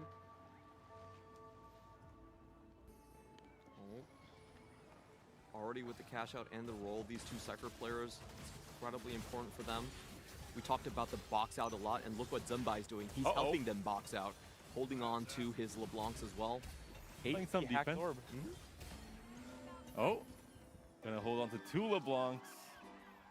But in this case, he's essentially denying Weijin from fulfilling his game plan, which I don't think is correct. I think if Weijin is on 19 points, he's making check anyway.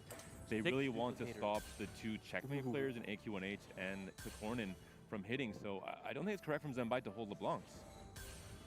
It's also crazy that Xiaoju is now contesting this while Weijin was so far ahead, but has those 6 duplicators to possibly hit before Weijin. Weijin hits regardless. LeBlanc 3 comes in, the stabilization on level 6, not level 7, so this means he's going to be much further away from Galio 3 and from Draven 3. It has the Alawi 3.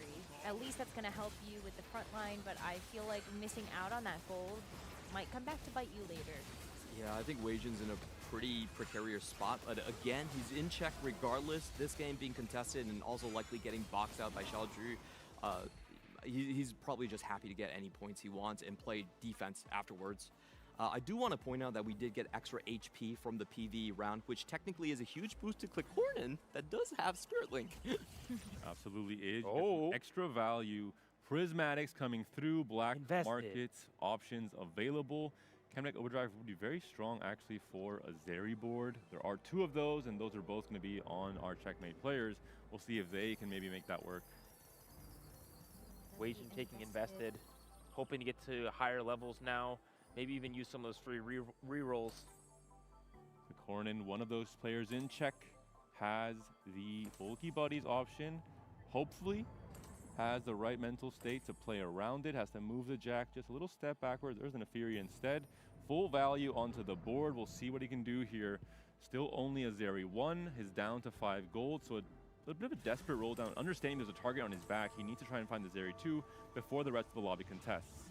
Got double binary airdrop coming through from Zembai and Kambuli, so that's also going to be just a lot of extra power for them. Everyone's picking up extra combat power at this point, and I believe there is going to be another Agumon choice later into the game, so this is just going to be very high cap across the board. Robin Song's finally coming off of his loss streak, and we're going to get a better glimpse of where he's going with this comp. He still wants to aim for that top 3, and I think Marksman Vanguard is the perfect comp to kind of go for that route. It is uncontested in this lobby, so he'll be heading that way. AQ1H, though, does hit an upgrade as well as Chemtech Overdrive. And we talked about it. This is one of the augments that I think personally only really fits this comp, because the Zeri, no matter where she starts outside of the second hex and behind, she can dash out of range immediately, and the stats are going to be so powerful for this board. Is this Golem going to like carry? Who might? We're going to find out real soon, CLE. 3 items, has all of the stats from Chemtech Overdrive. It's at least fun, I can tell you that. If a Golem wins a 1v1 to win Tac round, this might be the best TFT tournament of all time. We'll just give the Golem the crown. How's that? Perfect. AQ1H might not agree. I mean, the Golem's still alive, though, and as that Mordekaiser steps up for the backline, this poor Zeri just gets walked on. And it's really important he can take out Summertimer early, because he's holding on to 3 copies of that Zeri. Both Clicornin and AQ1H praying for his downfall at this point. Way to kick a player when he's down, Clement. Summertimer just lost 2 games in a row going 8th, and you're preying on his downfall again? I'm the players are. You know, they have to have the copies. I see. Urgot on Carousel, but I don't know if anybody is at the level where they can really optimize using that. There is an open Urgon on AQ1H just for the Executioner, but Kambuli, of course. He didn't go for that in the end. It looks like 5 of our players have not used their gold injection quite yet, meaning that they're still ramping up and hoping that they can get to somewhere else in this game and get more power. This is really interesting for Clicornin. I was actually surprised he was willing to play into this Exo line, knowing that, one, it was highly likely to be contested. It's very easy to deny 4 costs in this type of a lobby, and also he just doesn't have the best Exo items. Ooh! Where in the world? Level 8. We're on level 8. He just hit Urgot too. This guy's a beast. Is this not high-end chopping? No? No. Oh, okay. Nope. He's It's just binary good. airdrop. I think everyone's taking a sigh of relief in this lobby at this point. They're like, Kambuli, yes! Put yourself on check for the first. And we mentioned it. Kambuli had to change his game plan. He could not play Dynamo Flex another game on this day 3. He's completely pivoted into more of a win-out angle. Binary airdrop going to have items for all of his key carries. Mogul's Mill on the Cho'Gath here as well. If he wins this fight, he's going to be in a good position to climb back up in the standings. Oof. Weijin did find that Galio 3, though, which is why he's able to win this fight. And Weijin still has last stand yet to proc. So he's in a spot where he can wait for Xiaoju to die, then end up hitting the upgrade as well. But we have our 4th augment of the game here at the end of stage 4. It's going to be another gold. Duo Q available here for Xiaoju. Of course, he's playing the Cypher. We're not going to be looking at that one. Oh, he did pick it. Okay. I'm sorry. Predictions 0. He is 1 off of the Galio 3. We'll continue to roll for it. Uses his gold injection. Not sure what the game plan was here. Maybe just the extra gold from being able to sell the 5 cost to try and hit the Galio. That's what he was seeing as the biggest option, but a little bit too far off. Doesn't have the Z2 either. Is it even possible since Weijin Iverson hit it? Yeah, it's true. It's just really the Draven carrying everything here. I'm just not really in agreement with some of the game plans in this game 5, considering what is at stake and who's on checkmate. And you see the mirror matchup here. The problem is for Xiaoju, he has 3 of those less duplicators left, so all he needs is 1 more. He could hit but just didn't have enough gold to work with. But again, the Radiant item here on this Draven 3 could be enough if the LeBlanc can't get over there quick enough. Does do a lot of damage there, and the cast does not go that direction, but the BT is going to end up being the difference in this fight. Even the extra HP from the Radiant blue buff probably helped the Draven stay alive there. And, Agent Iverson's just kind of smiling at that one. looking at the players that are on check here, Corin with a massive combat augment combo right here. I really like this setup. It's Spirit Link that gives you the regen into the Ascension. Of course, he does look like a rather low cap board because he is missing a lot of the correct exo items and his backline as well. But if he ever does hit, those are very good augments for a potential first. And you mentioned it yesterday, or just now, Clements, that you were surprised that Corin went for this exo line in a pivotal game where his entire tournament is at stake. He's a player who in day one did not do so hot. Day two, he mounted an enormous comeback alongside Summertimer to make the final lobby. 3 of his 6 games yesterday were Exotech. This was his saving grace. This was his kind of avenue back into successful lines, into successful points. So maybe this is why he's trying to go down this line again in this game 5. Sometimes you just have to play your own game. Be familiar, trust in your instincts, lots of combat augments. There's definitely a chance for it to happen. Meanwhile, Summertimer down to 27 HP. Sorry to rag on Summertimer, but he's basically holding this lobby together alongside Cambuly. Summertimer is playing around invested as well, so could be going for a crazy high cap. So we see Cambuly's board on the other side, now having this Garen, now having this Cho'Gath too as well. So continues to level up despite being level 8, and now could be looking at level 9 and possibly that win out angle. Robinsong's here, another one of America's representatives that needs a good result in this game, has stabilized, won 4 fights in a row now. It is looking very scary. Talk about comfort comps. I think there's not a single pairing of comp to player stronger than this one in set 14, Cyber City. Robin has loved playing Vanguard Marksman as his go-to comp the entirety of this set, even now, even in this game 5. With Salvage Bin, he's able to pivot back into it, has great combat augments to support this comp and allow it to reach a bit of a higher cap. Yeah, was one of the only 2 wins on Marksman Vanguard so far, trusting in it to get him into check. Xiaoju and Summertimer now all on 1 life, I believe. Looking to see how far they can hold on. Xiaoju not hitting. The Galio 3, despite having all of these duplicators, is rough. We see some of the disdain on his face, but on the other side, we see this Graves board. Senbai's played this so many times and is so incredibly comfortable, and we see the positioning and knowledge difference come through. The Graves is going to walk towards the backline and possibly even delete. Oh, goes back towards the Zed, but now on to that Draven in the bottom right, and that's going to be a Draven clutching up there with that axe throw, but the Alistar 3 does enough damage. The cow that you were talking about. The ox, according to Nick, who may be more familiar with animal species, I'll be honest. No Boombot hits for Cambuly here. But 4 Urgots, hello? I think the more important fight was on the left there. Summertimer down to 1 life. Robin almost assisting, almost sending up an alley-oop for AQ1H for Corin as well in terms of these Zeries coming back into the pool. As you were mentioning, Clements, Summertimer, if he's taken down 3 of those Zeries, and the best defender in this lobby would be going down in potentially 7. It's going to be really cool to see how much gold AQ1H and Corin still have, because they want to roll down and just rush for that Zeri as soon as Summertimer is out. We're taking a look at the interest. Look, AQ1H saving up a lot of gold. He knows what's coming. Summertimer potentially on his last life, facing off against Zenbai. The Graves coming in, clutching up, taking down the Zeri. The Zeri survives.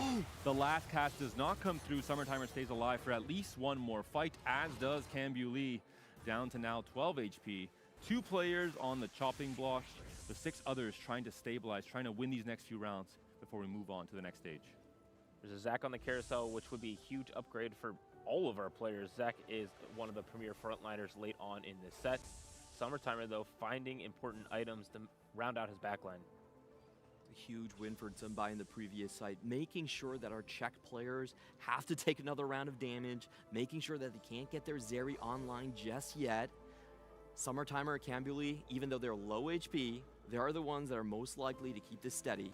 And I think one of the things that would be tragic is Zumbai just runs into Camuli. We have seen this so many times, even in the TOC, where the Boombot player looks great, and all of a sudden, the Grave sneaks around. Leona 2, potential upgrade. I'm not sure if AQ1H can find a way to fit on this board. He's just holding the forecast to get max chances of finding the Zeri 2. Makes the Mordekaiser. Upgrades, probably switches the tank items, the Corrupted Chassis over to this Mordekaiser as long as the Crown Guard that we talked about early in Stage 2. Still no Zeri upgrade. That is the bigger problem here on this board. Yeah. Not doing too great there, but everybody would be very happy if AQ1H fell out now. He's going up against Robin Songs, and he's pretty much hit the biggest cap he can for now. And the problem is this Sejuani is completely wrong side. The carries are untouched in the top left and firing away. The Sword Overflow brings so much damage and attack speed to this backline, having duo carries that absolutely shred through front lines. Sejcast will catch Aphelios there as the Zeri dashes around, trying its best, but won't quite get it done. Campbell Lee, though, and Summertimer fall out. Robin, the hero of the people, knocking AQ1H to potentially 1 life. Summertimer down, 3 Zeris back into the pool. And AQ1H scoops up one of them. And Corin also find his Zeri 2 upgrade. That is the other question. Kabuko 2 also found, all of a sudden, a comeback from AQ1H. That was huge. Cambuli most likely taken out by Zumbai. He was on the Boombot board, the infinite scaling board that could block out both of the EXO checkmate check players right there. And now the door is wide open to the championship. But we did see Robin Songs win the first game of the day with a Marksman Vanguard board, one that we looked at and said maybe this isn't going to be the strongest iteration possible, but if there is another boogeyman in the lobby, it's got to be Robin Songs who can find a way to cap it out. The 2 players with the best chance of winning are facing right now, facing each other's Exotech boards, and it looking like one is stronger. The one that just got upgraded, the one that is at lower HP, now looking for the win out. Corin hasn't rolled his 30 gold, waiting to get a bigger rejuice, get some extra econ threshold on this PvE round, get some extra value from Spirit Link as well, and then swing back up with the strongest board he's able to hit in this Game 5. Robin Songs, can he make the Marksman work? I feel like he might be the strongest board left here in the lobby. Of course, Weijin being able to pick up a lot of those 3 stars after Xiaozhu did drop out. So those are the 2 ones that might be holding on. I mean, Weijin Iverson can get some good targeting with the Draven, get the corners. He's going to get a 3rd item here. If you're able to get something for the Draven, it makes him even more powerful.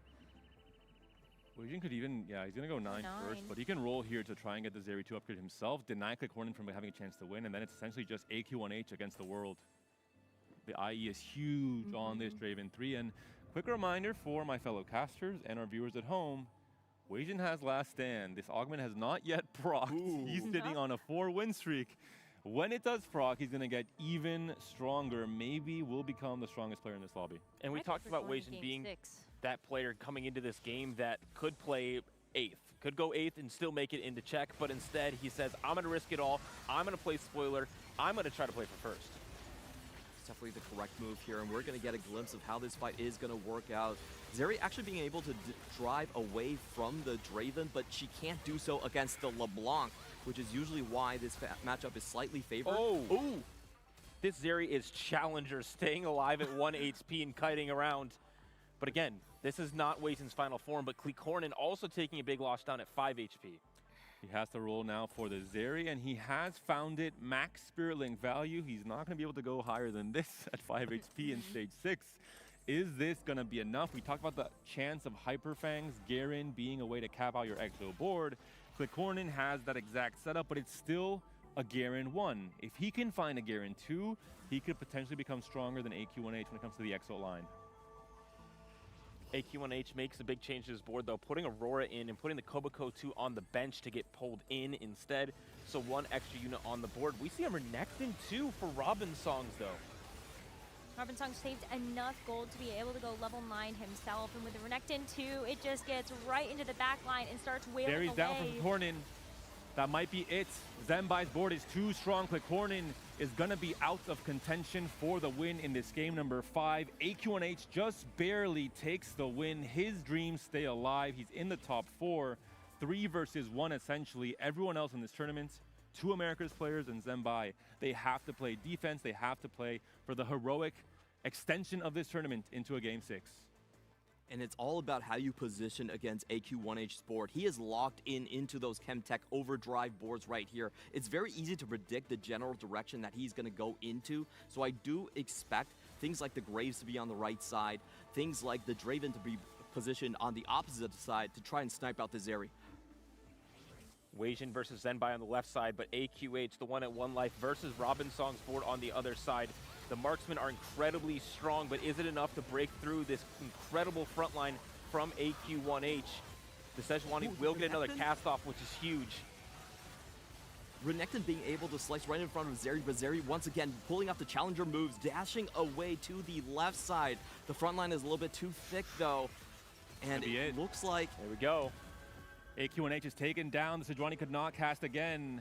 And what a comeback from Robin, especially. Key wins in Stage 4, Stage 5, and Stage 6 to continue this tournament. No player left alive has his check.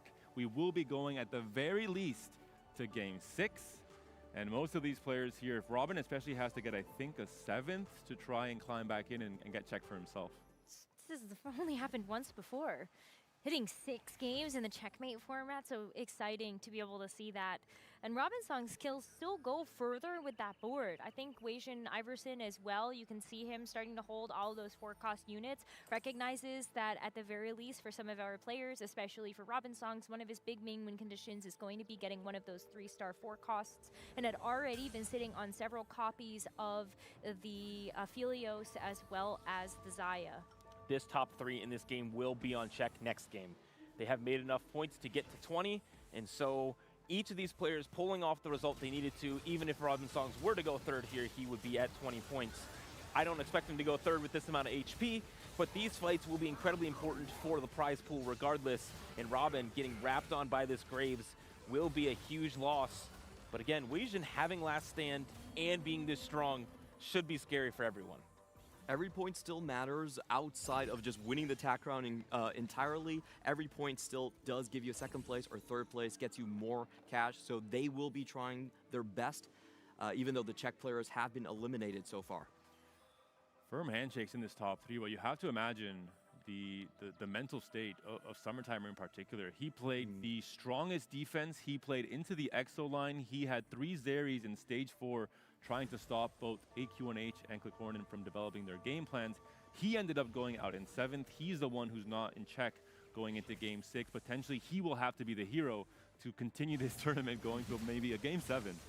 It's going to be hard. There's going to be 5 players in check total for the next game. So at that point, the best defense is just going to be offense. You need to go for 1st place if you want to see a Game 7, Game 8. We will be hitting last stand, though, for Weijin. It's looking very good for Zenbai, who has this Alistar 3 that's doing an incredible amount of damage, having some very clutch stuns in these fights. Robin losing once again. I would kind of expect that to be the case here, not being able to outcap some of these boards that we look at and be like, yeah, this is something that can ramp up so high in these late games. And Zenbai's already hit 52 for the Golden Ox stacks as well, so you're just getting even more power. Finds the Viego upgrade. We saw from Weijin on his bench, he is playing defense against Robin, trying to stop him from getting the win here. As you mentioned, Clement, every point still matters outside of who's winning the entire tournament for prize pool, which could be pretty massive when you finish 2nd or 3rd or 4th. So there's trying to deny the 3-star win condition for Robin. Vanguard marksman, a comp that usually is happy enough to make it to top 3. You need to have something real special to win a game with it, and a 3-star 4-cost is one of those ways to do so. Zenbai is also going to be holding the Zeds from Weijin Iverson. Everyone's contesting each other. Checkmate, baby. That's just 4D chess. Only one thing left to play for right here, and we're going to take a look at the finalized board. We are going to get a pretty big Viego, which is kind of rare in this composition, honestly. We typically just see trying to roll for a 3-star Aphelios as your outside win condition here, but he's going to settle on this one for now. What Robin about a 3-star Leona? Yeah, it has 6 of them now. Has a good amount of gold left. We do see 1 on Weijin's board on the bench there, able to hold it. We're going to see how strong this last stand is now. This Zed is onto one of the carries. It didn't quite drop it down, but the Draven cleans it up.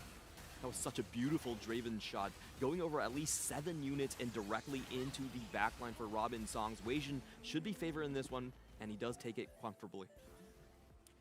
Robin has done his job. He has reached check. He has gotten some key wins in this game. Has to feel happy, understanding now that he's starting to deflate. The Leona win condition is pretty much impossible with the defense being played by Weijin here, or much harder, of course. And we're seeing here Weijin guaranteeing, understanding the only way to lose this game now with his current strength, at least against Robin, is letting him hit the Leona 3. Oh, there should be some positioning shenanigans here. Zunbai's only chance to beat Weijin will be to sneak into that Draven line. Maybe get out that LeBlanc before she starts to scale. We will be wrong side for this fight versus the Vanguards. We have an Urgot 2 now with great items as well for Robin Songs. Having that sword overflow has allowed him to have 3 backline carries itemized, but the amount of HP, the amount of healing, the amount of damage from Golden Ox is too much. Robin Songs, a great third place, putting himself in check, but not the fight he's looking for, not the ending he necessarily wanted in this game. An interesting condition that is really elevating this, what we haven't talked about yet for Zunbai, is a Noble Sacrifice. With the Alistar 3, he's positioning in a way where it's being taken down first, granting a lot of those extra stats to the rest of his board and making it that much tankier, allowing the Graves to infiltrate the backline, survive initial bursts of damage from things like the Zeris, things like the Dravens and the Blancs, and potentially win out this fight. Zunbai just hit level 10. Wow, so did Weijin. They're both level 10. They have so many units on their board. Checking out the positioning right here. He's going to move away from his front line. You really want to have the Graves moving in the opposite direction along your front line from your carries. So he is going to get that one. Seeing it again there, Alistar taken down first. The stats come through. The Viego's tanky enough to cast another time. Is it going to be enough? The Graves is trying to move in, but he's been taken down. It's just now down to the Ross and the Senna, but the Senna does it all by herself. Zunbai, the Golden Ox King, gets another win here. Back-to-back Graves games and back-to-back top 4 for the CN player. We talked about this in the pre-show, but somehow Zunbai has an AVP on Golden Ox that is -3, higher than the rest of the entire field. And that was such a great demonstration of that. I think just getting a great roll onto the item drops there, the IE going into the Senna, was a huge thing for him. And he's one of those players that had that great comeback. He started off with 2 games, and at the end of those 2 games, he was only at 5 points. And now he's in check. He's had 3 top 4s in a row. He is crushing it.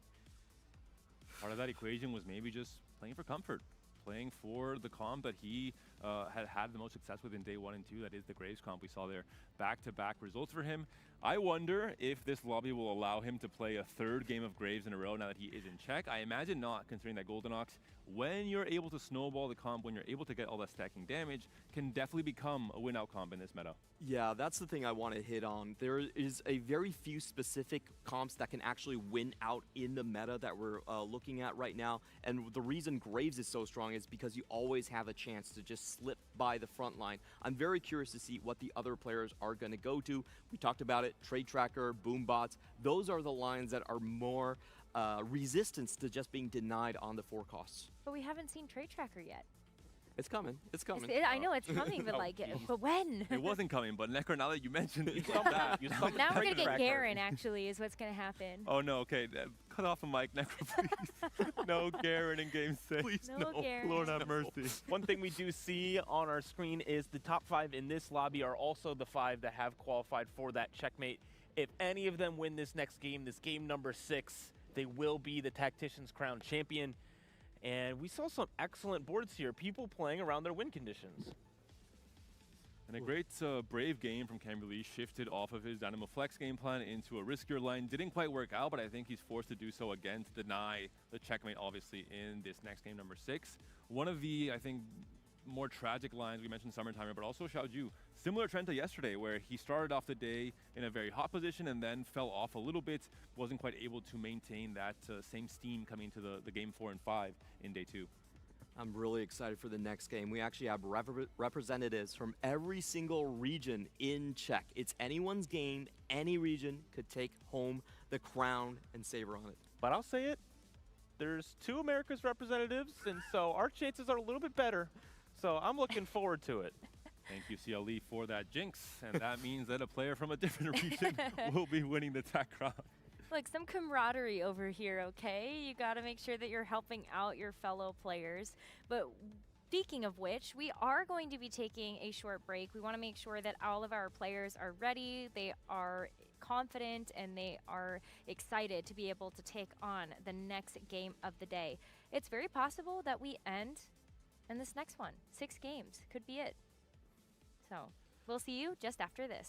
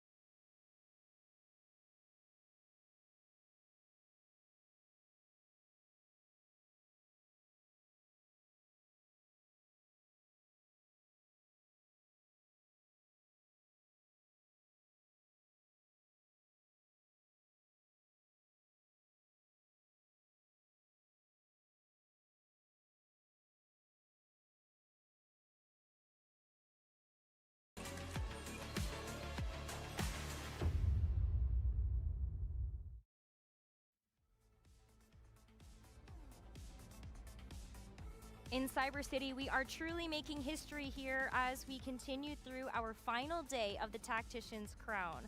5 games down, and we are still pushing through our checkmate format, where we now have 5 players in that checkmark bench point. So who will take it? They need a first place from here on out after they've hit that 20-point mark. That's the big question. This has only happened once before, 2 sets ago, when Tidal was able to take it again in Magic, and Mayhem went to 6 games as well. Every other time it ended in 4 4 and 5. And the big thing coming into this game 6, the grief target has now been spread out. It's not just 2 players who the rest of the lobby is trying to stop, it is now 5, which means that it's going to be a little bit easier to develop your game plan to find your key win conditions. And we were talking about game plans that can not be denied through the shop. A lot of it comes from emblem play, like we saw from Tidal in his 4-game win right now.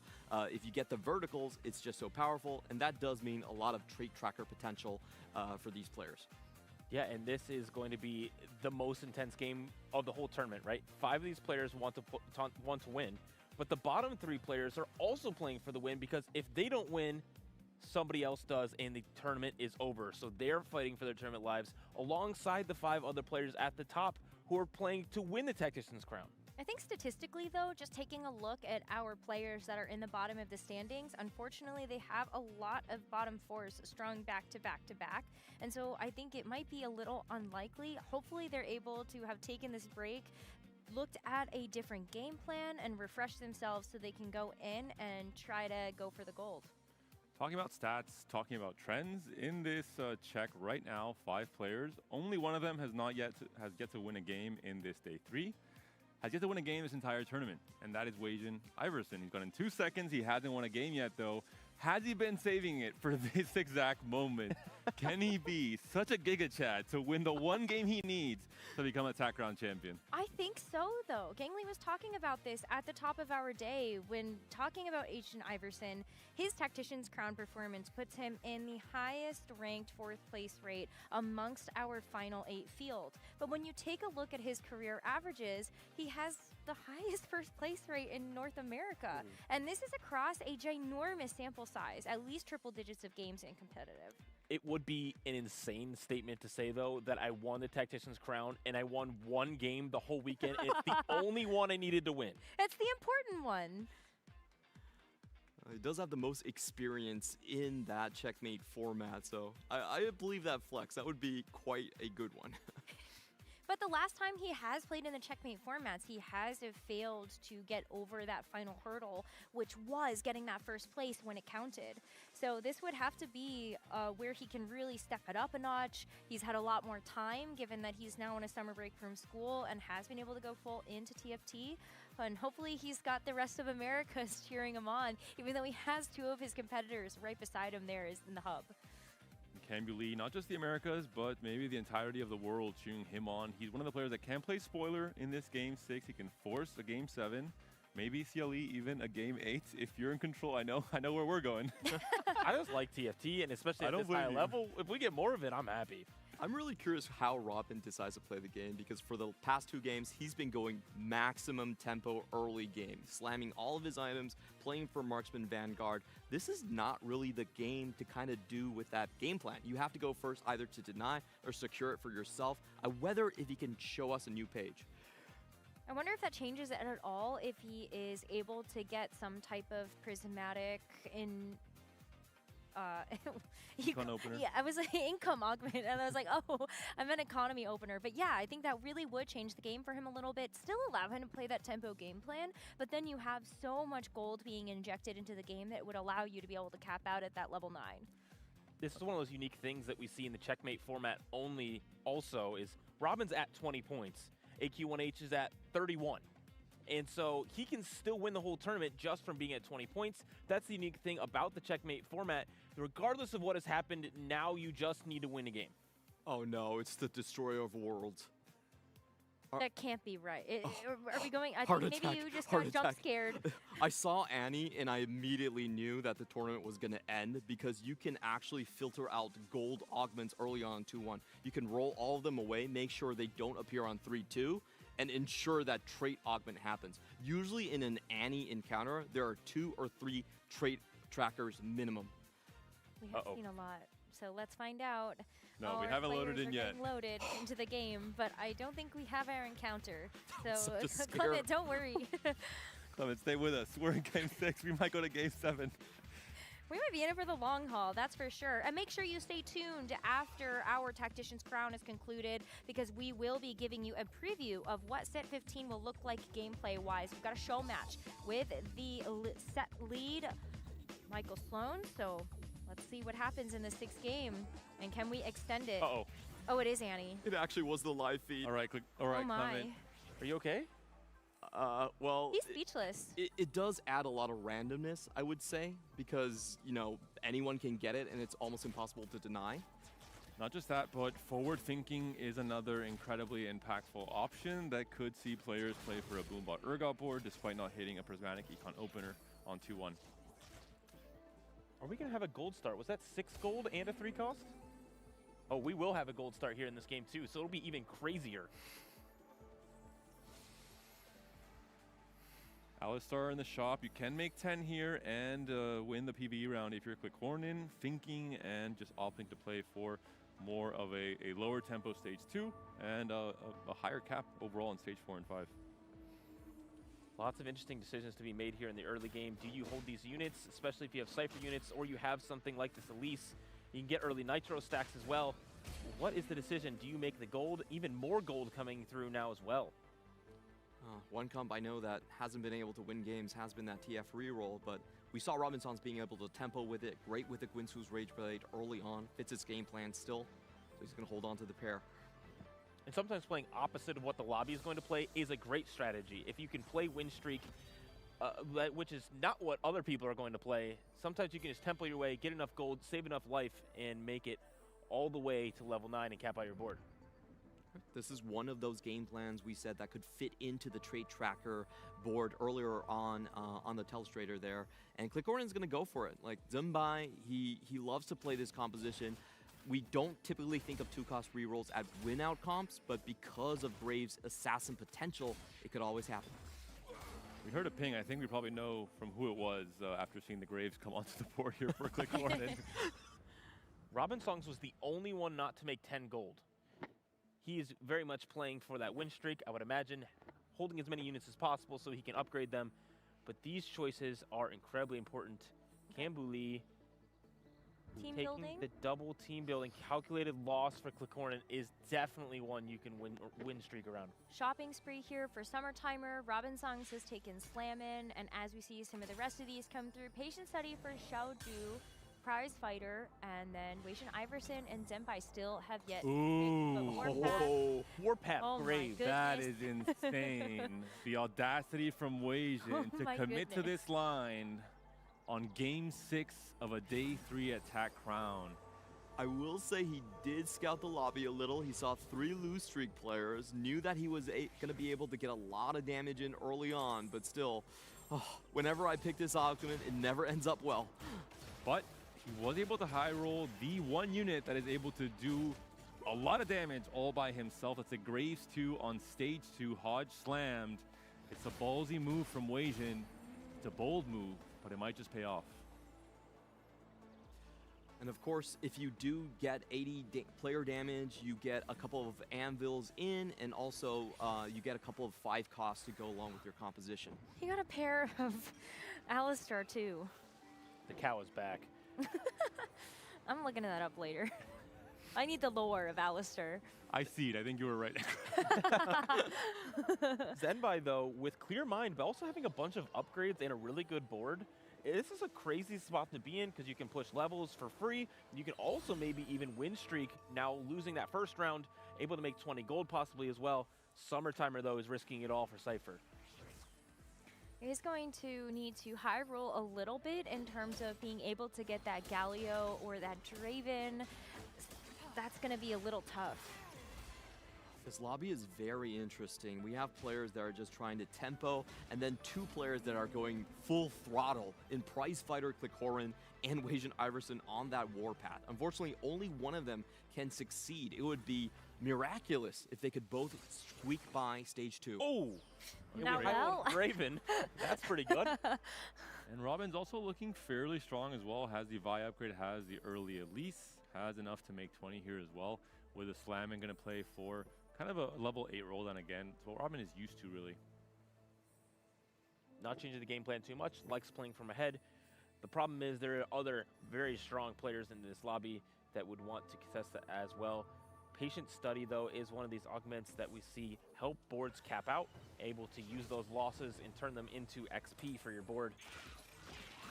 And Corin and Wasian Iverson are facing each other. The key fight in stage 2. Whoever wins this fight is going to propel themselves up.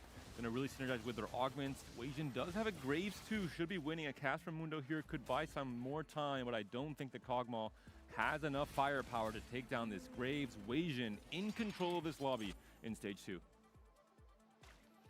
Forcing his way into the Graves line right there. That's going to be a huge injection of cash when he does cash out.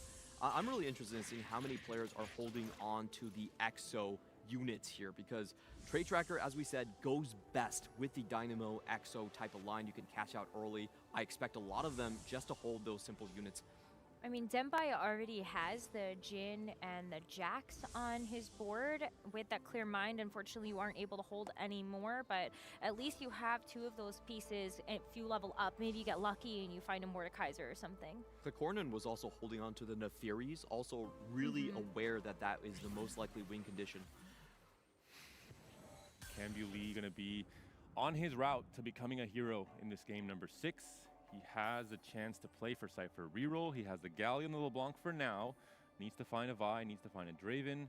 He is definitely, I think, angling and posturing for the Cypher reroll line in this game 6. I believe Zenbai was also looking towards that, so definitely needing to contest there, and taking those duplicators is a great way to do so. You can secure taking out units from the pool so they cannot hit. Summertimer. Summertimer, thank you. Cambulee just making sure he gets the full loss streak. In the meantime, AQ1H, our point leader so far in the lobby. He's just playing for standard tempo, but nudging a little bit more towards the Dynamo with the Morgana in the back there. The crazy part about Wasian's spot is not only is he going to get resources from Warpath, but on his way there, he's going to get resources from Golden Ox. And so he has the opportunity to be incredibly powerful late in this game. I mean, look at the board he's put together already. 3 Slayer, you have the Mundo 2, which is going to be so nice for your front line. You have to find the rest of the Graves, though. If he's able to high roll 4 Golden Ox in stage 3 once he rolls on 6, could be absolutely insane. Gonna have the Bruiser online with this Alistar, potentially Alistar 2. He could natural in the shop as well. I mean, this is a really scary game plan. Wasian's on a warpath, really, in this stage 3. Oh. No pun intended. And See what you did there. This is the matchup that both of our players wanted. The 5 loss for Cambulee, and also max damage from Wasian onto basically open fort. He just needs to find some of these other Cypher units. He's just missing that Vi to activate Cypher, and then hoping to get that Draven as soon as possible. The North American sandwich is complete right here, and I think the cool thing is to see if Wasian Iverson is going to hold on to some of those potential Trait Tracker units. We actually saw another board, I believe, from one of our CM players, getting the Rengars, getting the Zyras in as well, just to prep for that possibility. It looks like Corin is doing exactly what you're calling out. Working around that. Mordekaiser is one of those key units in Trait Tracker, and so getting these items as well, it looks great. Should hold on to the Gragas as well to hold on to the potential here. Hacked orbs. Corin does look more like the Dynamo. Health injection going to be great for our Cypher players to have a bigger rejuice and a higher chance to stay alive, maybe on 2 lives coming to stage 4 after the cash out. It is a little bit tragic that it's both Cambulee and Summertimer, 2 players who are not already in check playing Cypher and kind of bringing down the potential of the extension to a game 7. Wasian Iverson's gonna not like that too. More damage for him to deal for Warpath. Are you nervous? You're nervous about this augment. This 3-2 I am augment. very nervous. If you want to hold my hand, I'll allow it. It is very sweaty right now. I don't want to see never mind. Never mind. Oh man. Zenbai also playing around what looks like to be a Trait Tracker setup. Oh my goodness. I'm so nervous, man. It's 3-1. The next augment choice will be an incredibly important one. Cambulee does have Cypher online. I'm not even paying attention to the fight. I'm just thinking about, like, who benefits the most from this? Anyone who gets it benefits immensely. Robin Song's also still above 100 HP as we see the rejuice of HP come through. AQ1H did streak the last 4 fights of this stage, but here's the moment we've all been waiting for. Here we go. Who Trait is going to hit? Tracker. Oh, that does take one option away. having the choice of a prismatic or double gold. Piercing Lotus is pretty big for just any kind of comp, really, that wants to get the both Shred and Sunder, especially for those hybrid carry comps. But the roll comes through. Bronze for life? Double combat for Zunbai seems pretty nice. Oh. And there it is. Is that Magic Roll or Trait Tracker? That's Trait Tracker. It's Trait Tracker for Question mark. AQ1H with the gold generating augment. Okay, we have one Trait Tracker player, but this is not the items that you would necessarily want when you're playing Exotech. Nor the comp? You can play for Vexotech, though. You can find ways to itemize a Renekton with a Sterak, for example. You have, obviously, the blue buff already for the Vex. AQ1H is a player who I believe didn't play Vexotech at all in day 1 and 2, but as a player like him, Clement, who you've mentioned, is so flexible, can adapt so well to any situation. I'm sure he has this comp in his wheelhouse. Yeah, he's just going to go for tempo and level 8 into the Trait Tracker. His teammate is Ironbach, who is known as the Trait Tracker man. That is his best augment by a long shot, so he definitely knows what to do with it. And the other thing is AQ1H is set up well for Exotech. He has 2 item augments already. And look what he's doing. He knows his win condition. Someone else cannot take the crown from him. He's already trying to deny Wajan Iverson there with the units on the left side of his bench, taking away the Graves. The early defense looking at AQ1H's board. Let's check out other boards to see what some of those augment picks are, if we have any other Trait Tracker players in the lobby, because that is the key thread for us to talk about. There are no other Trait Tracker players, so AQ1H currently in the scariest position. That being said, we saw yesterday in day 2 a lot of EMEA players who low-rolled their Trait Tracker cash out, got Anima Squad emblems, got some of the weirder emblems that you can't make work with the key line like Exotech and Golden Ox, and potentially AQ1H can fall flat once that cash out does come through. Wajan is 2 off Graves 3 on 3-3, already in a strong spot. Did lose a round, so that is crucial. Facing against AQ1H's board, who will be heading towards Trait Tracker. So 2 off the Graves, already quite strong, and will get significantly stronger. And I think it's good news for Wajan Iverson that he's able to beat AQ1H now. It just takes away some of that HP resource for later on in the game. I believe this will be Coronation. Max Cap is really good in this comp as well, but in this type of a lobby, this type of scenario, want to go for the even higher cap than Max Cap. Camberley also got a large duplicator from the creep round alongside Preparation and Crown Guard. So very, very good augments from Camberley, who's one of our players not on check. And so he's looking for a win-out spot from Cypher. Whoa, Summertimer took Last Stand and Noble Sacrifice with the Cypher board. AQ1H playing Dynamo gets a 4-cost Misfortune? That is wrong. We also have a duplicator on Robin's board. He also seems to be going into Dynamo Flex as well, a golden duplicator rather. So he potentially can also move into the Dynamo line, make life a little bit harder for AQ1H. The key thing coming up in 2 rounds will be the cash outs and the potential game plans for Summertimer and Cambulee. Both trying to become the heroes, both trying to stop this game from going into checkmate from one of the players, or the 5 other players in this lobby, really. And we talked about it. Sometimes offense is the best defense if Cambulee wins, and we go to a game 7. I have a question for you all. I saw Xiaoju actually took a marksman emblem. How do you like that for his chances to actually upset the lobby here? It really depends on what type of board he's building toward, but it's good on something like NF or Zeri. I think those are the 2 pairs you see it on. Of course, if you get the Urgot, it's also kind of nice. It is a way to elevate Vanguard Marksman into a slightly higher win-out comp, especially if you find that as a way to stabilize harder and go for level 9 quicker, go for a Garen 2, get some extra mods that can really make that a win condition. Wajan dealing so much damage to the Cypher players specifically, knowing his win-out option is to absolutely stomp the lobby. But Robin Song's once again in comfort, playing around that win streak, playing around Dynamo this time though, but does have that larger duplicator to help him stabilize and maybe even continue this win streak on stage 4. Wow, he's actually going to push to level 8 now, seeing how the rest of the lobby is going. 6 games in, Robin has not changed his game plan. He wants to stick to what he knows. He wants to stick to playing high tempo, win streaking, bullying everyone else in the early stages of the game, not giving up on stage 2 and 3 like many other players, and playing for HP preservation and looking for more unique win cons in stage 4 and 5. I respect this style of gameplay. What you're doing is that I am taking away my own cap by going below the 50 interest mark, but I'm also rushing you. So you're going to make more mistakes. You're going to have less HP. And I'm just kind of surprised he's going for this, given that it's an extra HP lobby and everyone needs a first place. That's very unique in terms of game style. Summertimer does not take the cash out here because of last stand. He knows he can go farther. We also had the plus 10 HP in this game, so he could reach a crazy high cap.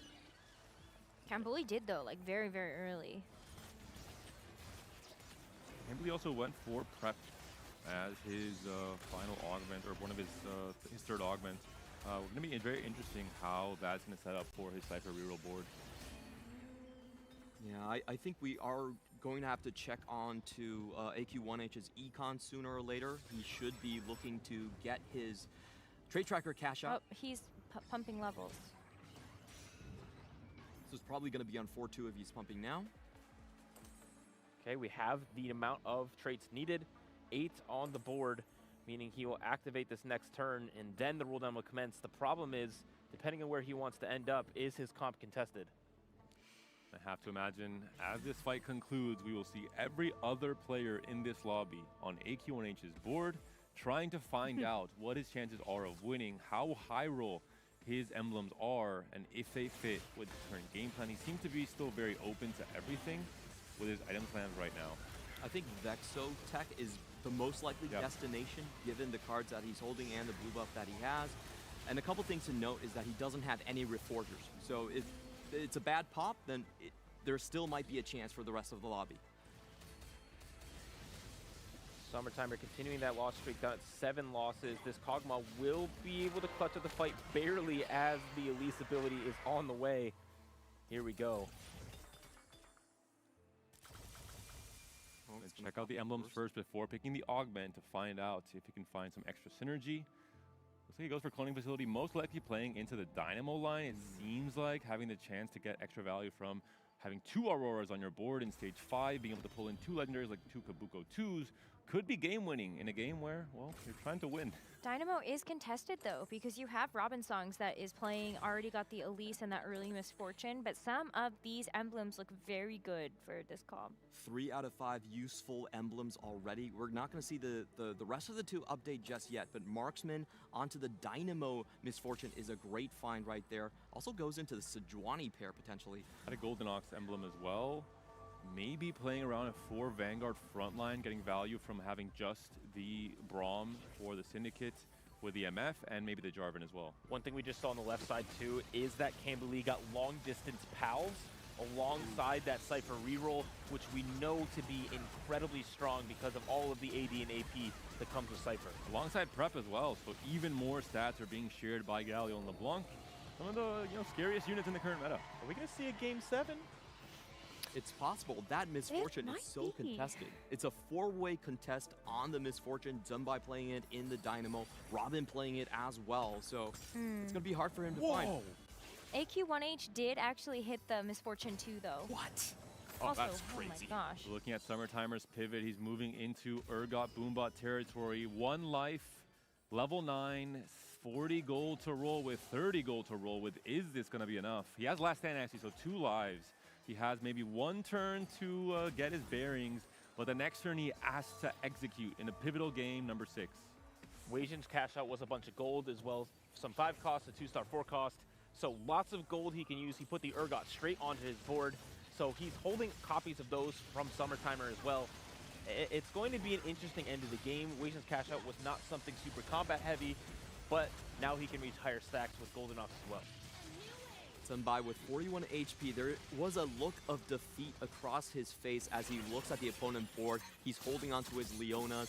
He's being forced into the Anima vertical line. It doesn't look like he's going to be the player to contest here. Oh, with that Garen pair. Open Garen for Summertimer. Garen's huge. There's also Sejuani on the board here. None of the EXO players have first pick, it looks like. Actually, Corin does. The Corin could go. Camboli's not defending. He's not interested in picking up this 4-cost tank. Corin gonna wait, gonna think, is this my best option? It is. Just a reminder for those watching, Xiaoju, Cambuli, and Summertimer are the players that are not on check. So if any of them are able to win this game, we will be going to a game number 7.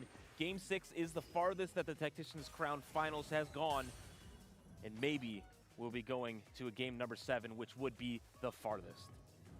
One of the key things is, what is going to be the first Garen mod? Is it going to be a Boombot mod? That could be extremely impactful for a board like this, where you already have a Garen 2 in your front line, although not without any items just yet. A Viego 2 is also found, missing one of the key upgrades though, the Cho'Gath 2 and the Urgot 2. This is looking like an extremely powerful board. Even with Trade Tracker, I think Summertimer has a decent chance to come back and take out the lobby. He's going to be running into Xiaoju right now. Another one of the players that we mentioned early, trying to find those MFs, and I'm surprised everyone is hitting. There's a Reforge from the blue buff for Summertimer. He Reforges into a Rage Blade, slams it onto the Garen. Maybe not the hit he was hoping for. Oh, Garen falls down. And Summertimer, the Urgot looking to clutch up here, but does. The Vex stays alive in the corner because the Misfortune does not hit both the units. That was a little close. This is a little close. Too close for comfort, honestly, if you're Summertimer. Oh, but there's a Boombot mod Boombot was mod. found. Huge pickup for the Japanese player. A Zac as well. A pair of Urgots. Need to keep rolling down as you also get a couple of Bloblets with Zac. Urgot 2 for Summertimer. That's a massive upgrade, and he still hasn't proc Last Stand. Zenbai is sending it for Urgot as well, selling a lot of his board, but not finding a single one yet. We see on the right side of our screen. Oh no. He's down so many copies. This is looking like kind of a write-off for Zenbai here. It was a little bit of a desperation play. He is down at 12 HP and knows that he needs to win the game in order to move forward for himself. If not, we'll be going to a game 7, but it did not look like he found the mark he was looking for. On the left side of the screen, we're seeing Weijin versus Summertimer. This is a huge fight. Cashed out on Warpath, but gets absolutely decimated by Summertimer without even the Last Stand. Summertimer looks like he wants to take this to overtime. This is the magic of this format. 8th, 8th, 7th for Summertimer. Could not make anything work in these last 3 games. Now moving into game 6, he's assembled a board that looks incredibly strong without even proccing Last Stand. The moment that comes through, is he going to be the strongest player in this lobby? The one thing I do want to call out though, Cambuli, who we knew was playing Cypher reroll, we knew who had really good combat augments for this composition, has hit all 3 of the main units. They're all 3-star. So yes, Summertimer is very strong. Yes, Weijin has had a cash out as well. Yes, AQ1H is streaking, but the final boss may be somebody not on check. And a big thing is to watch AQ1H's roll down. He has been saving up for level 9, has the cloning facility. So the key part here is going to be that Aurora. If you are the other players in the lobby, you should be trying to deny this as hard as possible so he doesn't get the double pull with the Dynamo. Do you see a bit of a roll down now? Still sitting at 80 HP. Not really forced the Donkey roll down to 0, but definitely needs to strengthen his board to match the current strength of the rest of the competitors moving into the stage 5. No Aurora found just yet, unfortunately. I heard a ping. I wonder where that ping went. Surprised there's not more in stage 5 of a game 6 like this. Here we're seeing that very strong Cypher board on the other side. We are itemizing with 3 items, the LeBlanc, 2 items, the Draven, and that very strong frontliner in the Galio. This should be a board that's able to win, but that Galio fell down very, very quickly versus Trait Tracker board. Is AQ1H going to be able to do it with the thing of Clement's nightmares? The armor shred from that Misfortune, every single tick, stripping away 3 armor on that Galio, and he just melts in a single salvo. Is there anyone left that can stop AQ1H?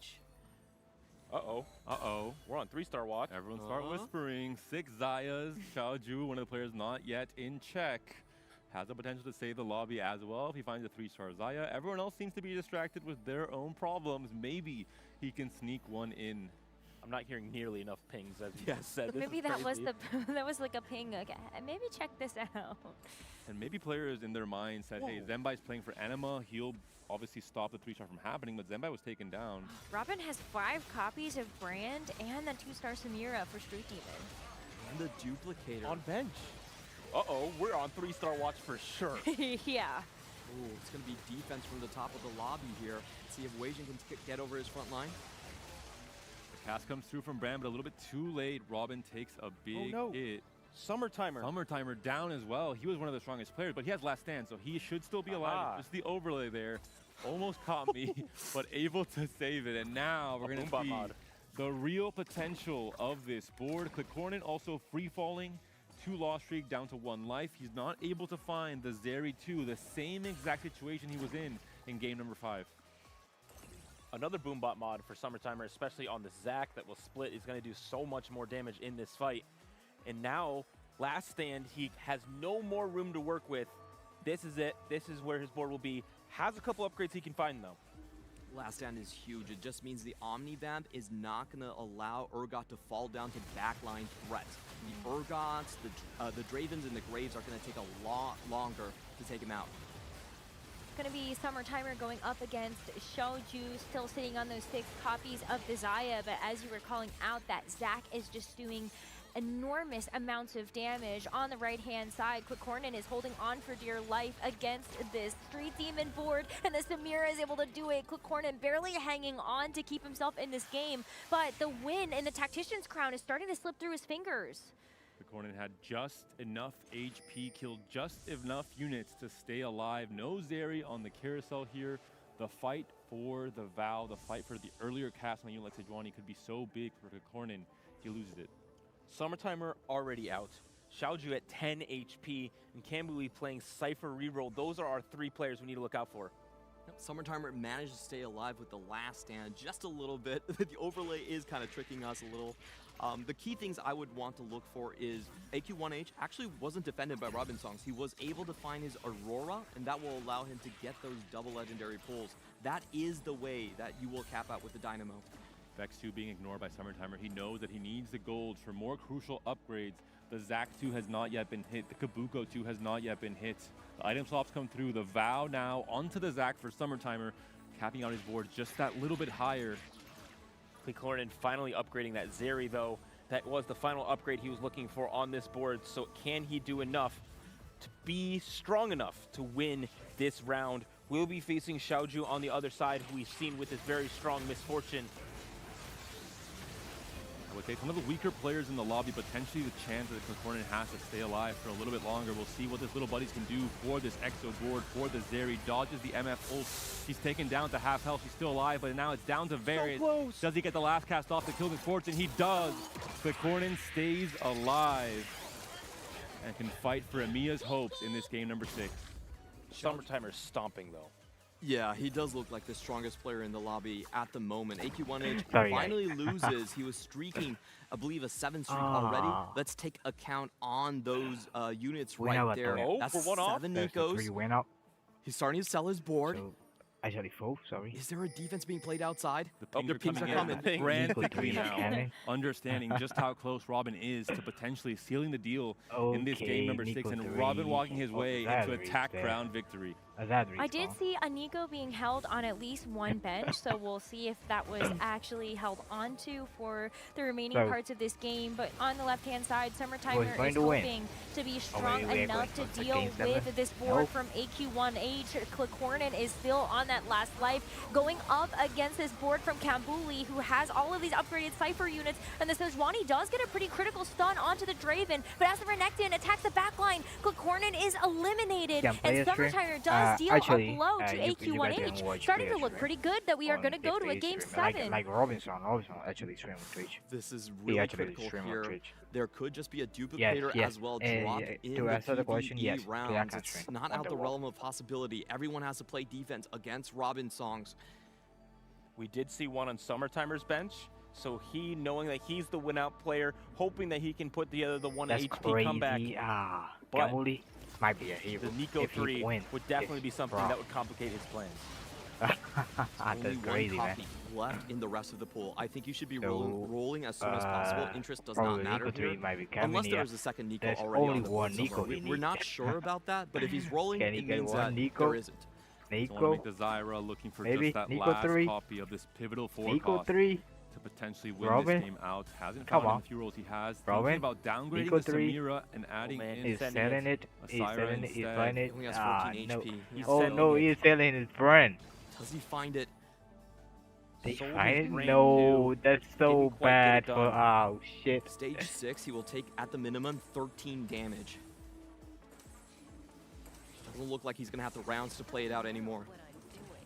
Summertime on the left side, facing the other strongest board in the lobby, Cambouli. So this will be a very good picture of where I their game will I end don't up. think Rollins can win It this. says Ronnie Stein onto the back, Yeah. but this That's is going bad, to be man. a huge Hextech Gunblade recovery.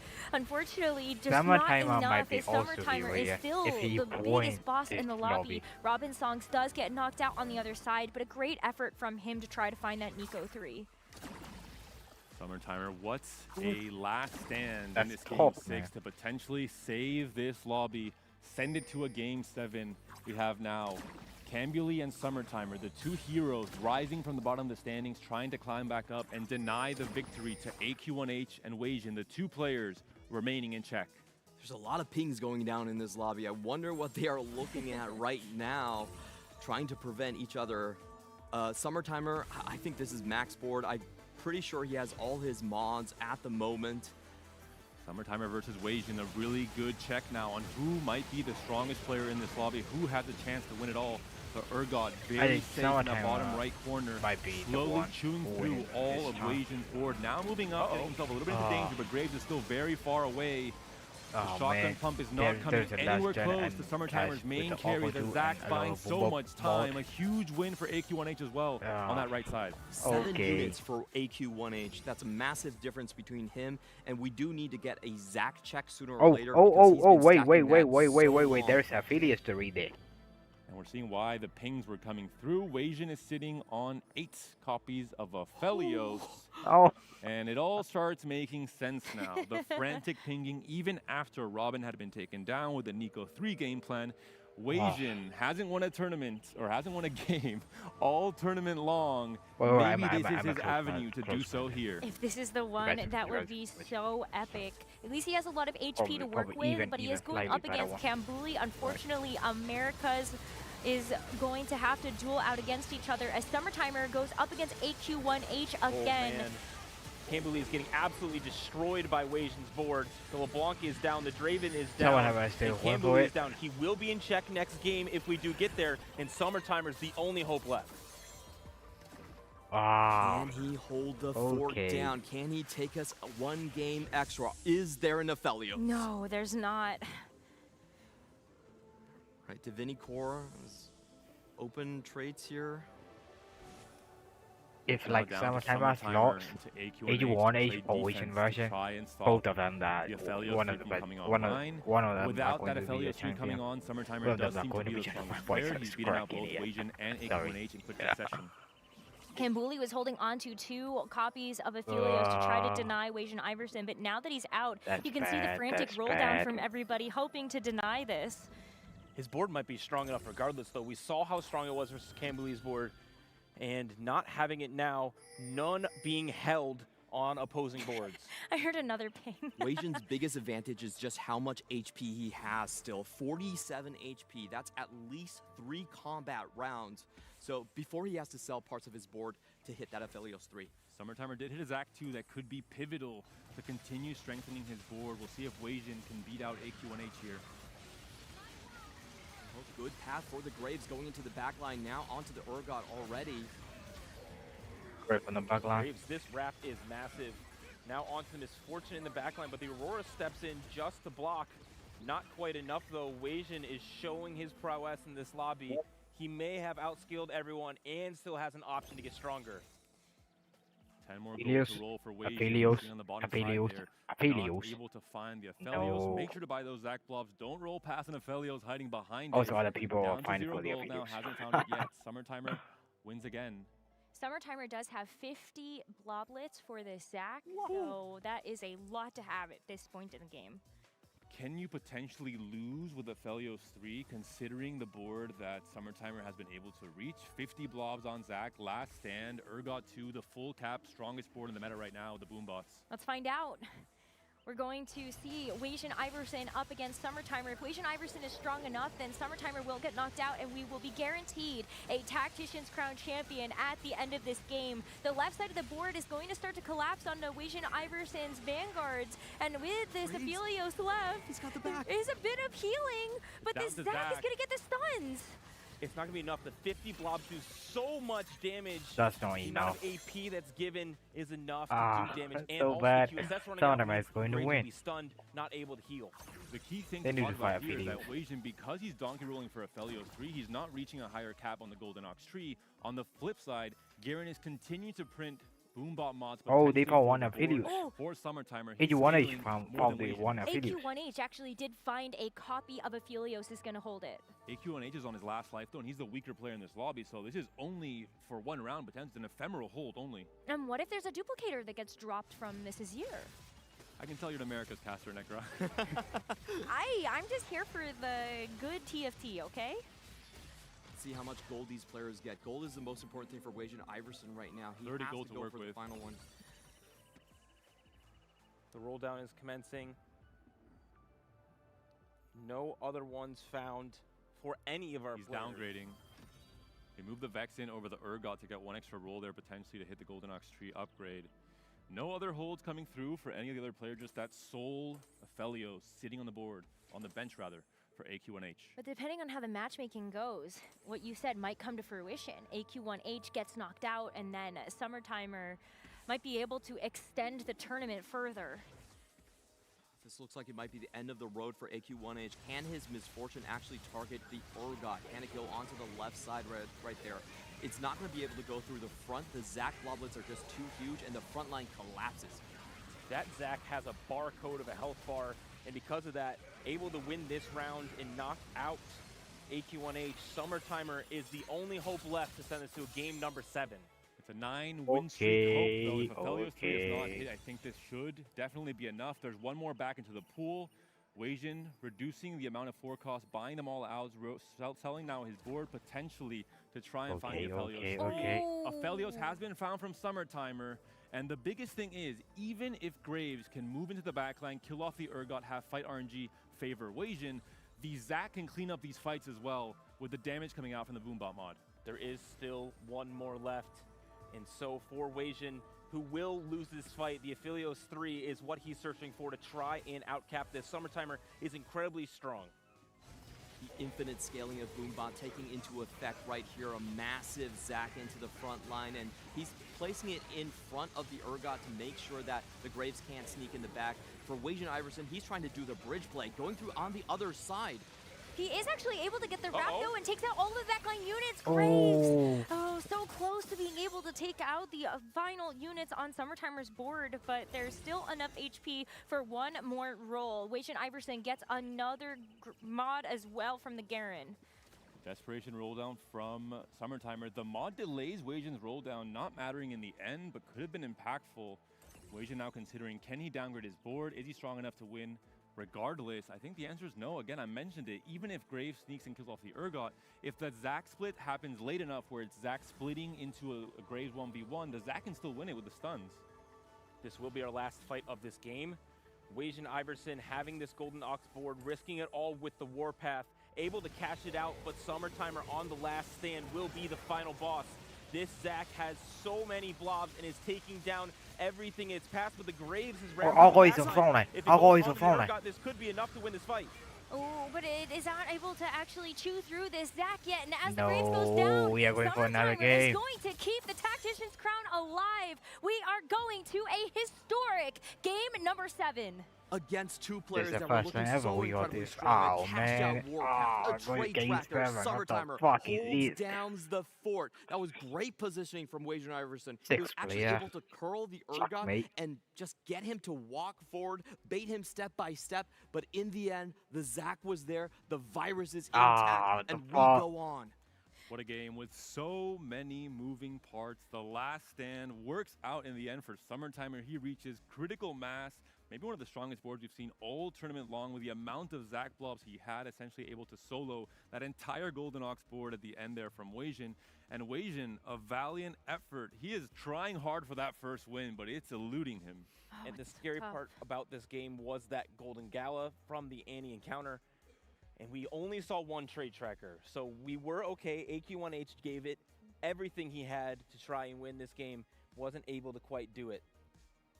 Third place, though, still pretty good, but with the way that the cards fell in this game, I believe everybody is going to have hit that check benchmark. Everybody is at least 20 points. The game is going to end next game, or the tournament's going to end next game. I'm so excited, I'm shaking.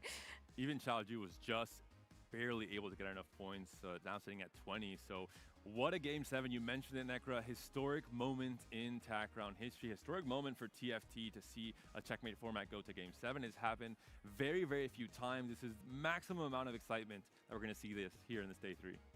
Winner take all. That's what it's all about. The whole tournament has come down to one game. If you can win, you will be the Tacticians Crown Champion for Set 14. It is unbelievable. You know, looking across the board at which player does have the most first places, I still believe it's probably AQ1H with 6 wins so far. Can he pull it off again? And of course, Weijin kind of being in the other corner. There's just so much stress in this lobby. I want to see like the heart rate trackers that we see in the TOC to see how these players are taking it. I want mine. You don't want mine right now. It's way too high. I'm like, oh no, I can feel it. And just to highlight again, the mental state Summer Timer had to be in to execute in this game. He had a great start to the day, then he went 8th, 7th in games where he was contested, and he was the losing player on the short end of the stick every single time. Still finds the resilience to focus, to stay focused into this exact moment to deny the rest of the players to play one of the scariest games, which is playing that high-risk boombot roll down and still find success. And we saw the difference in strategies in this last game, right? We saw people playing from behind, Kambuli playing Cypher. We saw Summer Timer willing to risk the last stand. But then we saw people like Weijin Iverson playing from ahead, knowing his win condition is to, I'm going to stomp this lobby, I'm going to use Graves and Golden Ox, scale that way, and also do a lot of damage and hopefully out-tempo the lobby. He almost did it. And we still have a very high chance of just getting a 3-star 4-cost win. There was 3 players in this lobby trying to go for that route. Sometimes when other players drop out, stop holding onto your lobbies, you have enough gold up, saved up, that can still become that win condition. So how is this gonna end, guys? Do you guys have a preference? I mean, I have a preference for sure. I'm very openly biased towards the Americas here. And now everyone has a chance here. Every single player in this lobby, if they win, they win. We should talk about the implications of some of these wins here. I think for EMEA, it's probably the most obvious one. The drought ends today, perhaps 11 sets going forward into this one. And we're going to be taking a look at the score here. AQ1H has such a points lead, though. It's very hard to imagine that if AQ1H does not win this next lobby, that he doesn't finish in at least 2nd place. And as you were mentioning before, Clement, there is a lot of prize pool on the line for our players that have made it into this lobby. At least 10 grand for going 8th. I did ask him about this earlier at the start of the day, and he said, tiebreakers don't matter. I'm going 1st place, and it's 150K for me. So he's very confident. I think he's very calm. A big thing about his play is just he picked up so many more reroll lines and made his early game better coming into this tournament. I have to also highlight the current form for Weijin. Second coming into this. So close to getting that first ever win in this tournament. Game 7, maybe that is when it is time to do so. Weijin has to lock in. I'm also curious to see what Corin does. I mentioned it during this last game, back-to-back games playing the Exotech line. In this case, as you mentioned, Clement, he was potentially gambling a little bit towards the idea of hitting Trait Tracker, of hitting Forward Thinking, of hitting one of those always that can enable the Exotech line to really pop off. Both of the games that we've seen him in Stage 4 and 5, missing the Zeri 2 upgrade, free-falling in HP because of it. Man, I am just so stressed right now. This is the most important game of TFT of each one of these players' lives. None of them have a TAC crown to their name, and so many of them have so much pride and so much time and so much effort into this set, and it's going to come down to one game. You know what I want to see? our encounter. It could get if it's Garen. I'm sorry. I'm sorry. It's gonna be crazy. I'm also going to go ahead and take that horse out of the race. We do not need to see a Garen for the final game of the day. I'm happy for something that is low stakes, lower variance. I think Vi is great, or maybe even the Alistar. That's not bad. Oh, Alistar's a Minotaur, by the way. I actually believe that is the lore. Alistar is a Minotaur. So we were both wrong. Let's go, Necra! Woohoo! Maybe one encounter that we haven't seen since day one that is high variance, but I think also very exciting in terms of how players adapt to it is Zed, Artifact Anvil. Would be very curious to see what reroll lines that can open up, what kind of combinations we could see at 2-1, maybe with Living Forge as well, with multiple artifacts. Would be really interesting to see how players are able to navigate that if it comes up. One I really like to play myself is going to be the hack shop, where you can get 2 stars directly off of it. It's always an interesting question if you want to go for the early reroll temple lines, or are you just going to level and hit those 5 costs in their shop, get them 2 stars immediately. That's one of my favorites. It's surprising how little Scuttlepuddle and Crabbrave we've seen on broadcast in this tournament. Do you wait. Because I know this is highly unlikely to happen. What if Crabbrave? Oh no, Necra. The crab on stage 5 ended the game.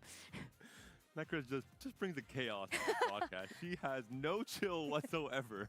Game 7 of Attack Round, she wants the crab to eliminate players when they're fighting for $100,000. That's why I said it's very unlikely to happen, so I can put that onto the universe. That's how that works. Do we go to game 8 if that happens? If it's the Crabbrave that wins? I don't think so. Because if the crab eliminates everybody. Because you still go out in the order of which Yeah, would be eliminated. But the crab would be the real winner of the crown It's for sure. so true. That'd be a great Easter egg if you just put a crown on Crabbrave whenever it showed up next set. That'd be hilarious. Giant crab comes in as a kaiju in our background. There you go. Now you're talking. That's good stuff. That's a great idea. The craziest part about this game now is even for our players that weren't in a spot to win in the last few games, or even as low as 20 points if you're Xiao Ju, can now just win the Tactician's crown despite being 17 points behind the current leader. Yeah, just all the work you put into, and this is why I think sprinting ahead early in the start of the day sometimes doesn't really work out for you mentally. You have to get that exhaustion out of your system. You have to zone in and focus. Everything comes down to this. You got your one shot to put your name into the history books. Seeing the venue over in CN, we're seeing the TAC crown, we're seeing so much to play for in this pivotal game. As you mentioned, CLE, maybe the most important player, or the most important game in these players' careers, at least up until now. Some of these players might be, 4-time TAC crown champions by the time they're done with their careers. Who knows? But for now, this is the most important moment in their careers. I can't imagine the mental pressure of, think about the amount of games they've played on this set, trying to master it, trying to figure out all the different combinations of augments and items and boards to play to find success in a game as difficult as TFT. And it all comes down to these 45 minutes coming up once that Game 7 starts. And what it means to everyone. Like, Flash Wolves has been chasing a title in the Riot ecosystem for over a decade. I convinced them to come into TFT. They brought up the coach here, and now he's standing here. This would be a huge move for the organization, for the entire region that has been supporting Riot Games and all of their endeavors in esports. Zumbai as well, the only TOC winner here. He has footsteps to follow. Summertimer trying to live up to title. The Senpai here, get another TAC crown back for Japan. There are so many storylines, so many narratives waiting to be written.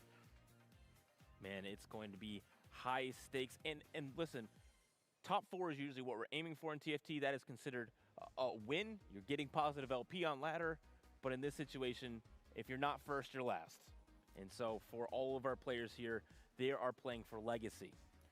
And looking at Mia, you mentioned it with our win all the way back in Galaxies, all the way back in set 3. And you mentioned, obviously, someone like Double 61, who was the player to really, I think, inspire a lot of players, mostly in France, but looking at the Turkish TFT scene, someone like Ging, who in EMEA was a stalwart of success in the earlier sets of TFT, he really paved the road to inspire a lot of Turkish pros that came after him, like Chinar, like Dargis in set 12, to really try to make a living playing TFT, to fulfill their dreams, to reach this stage, to be in a spot like the one Corin is in now, with a chance to win it again for himself individually and his own pride, but also for his country, also for his region. Ahead of this game number 7, we have 8 players loading into the Convergence for one final time in Cyber City. And at the end of it, we will crown the 10th individual player to win a Tactician's crown. Our encounter will be Nico, and we're about to find out whether or not these are just dancing crabs or angry crabs. I have too much power. What did you do, Panda? Are they going to dance? Apparently. They're dancing. They are dancing. This, oh in boy, fact, is Crab Rave. Oh, This could be This the previous game is the a Crab could rave. win the crown, as we were mentioning earlier. What It is the going fuck? to be a very intense, high econ, high resourced game. It will be all down to this. it's going to be so exciting to see how this finishes. But the fact that you have a ton of econ getting injected into the game, these crabs also have a very high likelihood of being able to drop some big items that can also swing the inventory of a lot of these players. It's going to be very exciting as we head into the later parts of this game. Great to see here. Robin having possibilities here of not playing the Vanguard Marksman, having just like a Draven possibility. He hasn't played much Cypher. When he plays it, gets good position, got a first, got a second yesterday. So for sure, good possibilities here. How long has Robin Songs been trying to shake off the title of being a low cap player? You can't be the greatest of all time if you can't keep going first. Robin Songs now with a potential Cypher opener means that he might have an opportunity not only to win the crown, but to prove all of his doubters wrong. But knowing that Cypher is such a first or 8th place style of comp, and how many players would love to be able to place first, is that actually something you're willing to risk or 4-way contest even? I think that's a great question, because we've been seeing, especially Summertimer, who had that great game last game, play Cypher contested again and again and again, and it didn't work out in this previous game. Everybody wants to play Cypher. Well, let's just say that was highly conditional what was going on. I mean, if you put your head down far enough and put the blinders on, then does it really matter as long as you hit? But with a gold augment as our first choice in this game, we've been keeping our eyes out for things like Trait Tracker, and only one player in that last lobby was able to get that EQ1H, taking it to a 3rd place. Zhaozhu instantly picks up the heroic grab bag, and I need to know what he's playing on his board, because if he has something like the Cyphers in already, this will tell the rest of the lobby where he's going. I'm sure if you're picking that, you kind of have to, but I immediately saw the Hunter Killer missile being picked up by Campbelly, and I think that deserves a call out, because that's very early, signaling the rest of the lobby, I want to build a board that can contend in the late game, that is able to do what I'm here to do. For sure.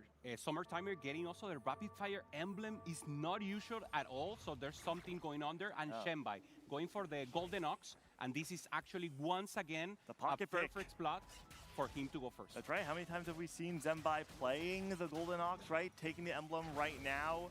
He's in his comfort zone saying, listen, you have your ways to go first, I have mine. But how many times have we also seen freestyling be taken? Robin Songs did play Street Demon in that last game, but freestyling is not one of those augments that I typically look at as a win-out angle. Well, a lot of players will take freestyling and play more for the econ that comes from when you get all the hexes highlighted. We saw this especially Tacticians Cup 3 in the Golden Spatula when the amp composition was really popular.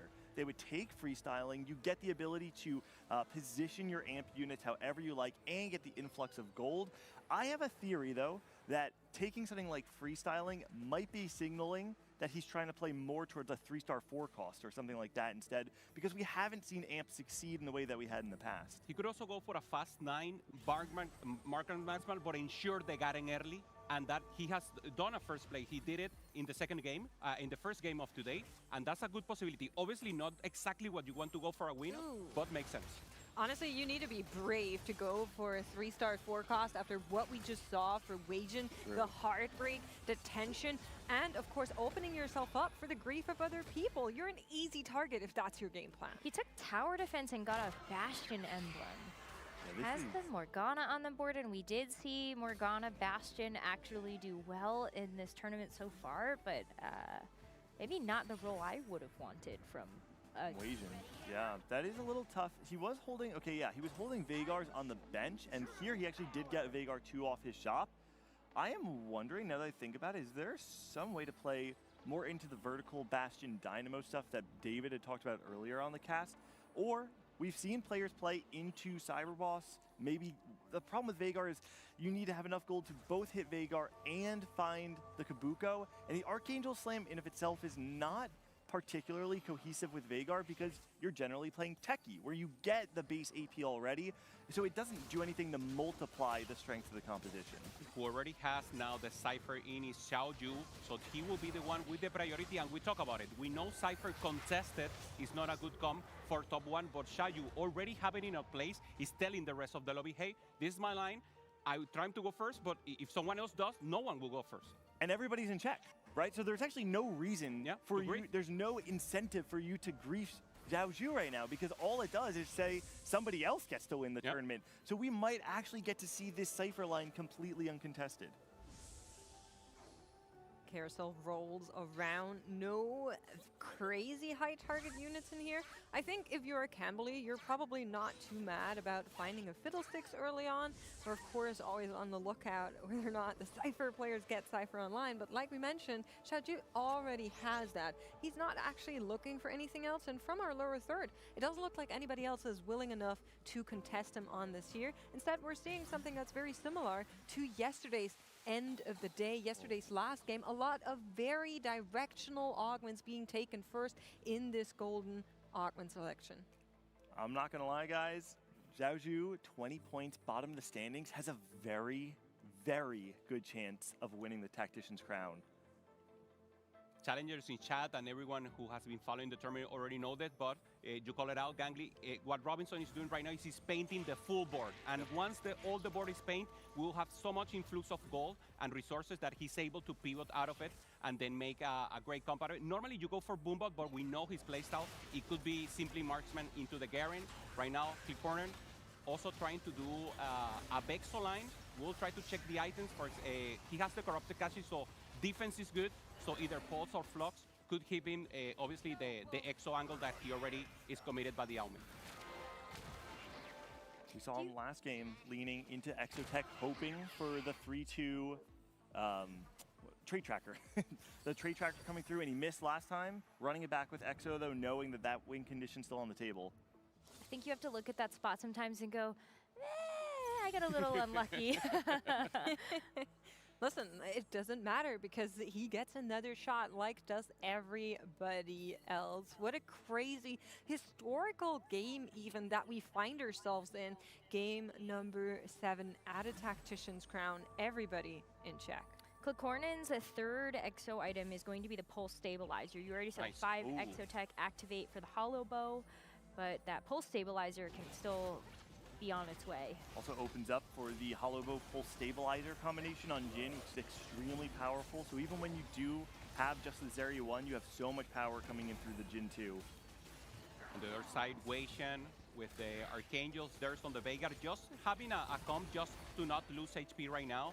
He's committing to the AP line, so probably Dynamo going for an Elise, trying to get an Elise reroll probably, and then trying to go to level 9. That will be the possibility for him to cap out. Very difficult to implement and to execute.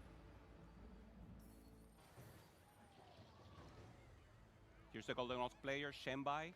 So looking good, obviously with the Senna. And once again, the win conditions here, the Graves, access to a backline, and also that Senna that is able to delete the front line very quickly, especially when 3-star, and then the Graves has that angle to actually perform and even win against Boombots or any fully cap-out comp.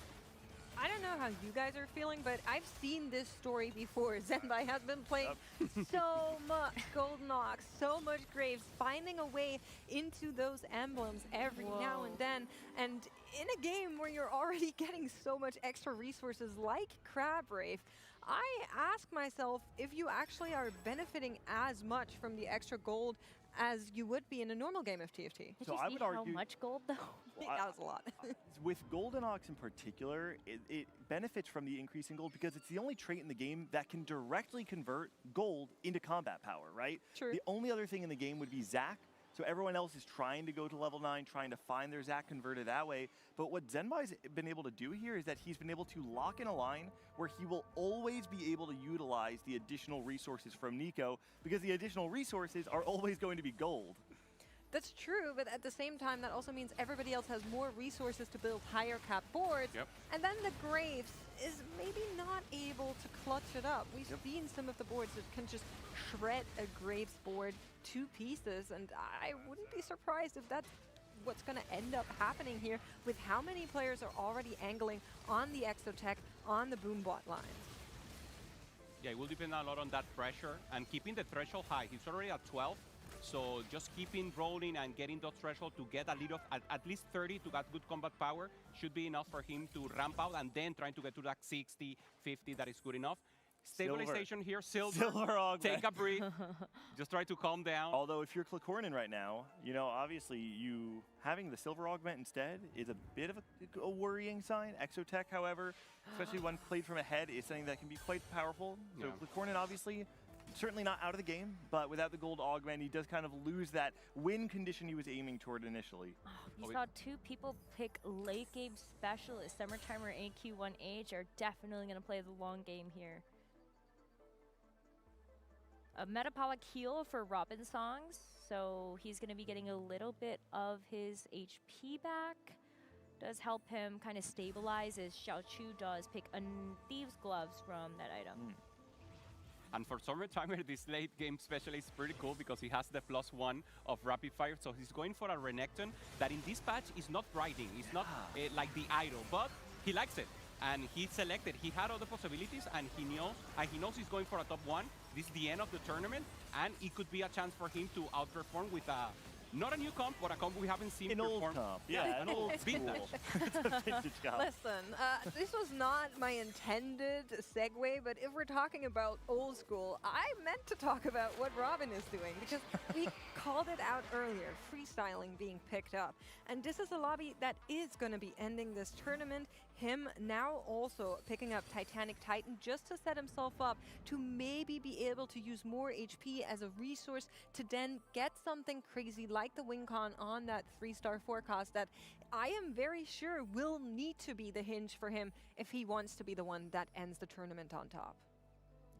AQ1H taking the double Econ augment in the Econ portal, right? So this is kind of calling back to what we were saying before, where if Golden Ox is the trait that can convert gold into combat power, AQH1H is certainly telling us that he wants to play into Zac. It's the other unit that can convert that. He wants to be able to go level 9 and then ensure that he can find a Zac 2, and have enough blobs to do what we saw Summertimer do in the last game with Zac 2. And looking good, playing EXO just because he has good units here, playing some Dynamo also in the middle term, and we know that that's the pivot that you were mentioning that you want to do, but for now, maintaining, preserving HP as much as possible, giving presence here to the table, going up against Corin, who is the one who is actually playing this Exotech, taking a loss, but he's still very healthy in SP. Corin, 100 HP still, pressuring the lobby, Summertimer also in the top. Looking at the forecasts. There's a Zed. There is a Zed. Xiaoju is able to pick up the Zed and the tier, important to note, because that is going to be a blue buff if you want it for either your Zed or your LeBlanc. Robin Songs just he's slow walking. That's his thing. Leave him alone.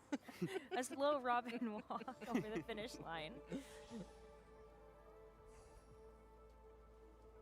See the rest, Shenbai still with the comp, Graves 2 online, Wei Shan still holding on into the Veigar as a holder, still hasn't found maybe that Elise or that angle he wants to outperform with the Archangels. And for now, is Silas, the one who's getting the rapid fire emblem for Summertime, just getting a little time and getting some healing also in the backline with the Kog'Maw. Look at the streaks here too, right? 7 streak over for the side of Summertimer, 8 streak for Corin. Neither of these players have faced each other in quite a while. And if they can maintain their streaks into stage 4, they'll really start to pull ahead of the pack. Question is, are they going to fight each other now? It looks like they're fighting. Well, only one can actually hold on to that streak, so we'll need to see who it actually is. Of course, Summertimer did lose earlier on, so is on the low in terms of total HP, and it looks like that might just also be what is going to be happening between the two here.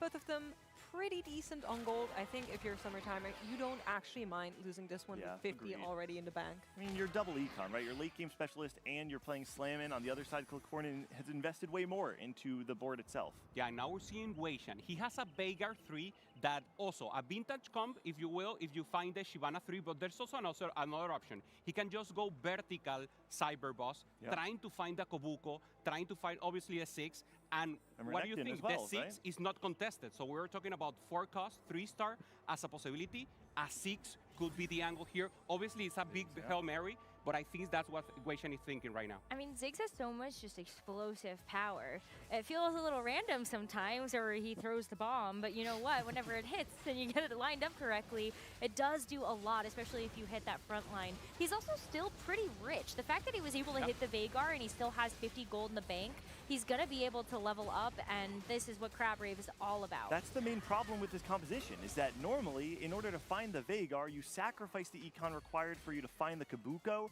Crab Rave is one of those few conditions in which you'll be able to find it. The question, though, is does a Veigar reroll composition hold up against some of the cap boards that we'll be seeing, even when you get 4 Cyber Boss on? I'm a believer. You are? I'm actually not sure what to believe, because it is so unique, like you're mentioning, that he has it already in play now, so that'll allow him to cap the board out in ways that most people will have never seen before. Matter of fact, together with that Crab Rave, you're just able to go all the way.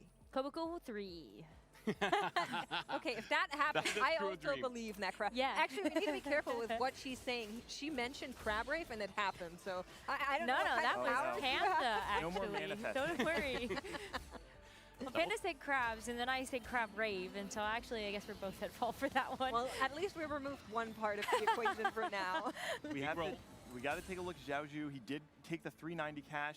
It was the one off of the Draven. It was Artifact, and I think it was Artifact and Components, if I remember correctly. So he has a lot of gold to be able to roll. Plus, keep in mind, he has Duplicators? 4 duplicators. Yeah, one off Draven, natural Draven here.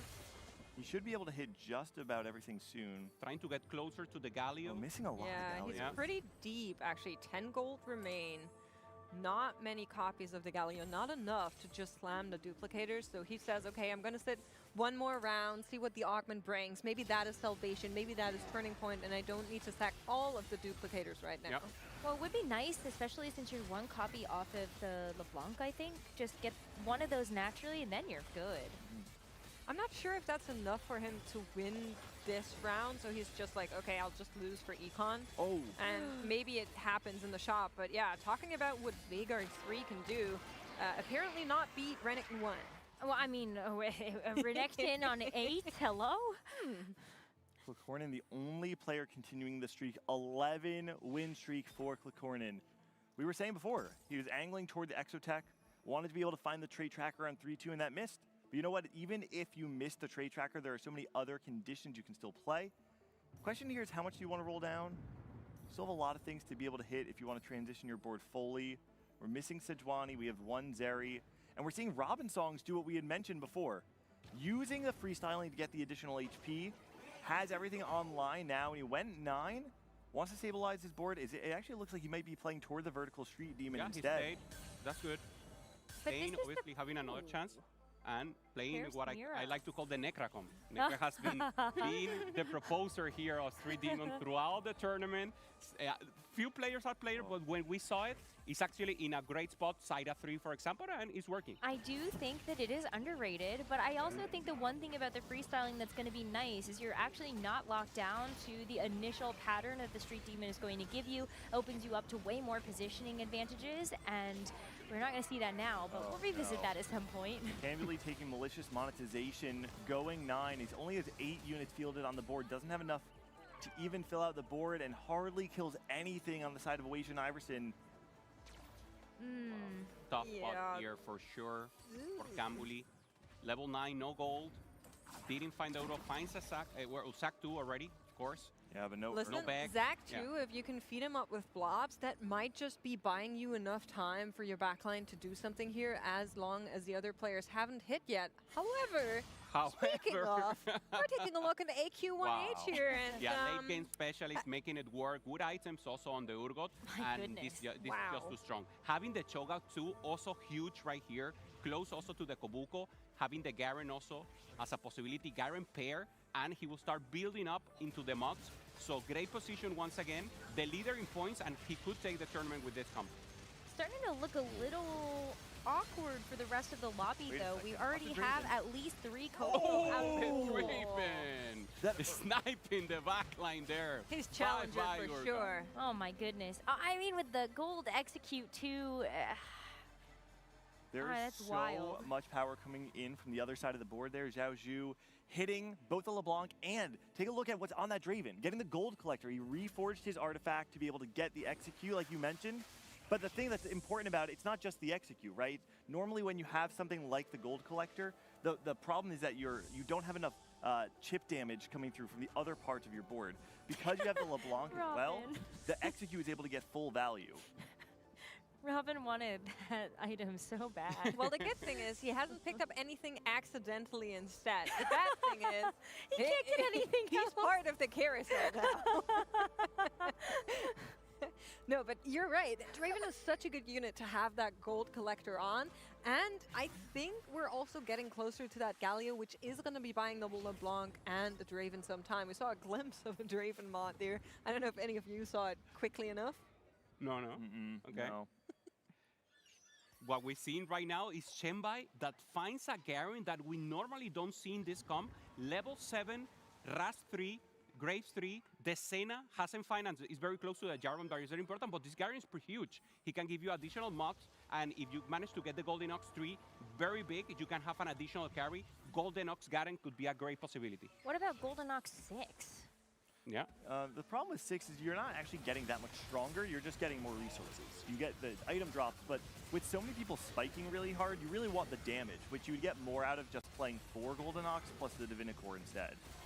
And he knows that, right? He's shown that in previous games as well, where he just slots in the 6 Golden Ox earlier on to try and get the resources back. I could see it here if he had a chance to do it just so, as he's trying to catch back out to the lobby in terms of econ and leveling. And then, you know, we'll see what happens after that. But let's take a look over at Robin and his Street Demon board. Samira 2 has been found, and like was correctly called out, we're on the lookout for the win condition, the 3-star 4 cost. There's already 6 Nikos and 5-6 on this board to try and keep options open, and you can see the rest of the lobby just hopping by saying like, oh, that's what you're up to? Don't worry, we know.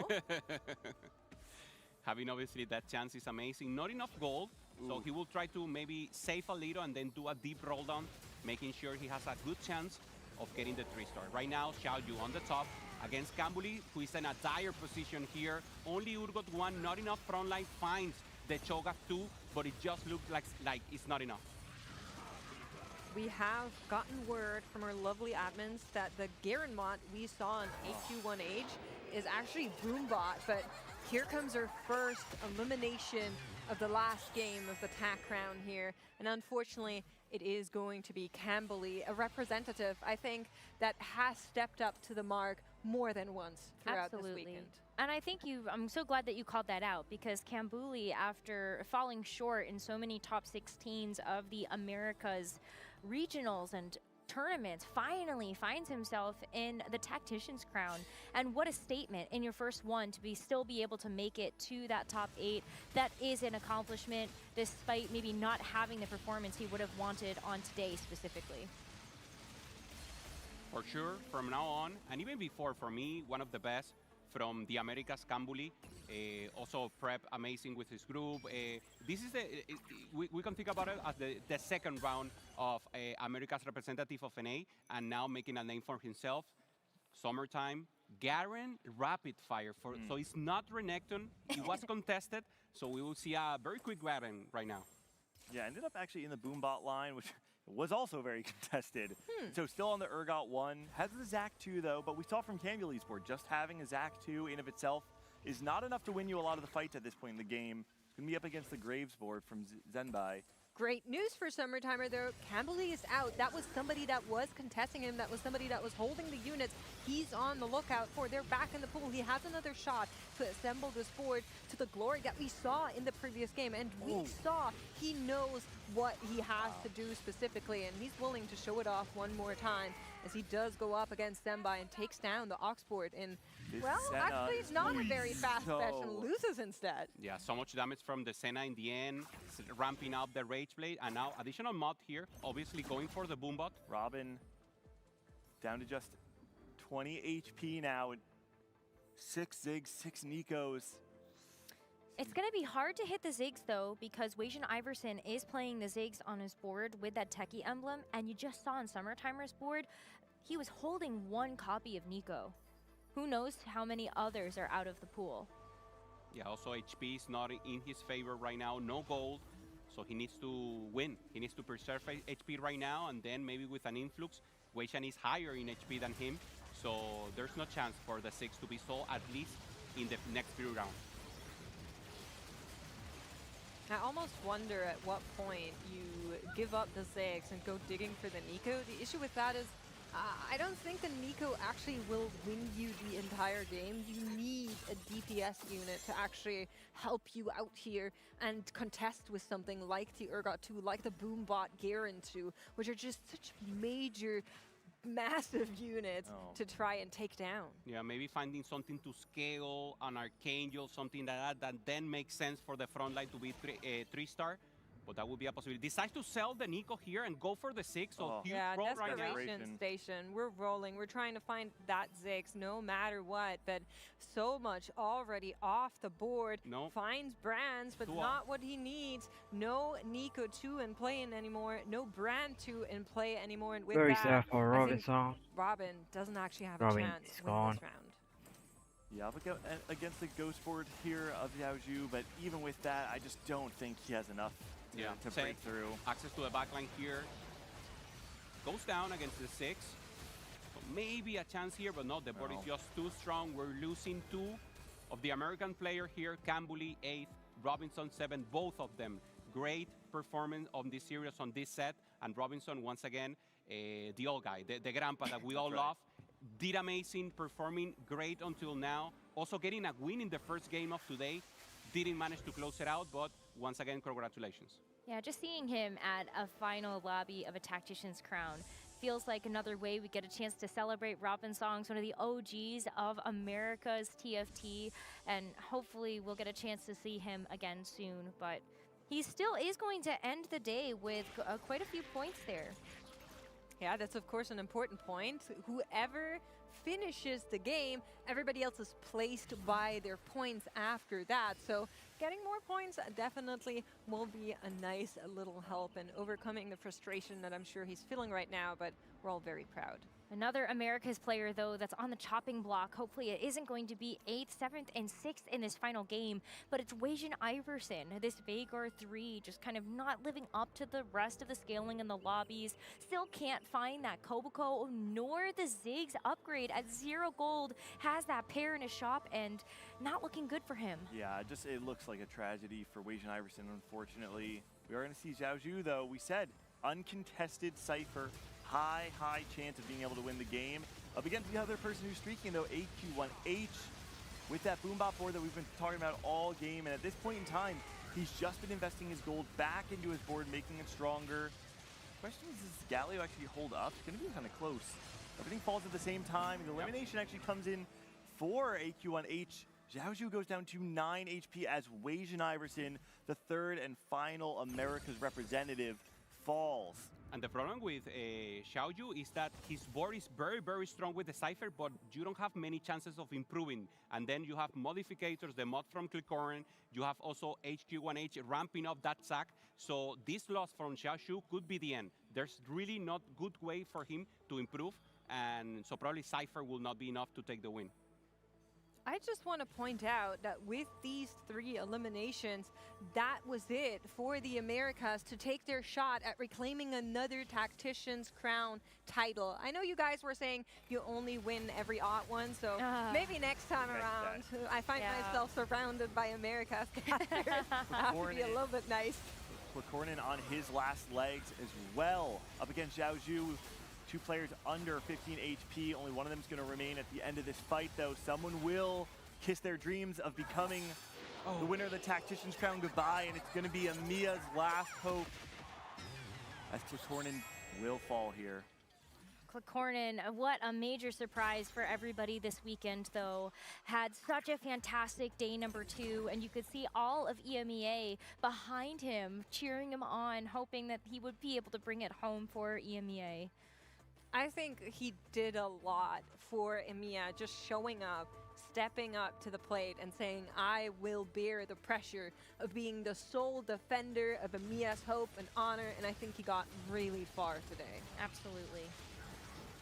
Great performance, and also taking great chances, taking risks, getting a lot of first and second places throughout the tournament. Great performance from Corin. I know he's happy, and our best to him, and we hope to continue to see him a lot more from him right now into the future. AQ1H, the one who has the best chance right now of winning it all, high HP, ramping up with the Garen mods, has the Zac 2, has the Urgot 2. This is just a perfect spot to be in. 26 gold, just rolling for additional blobs, making sure he has as much possibility, break out the rest, and avoid any shenanigans from anyone else. I'm just very glad no one died to the crab. Okay. The win for everybody Whew, there. crisis averted. A breath of relief goes through the caster sofa.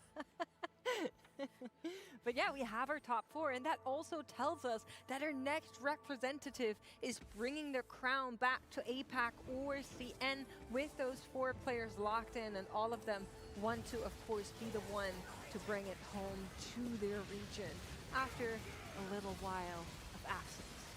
And it would be amazing for, I mean, if you take a look at Summertimer's performance, being able to follow in someone like Title's footsteps would feel amazing. But for Xiaoju, is that enough to eliminate him? It is He's just down. enough, and you can see the frustration. Such a close fight, but unfortunately the Cypher cash out not going to be enough as AQ1H maintains the streak. 8 straight wins, has been converting all of this extra gold, and is still sitting at 35 gold to be able to put into that Zac. Xiaoju is one of the few JOC players that have made it into the final lobby. Generally a group of players that people, sometimes smile about a little bit, but he definitely showed that they have what it takes. And now it's on Senbai to maybe try and claim the title for CN. Yeah, was by far the best performing JOC player, but Senpai is also going to be on his final life at only 7 HP. He is going to be playing a Ghost, but is he going to be strong enough to actually beat them? AQ1H is by far the strongest player in this lobby, as Summertimer is hoping to at least make this a close loss, if not even a win. The Zac actually gets enough in the backline, but does Senpai survive on the other side? It looks like he does. Zenbai stays alive. Summertimer breaking the streak of AQ1H. Everyone is staying alive. And still so much gold on the side of AQ1H. I think he just went 10. That's a level 10 board for AQ1H. 13 gold still to spend, so he has additional possibilities here. Having a chance, Shenbai, just trying to access the backline. He needs to destroy the weekend of any of these 2 Urgots, access the backline, and then obviously have a good possibility with both the Renekton and the Graves to totally delete the primary carries. It's all about trying to get that Graves He's on the next strong to side. the Urgot.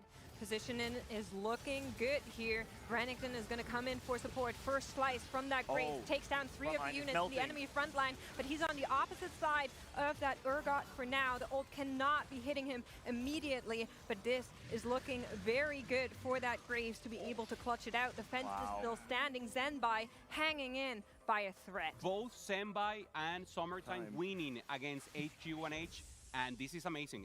He's not the favorite anymore. Summertime, the one with the win streak, and the one with the most possibility of winning it all.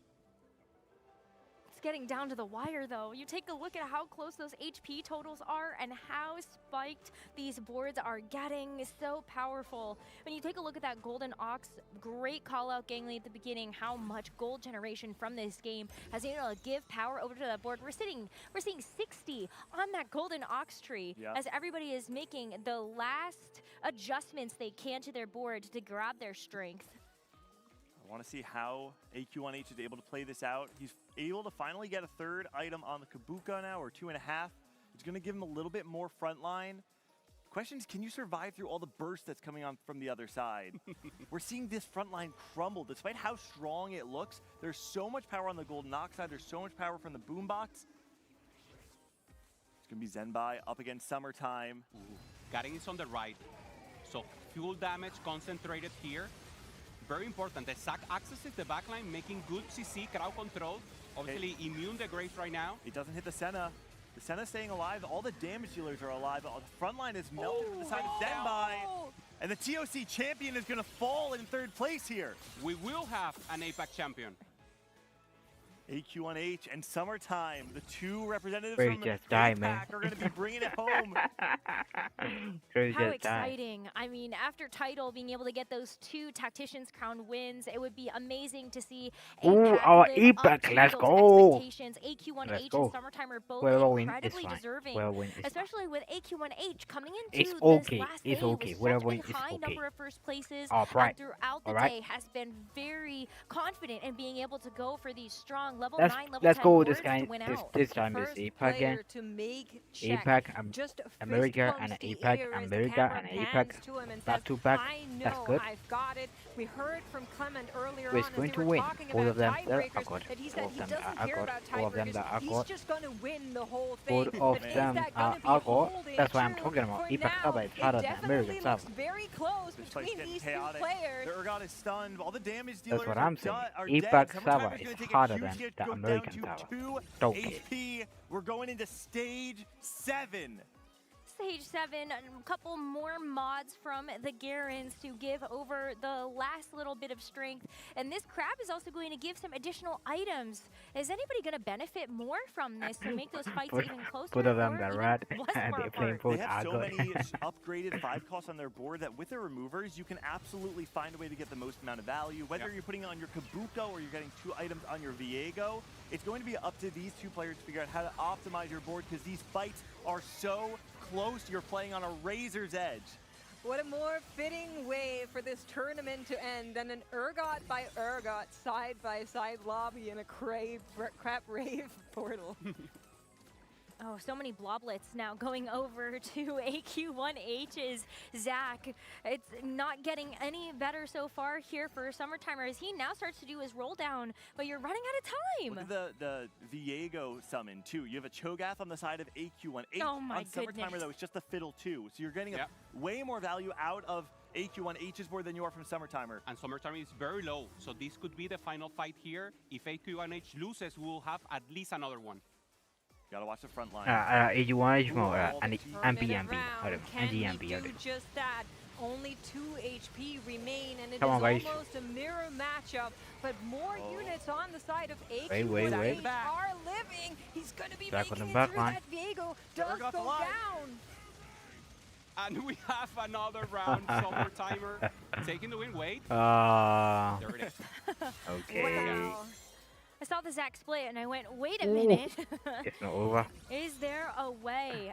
These Zachs are going to keep getting more and more powerful as well as we just continue to full roll that gold. AQ1H has kind of hit that cap though, being level 10. Summertimer thinks maybe I just don't need it and will not have the gold to go 10 himself.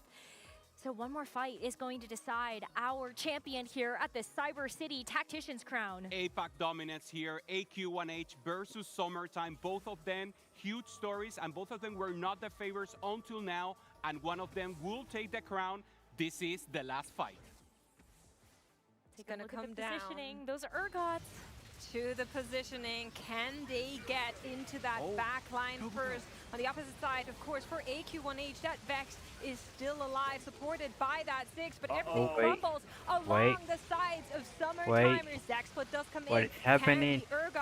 Wait. Wait. And it does Argo is dead. Wait, Garen survived. And Garen Argo is dead. And he survived. And Summertime is champion. Oh my god. What the fuck? Trouble champion from the Zeta. That's crazy. The Urgot at the end. Ooh, Summertimer, so much armor. APAC gets the crown. It's summertime for Summertimer. He says, I am not living in title shadow. I'm the hero of APAC. And he takes the win in a close fight, taking home the Tactician's crown back to APAC. Wow. Summertimer, your Cyber City Tactician's crown champion.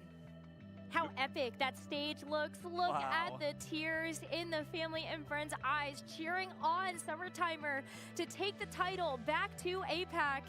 And what a fashion. Such a close fight. And let's see him wear the crown. Man. Look at that. Take your crown. Put it on. Put it on. Just the amount. what you must be feeling in this Ah. moment. Now we got So champion big, so of the huge. Cyber City. And Summertimer coming into this tournament as the favorite from APAC. People said, if you know, you know. Best player from APAC all set long, and he closed it out when it matters most. You have to feel good for Summertimer. You have to feel good for APAC. The most deserving, the champion of APAC, the most consistent of all APAC players in this set. It's just an incredible run, and for it to come down to such a close fight at the end, the Crab Rave, the use of gold to be able to play on the narrowest of margins and close it out, it's poetry in motion. Amazing. It is. I don't really have any other words for this because I feel like Summertimer, while we did end up hyping him up so much, I think really started to go on a downward trend at the end of that day number 2. Looked like it might have been close whether or not he would actually make it into this final lobby. Listen, I just think in that very last game, we all noticed that he kind of kicked into gear. He felt that second wind. He felt that elimination was so close that it was slipping out of his hands, and he claimed it back in a fashion that I will say looks very similar to what we saw from a good friend of his, which is Title, That's right. of course. And I want to mention Summertimer, a player that actually didn't play competitive up until this point because he didn't want to. He declined several regional invites and just that, no, I enjoy playing TFT on ladder. I'm not quite sure if I really want to compete. He steps into the ring and comes out with a crown. I hope that story is inspirational for people because imagine it could be you at home playing TFT casually or playing ranked. Maybe we'll see you at the Paris Open. Maybe we'll see you at the next Tactician's crown. I can't wait to see what the future of TFT holds. It all comes back at the end of the day to me is this is a player who went 8-8, who had 2 really bad placements back-to-back, playing contested Cypher. And we said at the top of the show, the key to success here is to not lose confidence in yourself. The second you doubt your game plan is the moment you've lost the tournament. And Summertimer is someone who said, listen, it didn't work out, but the game plan wasn't wrong, the result was wrong. Because if I keep trying, I'll get there. And to see it all culminate in a moment so close, it's incredible for him. Also, exactly as you said, many 8th places, but the mental was there. We saw him obviously focused, and that's obviously we have like 2 archetypes. Normally, the emotional player, he's the cold-minded. That's right. The killer. The killer. If you want, as you like to call him. And we saw that energy, we saw that aura, and he making it happen. So glad for him, as you said. Once again, accompanied now with Title as one of the best representative of APAC. So happy for him. We have a great champion. I think you could call him the Slayer. The Slayer? That's The good. Slayer. I'm down for that. Yeah. I'll call him the Garen Rapid Fire from now on. I mean, that was something that we were kind of not expecting. And I think heading into this tournament, we had a couple of key things we were looking out for. Who were really going to be playing some of those more default lines, really going for those 4-cost champions. And then who can actually hit the Exodia level compositions that are going to include all of those 2-star 5 costs, all the powered up Zax with all the blobs. But the beautiful part is that many people did it in different ways all day long, right? I think of AQ1H, who played that incredible tempo game that we saw earlier, right? Who was able to take that first place off of the Zed with the adaptive helmet, just playing tempo, slamming what he gets. And we saw it again with Summertimer. These players are playing lines that are not as developed, playing strange ways because they have tech, they have lines that they've practiced that are not known to the field. I mean, it's just incredible to see at this level of play. We're seeing once again, and Weishan, 2nd place here, making an amazing run also. AQ1H, even though he's the highest standing, we know that Summertime with that first place is the champion, and that's the magic, right, of this checkmate format that obviously bringing it when it matters the most. That's right. And that's life. Sometimes you just need to be very, very focused, and when the important thing matters, that's when you have to perform. I gotta give some props. Guys, thank to you guys Weishan for Iverson, watching for a had whole fantastic tournament, run for and a was whole nearly 3 there, days. and You is guys unfortunately were, gonna be you ending guys in are third the best, again, you which is guys what we are saw the main back in guys. set 9. And then the only I want to say for the last stream is I might stream a PBE also in like July 15. I will stream PBE on this channel. And then thank you guys for watching, thank you guys coming along with this tournament, thank you guys everyone who watched it, thank you very much from my heart. Thank you guys. And then we might also see this is the first time from Myanmar that we got the Riot official from Corin. So like that's honorable, and for us that's really good for us. And then they're really good for our TFT community. And then this is why I mean in my heart I thank everyone a lot. Whoever watch from you are from Myanmar or you are from other country, whoever watch it from Apex Saba, we got it. Like we got it. Apex Saba is the best. Apex Saba is the best. Both of them on the last tournament, last lobby are from Apex. Because that's really good for the Apex. So that's one. Thank you guys a lot. ကြည့်ပွဲလူတယောက်လည်းကျေးဇူးတင်ပါတယ်ကျွန်တော်အခုပြိုင်ပွဲကတော့ကြည့်ပွဲလူကောင်ကြည့်တယ် pro ကျွန်တော် CBA လူတွေအကုန်လုံးလည်းကျွန်တော်သိပါတယ်ပေါ့နော်ဆိုတော့အကုန်လုံးကျေးဇူးအများကြီးတင်ပါတယ်ဆိုတော့နောက်လည်းပြိုင်ပွဲတွေကိုဆွေးရခဲ့ကြည့်ပြကြအောင် Thank you guys really high match and really good for Apex such an amazing fun way. Did you know that I almost put 7 games for my pick'ems? Ooh, you should have, but at least you remembered to do them. Yeah, I did. Thank you for that. No, but I think I was thinking about 7 games because, you know, while statistically I looked at what a crazy game. 5 seems normal. This Cyber City set has had so many surprises, and it's the variety. I was stream PB. I was stream PB in 50. Probably not. I think that's where we get to like. Play around, so I thought maybe there would be some moments where our players would get surprises that would throw them for a loop and would really need them to stay on their toes. Yeah. So very possible to see 7 games. We talk a lot about this boom bot comp in the end as a possibility, and normally it's because of augments. They both got late to gain specialists to get to that amount, and then we had the Nico that obviously was also a protagonist in this round, making so much gold to everyone, and these were the 2 players who ramped it out in the end. Obviously getting that Garen and thinking about the rapid fire emblem. When I saw it first, I was thinking this is very difficult to achieve. Yeah. He already had the plan. He was not planning to play the Renekton. He was planning to go fast 9, get the Garen, and then get the additional mods and power to achieve this historical feat that is going first in this Tactician crown. Almost, it feels a little bit as if he was trying to hide tech in the first couple of games. I know it sounds so crazy to say that, but when you compare the last 2 games Save it from to the 7 games of day 3. Yeah, it kind of does. If you look at the last 2 games and you compare it to what he's been doing throughout the tournament, throughout this day, especially in the first couple of games, it is such a different play style. It seems so much more analytical, deliberate, planned and calculated in those last 2 games that it's truly astonishing. Pupe called it a vintage comp, and to be clear, when it was in the meta, Garen was played, but it was considered the lower variation of it, right? You would play the vertical bastions. This version with the Boombot is something that has come out of the woodwork with the introduction of this Fast 9 playstyle of the last 2 patches. I do want to say, if you are Zeta, you have to be feeling good right now, having 2 set champions under your team. It is a good day for Zeta. 3 championships among them. True, yeah, absolutely.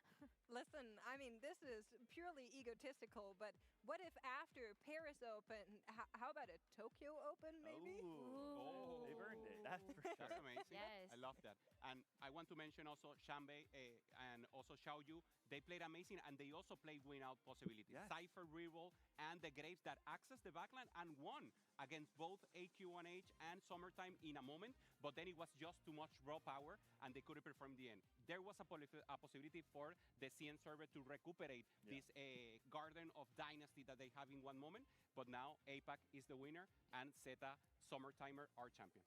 And we have our winner on the line with us, so please join me in welcoming and congratulating Summertimer. Summertimer, hope you can hear us okay. How are you? How are you feeling after your win?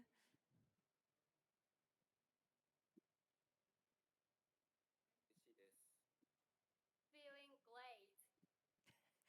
So excited to see you, and thank you so much for joining us. I'm wondering if you could speak a little bit about your prep heading into the event.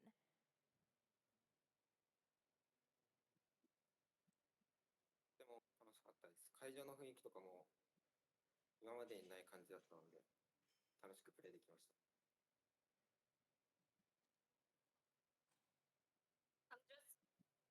I'm just feeling just fun, a lot of fun. hopefully your games were fun today. And I know that you play a lot of League. Has there been any crossover for you between League and the skills you learned from there to TFT?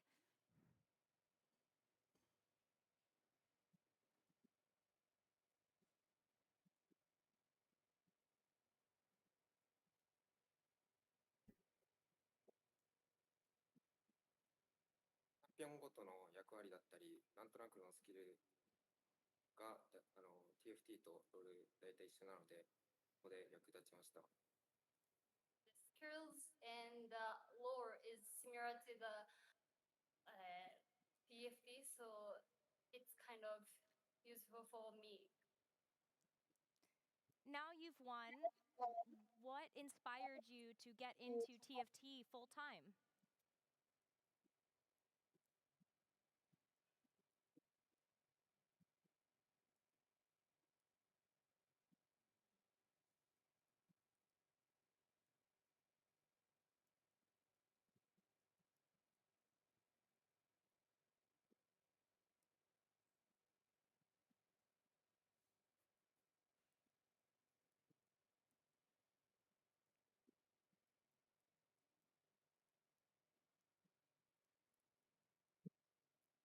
What inspired you to get into TFT full time?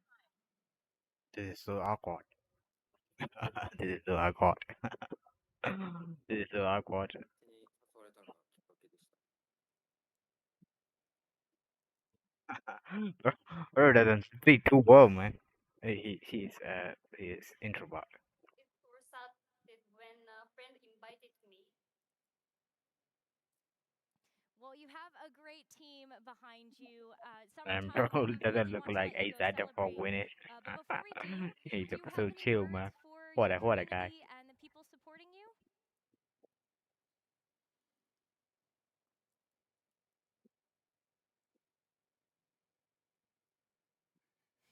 It just says thank you. Thank you so much. Enjoy your championship.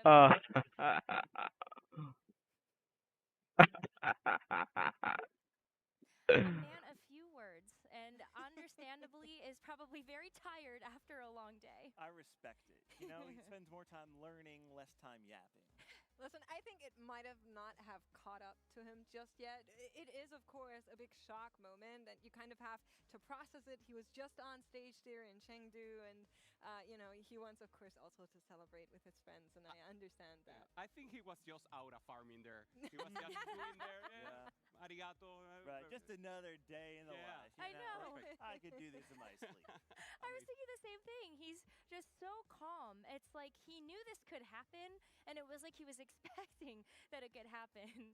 I love that. It's the confidence. Well, we talk about how important it is to be able to play under pressure. If nothing else, it seems like Summertimer has the personality and has what it takes to be able to stay cool in those moments. And, we're saying this like half jokingly right now, but there is something to be said about someone who's able to just hold it together, because I can imagine myself well, I can't actually imagine myself in that position, but I imagine if I were in that position, it would be extremely stressful. It'd be horrifying to be playing on stage. And if you just had that interview with him and didn't understand the context, I don't think you would ever guess in any world that he had just done what he had done.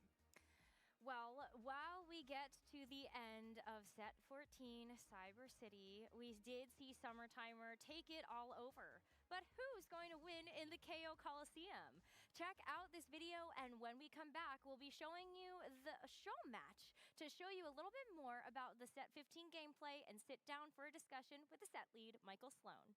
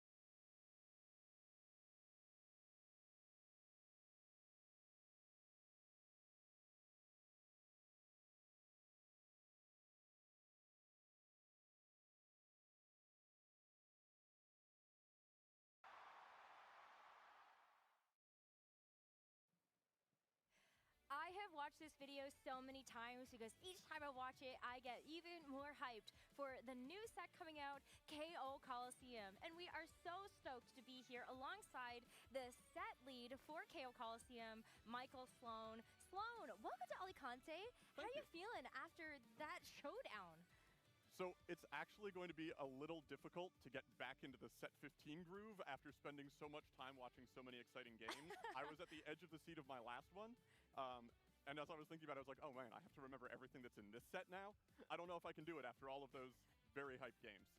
It was a very exciting finish, but let's go ahead and start out with the biggest excitement on our mind for this set, and that's the anime theming. So can you tell us a little bit more about the inspiration from this set? Yeah. So we knew we wanted to do a theme that we hadn't really done before. We do a lot of themes that are science fiction or fantasy, and we want to kind of explore that a little bit. We knew we wanted to do an anime theme, so we were casting around to be like, what is the best style of anime to deliver in a TFT set, since it's such a broad genre? And the classic anime tournament arc seemed like an obvious candidate. We are a fighting game, and tournament just fits so well into that. And it's also something that can encompass so many different elements of anime. So our hope is that everyone playing this, no matter what type of anime you are interested in, can find something in it that captures a little bit of the magic of what you like. We went really big, we went really exciting. There's a lot of flashy elements, trying to capture that spirit of, you know, the 3-episode-long power-up arc, or just the main character who has just some incredible power they break out at the last minute to save the day. Oh, there's so many Easter eggs in there. There is. And honestly, as a huge anime fan, I know, shocker to everybody watching, but as a huge anime fan, I had so much fun trying this set out. I was able to play 1 or 2 games, and just the visuals in it alone are killer. They were so fun. I particularly love the music. I mentioned this to you, of course, before, but looking at kind of the art style, can you maybe talk a little bit about what the inspiration was in visuals? Yeah, so this was another thing at the start. We were tossing around what could we do to make the set look exciting, what could we do to try to capture this in a new way. And I don't remember who, but someone pitched the idea of like, oh, what if we just made every character look like they belonged in an anime? And I remember the general consensus at the meeting was like, man, that would be amazing, but I mean, we can't, right? And then the art department went, actually, no, and we're going to. I love and that. I think there's a number of things in this game that went above and beyond what our expectations were going in. And I'm just really proud of how much the team was able to deliver on the visual and artistic side of this, from the UI to the new anime shader to just the sharp visual effects everywhere. Art team, you guys are amazing. We can feel that this was a work of passion. There's so many small details to kind of ease you into the anime world. All the unit designs, the artwork is tremendous. Can you kind of share what aspect of this new set you were most passionate about designing? Man, that is a hard question to even begin with. I think the part that was the most fascinating to me as someone who likes exploring things in TFT is the set mechanic. I think trying to find ways to say you can make your units more powerful, you can do so in interesting ways. There's a lot of variety to explore. You can play the same carry in a number of different comps, in a number of different ways within those comps, and trying to capture the anime vibe and the anime flavor inside that set mechanic was probably the thing that was most fun to chase down. But also just getting to try to put all of these high moments into TFT at once in a way where they don't overshadow each other was also like a really fun challenge, because sometimes we have 1 or 2 units where you're like, I'm not as excited to see this unit do its thing. And we tried to make that as infrequent as possible, to make almost every unit have some really exciting visual impactful moment. And just getting to really care about all those units at whatever cost they were was another fun moment and a great thing to put energy into. Oh, all of those units have such unique qualities to them, and I cannot wait to play with every single one. But I know, Sloan, you're not the only person on your team. You have a big team that's also helping you build out this set. So give us a little insight behind the curtain. Was there anybody on your team that was like really, really passionate about something in particular about this set? So I'm going to call out the entire art team again, because art, audio, visual effects, animation, everyone went over the top with this. But also, like, I have to, my fellow designers put a lot of effort into the traits they worked on, into the power-ups they worked on. I think since on screen we have Lulu, Monster Trainer. Monster Trainer was a passion project for one of my designers who spent days polishing all the visual effects and timing of this so that when you put in Lulu and choose your monster, you get this fun, juicy animation, and when you select Lulu, like, jumps back happily and the monster grows, and just getting to invest that much time into the little tiny pieces that ultimately don't matter in the big scheme of the gameplay, but make the experience just feel that much better. The fact that you can get a shiny monster out of the Lulu is perfect. Like, that was a very big detail for me when I found that out. Listen, but I think the more important question is, how did you get Rammus into the game? Yeah, hello? How did you pay off Mortdog for this? I said I would tell this joke on stage, so I'm going to tell it on stage. It's not true, but the joke was, I was going to say that when I presented Monster Trainer to Mort for approval, I told him there would only be 2 monsters. You just forgot to tell him there was going to be a He Rammus. did allow Rammus. I think he was a little upset about it, but ultimately we got Rammus in. That's the important thing. Incredible. I love that. But I also love the set mechanic. You already brought it up. I think in the death drop it only says at the start of the game or something. It's a bit vague. Can we maybe go into detail of like when it happens and how it really works? Yeah. So at 1-3 and 3-6, you will get the Power Snacks, which arrives on your board in the form of a magical fruit. By feeding it to a champion, you will open an armory of power-ups. Every champion has a pool of power-ups they can get that are tailored to be good on that champion, sometimes in certain situations, sometimes all the time. Select one of them and that champion will be powered up. So you can only power up a champion once, so you have 2 champions you can power up starting at 3-6. And if at any time you've decided this champion and its power-up just aren't quite fitting my team, you can either sell the champion and get back the power snacks, or you can use the power remover on the champion to get back the power snacks and keep the champion.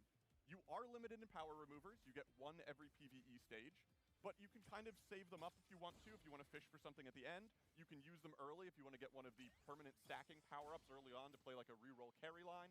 There's a lot of flexibility in how and when you want to empower your champions, and what you want to do when you're done with that power-up and want to move on to something better. As someone who loves to optimize things, is there a chance that I can just constantly reroll and fish for the exact power-up I want, or is it I'm going to have to play around with it every time? So the answer to that is yes, but you do have some opportunity to fish. We didn't want this to be you're stuck with whatever 3 options you get. So when you use a power-up on a champion, you will see 3 options that are different from the 3 you saw previously. After that, you can start seeing repeats. So you have some control, but not enough control to always get the one you want. Well, you talked about duplicates, I think. So how often does this actually come up, and how many times can you get a duplicate power-up to get the extra power on your board? So you get a power remover every PvE round. And so you can kind of control how much you want to be able to get it. And some power-ups do have a 2-piece. So you can put a power-up on a champion, and then if it has a 2-piece, you can try to fish for one of those same power-ups on the other champion. They'll both have the same power, and it'll get slightly stronger. So it's a good way to get a little more power, but at the expense of not having the flexibility of saying, oh, I have a great tank power-up on my tank and a great carry power-up on my carry. Okay, so a little bit of balancing you have to do there, try to figure out what the pros and cons of that. Can we get some of the flavors of these power-ups? What's your favorite one? So I think one of my favorite ones is fan service. We mentioned it in the dev drop, but it allows you to play Xayah and Rakan as a reroll comp when they don't normally share any traits in common. I'm also a big fan of Shadow Clone, which gives you a duplicate of the unit that it's on. And then there's some simpler stuff. We have one that I love the aesthetics of called Fairy Tale. And it's whenever the unit casts, they generate 2 fairies behind them that fire projectiles that deal damage. It's a really simple, just plus damage power-up. But the visuals of having a spam caster surrounded by a ring of fairies that can start spreading across the entire board is really delightful to see. So some of them, the effects may not, be the most impressive, unique things ever, but they have very fun visuals sometimes.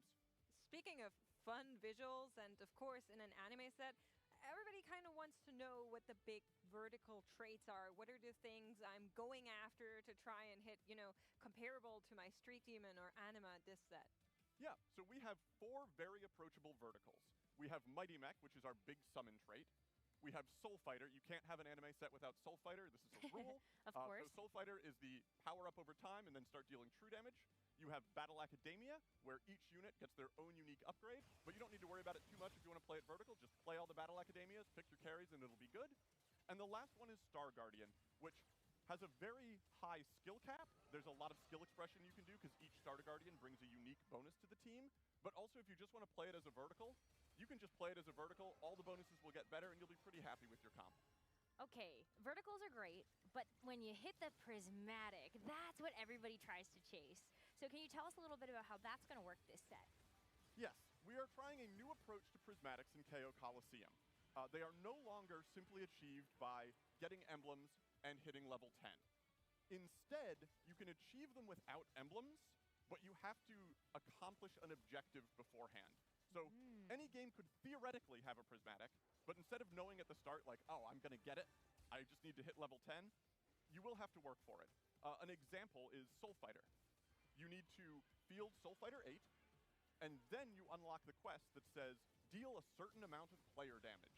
It's a very high amount, so you'll only be able to do it in games where you have a strong board, a lot of other players are very healthy, and you're able to win streak. Star Guardian asks you to spend a lot of mana, Battle Academia asks you to put items on a lot of Battle Academia units. And then we have a couple others that are achieved in slightly different ways. If you want to get the prismatic for the crew, you have to 3-star everything, which includes the 5-cost Twisted Fate. Oh. If you do that, the reward is worth it, but it's not going to be something you can just be like, yep, this is the game, I'm going to do it at 2-1. One of my personal favorites is Mighty Mech. If you are playing Mighty Mech at 2-1, you can see the augment, I'll be the legs, which makes the Mighty Mech stronger. If you have that at 3-2, you might see I'll be the arms, which makes the Mighty Mech stronger still. And if you have both of those at 4-2, you can see and I'll be the head. And if you have all three of these, you hit a certain level and you field all the Mighty Mech units, you will unlock the prismatic Mighty Mech effect. So it really is a collect them all to power up. I love that. What if you don't have an F key, but you're really fond of the D key? Are there compositions You're talking and traits about for me. us? That's very nice. Thank you. So there's a lot to satisfy players who want to play reroll. First off, there are enough power-ups that enable reroll compositions, either by granting infinite scaling or some other thing like fan service, that you can reroll a lot of comps that might not normally appear to be rerollable. But we also have the crew, which is a very novel sort of reroll trait. As a player who plays a ton of reroll, even if I go 8th, I personally love it. What it is it doesn't have normal breakpoints. When you play the crew, you get some bonus stats for the number of crew units you have, but the way you unlock additional breakpoints is by 3-starring crew units. When you have 1 3-starred, you gain benefits for rerolling. You gain 1 experience per reroll. And also, your odds of seeing low-cost crew units don't drop with level. Since that's a little bit difficult to explain, it means that if your odds of a 1-star unit at a level are 55%, and then you level and they would drop to 40%, instead for crew units, they stay at 55%. So the trait will is a kind of an engine. It helps you level up while also helping you hit your units. And then, once you've 3-starred 3 of them, the ship arrives. The KO Coliseum rulebook doesn't have any rules against bringing a spaceship onto the arena. You probably should have thought that through better. But the ship fires missiles whenever your units deal damage. It's a very cool visual, and it just, you get a barrage of missiles that can tear through the enemies. Sounds broken. I like it. If we're talking about other traits, there always has to be a for fun trait, the lose streak, the cash out trait. That's what we're all chasing for all the time. I'm addicted to it. What's in store for set 15 on this front? So we're trying something a little bit different. It has some elements of things you've seen before, but we hope that the combination is going to lead to a novel experience with Crystal Gambit. And Crystal Gambit is a standard 3-5-7. It doesn't do the 3-4-5-6-7 we've seen in a lot of recent cash-out traits. And the design intent behind this is, at the 3-piece, you get an effect that is effectively Heartsteel from previous sets.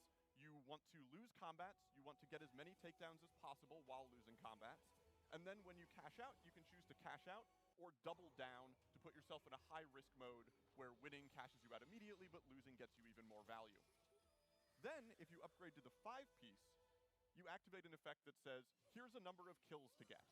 When you get this number of kills, you gain loot, and we choose a new number of kills. So if you play the 5-piece, it's really going to reward players who are great at staying right on that edge and losing combats by just 1 or 2 units. And then if you hit the 7-piece, yeah, you'll start getting a bunch of loot again. At that point, you've got an emblem and a 5 cost. You deserve it. Listen, when I played the game, I had the feeling that there were a lot of options for me to just splash something in if I was trying to build a comp. Of course, that's really helpful. I feel like when the set just releases, you just have the chance to put a pair here and maybe a singular upgrade unit there. What's kind of the approach that you've taken in KO Coliseum with units like Lulu, for example, or Mentors? So yeah, we have a lot of units that are pretty flexible. Lulu, as you mentioned, Mentors, who you can play 1 of in basically any comp to give your team a bonus, or 4 of if you want to give the power only to the old Mentors and see what the teachers actually are able to teach. But also, a lot of our classes start at 2-piece. Previously, we have a lot of 2s and 3s. KO Coliseum, we have many more 2s than 3s. Part of the reason for this is when you have 4 major verticals in a set, which as we talked about, we do, you want to make sure that not every game is major vertical, major vertical, major vertical. So we made sure you can really dig into that class side power, so there's reasons to not just play 8 Battle Academia every day, because it might be really easy to put in like the 2 Sniper, the 2 Bastion, or even the 4 Sniper, or the 3 Bastion, or whatever you want to do to actually flesh out your comp. Well, I like all of the splashable traits because I think it provides you a ton of flexibility, but I also really like the 5 costs. And we got a chance to see some cool legendary units, but can you give us a little bit more detail on some of the ones that didn't get as much love? We've got Zyra as well as Twisted Fate we get to play with next. Yes, absolutely. So I love both of these units. Twisted Fate is a fairly simple hybrid attack/spellcaster. His auto attacks bounce from target to target, and his spell nukes the closest 4 targets and deals extra damage based on how many times his bouncing attack has hit them. So he can carry AD items well, he can carry AP items well, he can carry attack speed items well, you can throw Morello's or Red Buff on him and have a great time. He also has the Rogue Captain trait, and this does 2 things. It serves as a capstone to the crew by increasing the damage that your crew rockets do simply by having Twisted Fate. So even if you're not going to 3-star him, you want him in a crew comp. And then every round, Twisted Fate will draw a bounty card. And the trait Rogue Captain will update with the thing the bounty card gave you that round. This can be a wide variety of things, from gold to loot to buffing Twisted Fate permanently to buffing your team permanently, and all of these are effectively, once you get them, you have them. Twisted Fate gains 15 permanent AP. Your team gains permanent health. So Twisted Fate early is really going to be a great source of extra power, extra utility, and if you have the right items, even more utility. And Zyra is probably our most threat-like 5 cost, in that you can put her in any comp and she doesn't really need her traits. She is a Crystal Gambit Rose Mother. Crystal Gambit obviously is our econ high-risk trait, so not a lot of power there. And Rose Mother gives Zyra a placeable plant. If you place it in the front line, it'll act as a sort of tank. If you place it in the back line, it'll act as a damage carry. And then when she casts, she summons a bunch of plants that will deal damage to enemies, and also grants everyone on her team a decaying attack speed buff that can get really big. Ooh. So if you want to cover the board in plants and have Zyra sit back while her plants and her other minions kill the enemy for you, great unit to put in. Oh, and here we have 3-cost Zyra. Oh my gosh. It's a lot of plants. Yeah, the enemy is going to be in a lot of trouble if they walk anywhere near that garden. Wow, That's those are a lot of definitely a 3-star Rose plans. Mother. Yeah. I love that. I mean, something else that we heard a lot about, though, and I think it also relates to maybe what you were saying for the Twisted Fate. We got a revamped role system for our champions. And so it looks a little complicated. There was a lot to kind of digest there, but is it really as complicated as all of that information? So I think the big picture approach to roles revamped is characters will do the thing you expect them to do, and frankly, if you play TFT today, you can play TFT with roles revamped with very little change. Put the items on the units, put the right items on the units, the things that role wants, that unit will succeed in its role. So the main goal with roles revamped was to set us up for a better future of TFT in terms of design space, in terms of accessibility, in terms of getting rid of like the 50-50 at the start of a fight, as whether your frontline carry gets killed immediately or the tank tanks. But in general, it should just work like good old TFT. Characters will be better at doing the thing you want them to do, and if you're someone who really likes getting all the extra details out of something and really optimizing it, there are a few extra tricks you can get. Fighters might not need Omnivamp as much now that it's an inherent part of their role that they get some, etc.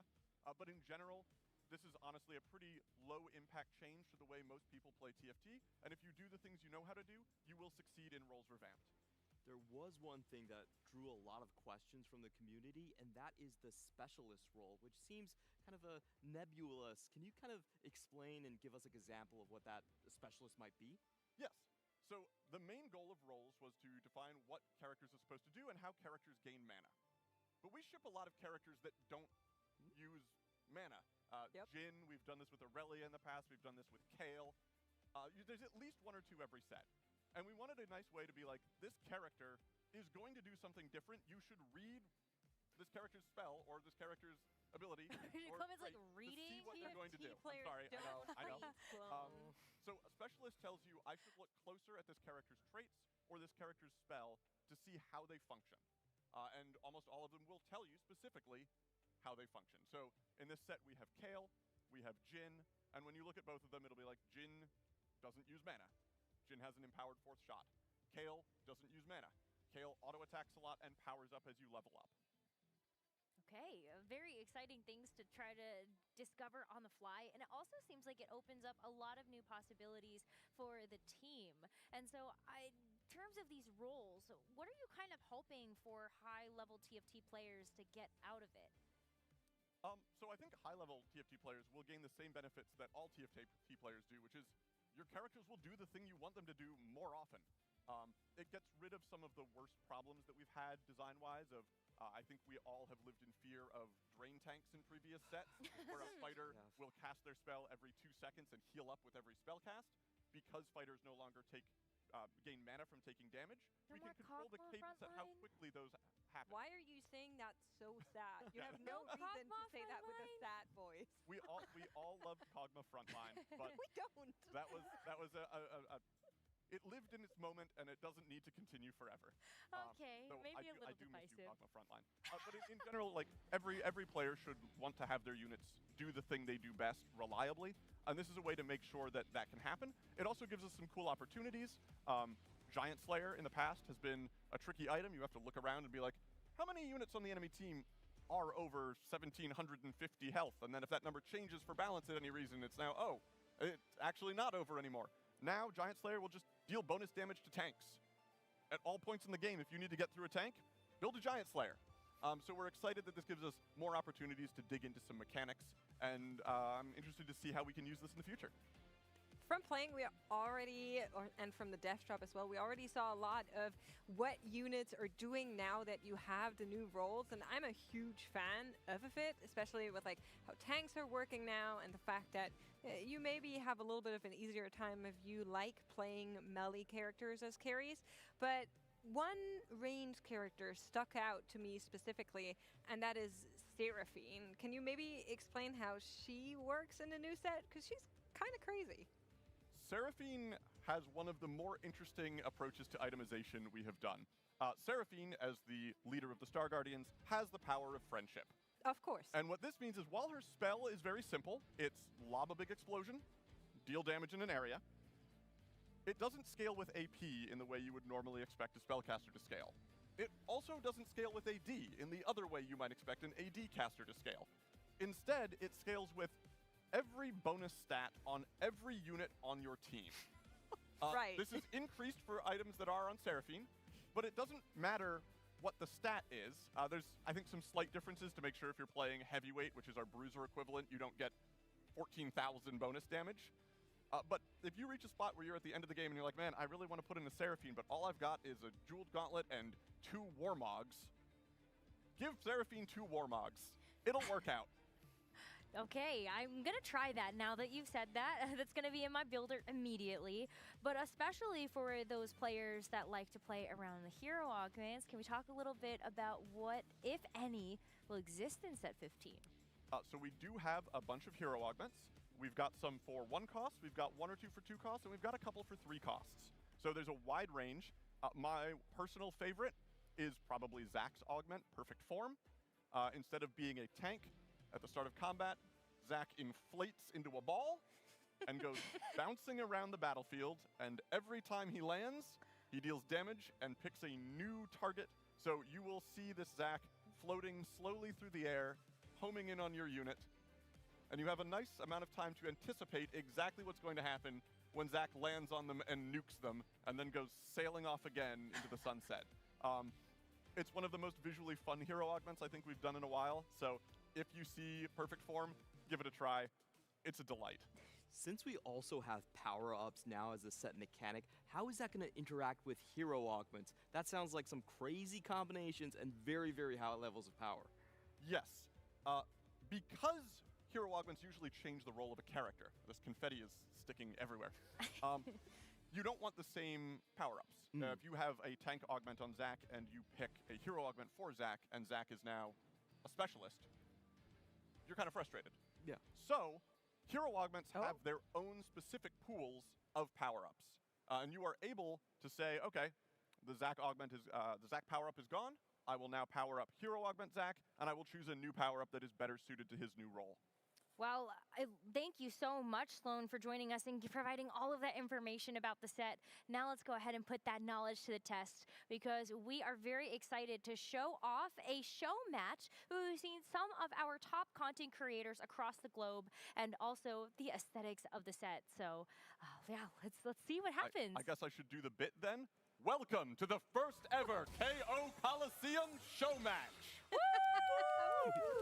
That was great. And we're actually going to be going into augments straight away. I just quickly want to shout out that Hoopa is playing over there from our stage, but we are getting a first chance to see some of those trait augments. I love this one. Gold I'm gonna Destiny play gets a Battle random Academia, augment right here. Can you explain how crazy not this one can reroll. get? Yeah, so there's a gold destiny and a silver destiny, and each one is gain a random augment of this tier and bonus gold. It's great if you want the gold and are willing to accept the risk. I have seen people with good boards go, I can't lose, pick Silver Destiny and hit Dumbify, having their entire board vanish. So there is always a little bit of risk associated with it. Also, it looked like we had an early Lulu on one of those boards. If you get early Monster Trainer, because this scales with XP on takedown and at the end of each combat, early monsters can get really, really strong. Listen, what you're seeing in the picture-in-picture on the bottom left, that's just classic Twitch chat, okay? That's all of us. None of these guys have ever played a game of KO Coliseum before, yet they feel like they should be backseating here. But we have a strategy planned out already. I asked Hoope-san to go for the Battle Academia with Bastion 1-cost reroll. No way you can go wrong with that. I don't think he's going to do it, though, because he was telling me he was really excited to play Luchador, which I understand. Luchador! He does have the Nefaries on the board, and we knew that Gangly couldn't stop talking about Nefaries in this set. What is the new Nefari doing in set 15? So the new Nefari is a frontline fighter who will spin at the target, dealing damage and shielding very briefly, but does have a unique power-up that gives her 2 additional dogs that will hunt down enemies nearby. There are a couple champion-unique power-ups in the system. Not every champion has one, but many do. Well, let's see. Here we see our power-up armory. We've got Critical Threat, which lets your abilities critically strike and grants ramping critical threat, and Cyclone Rush, one of my personal favorites that I think is going to not be everyone's personal favorite. That at the start of combat, as we can see the tornado in the backline. It's Zephyr! If you remember Zephyr. Oh, I remember Zephyr. That doesn't sound so fun. I don't understand. But it does mean that there's some utility in some power-ups. There are some that can provide burn and wound or shred or supportive effects. So while many of them are selfish to the unit in question, there are a bunch where if you need a specific tech and you're able to fish through the power-ups, you can find the tech that your board is lacking. And there are many times when one of these is worth playing. If your opponent has a big carry, take Cyclone Rush. Why is that character has a special border right there? That was kind of interesting. That means that character is powered up. Oh. And you can see them in the shop and on the board. You can also see in the trait tracker on the left-hand side, we see Killer Instinct here with a purple glow around it. That lets you know that Lucian, the character with the purple glow around him, has the Killer Instinct power-up. So it should make scouting pretty easy. You can scout a board. You can immediately look at the trait tracker to go, this person has Killer Instinct. And when you get the second power-up, it has a different color. So you can easily tell at a glance which character has which. I love that thought going into the visuals. It's going to make it so much easier. Listen, we're seeing Crystal Gambit already being played by Tex actually on the opposite side. So we're going to get a look at how the new chase trade on the cash out is going to be looking like. What's kind of the break points with Crystal Gambits that you think would be fun to reach in our show match? So I am very bad at cash out traits. So my personal testing of Crystal Gambit has been I go 8th quickly and don't cash out. Okay, so I I'm can not the relate. best person to answer that question. I do know there's a lot of exciting stuff in that loot system. I just don't know exactly when it starts because I can't hit it. Okay. I probably can't either then. You might have the advantage of not play testing alongside many of the great players on the TFT team. When we do these internally, it's not always the most balanced if I'm in the same lobby as some of our top players. So I don't play Crystal Gambit there for that reason. But you have some very powerful playtesters that you work with now to balance out these sets too.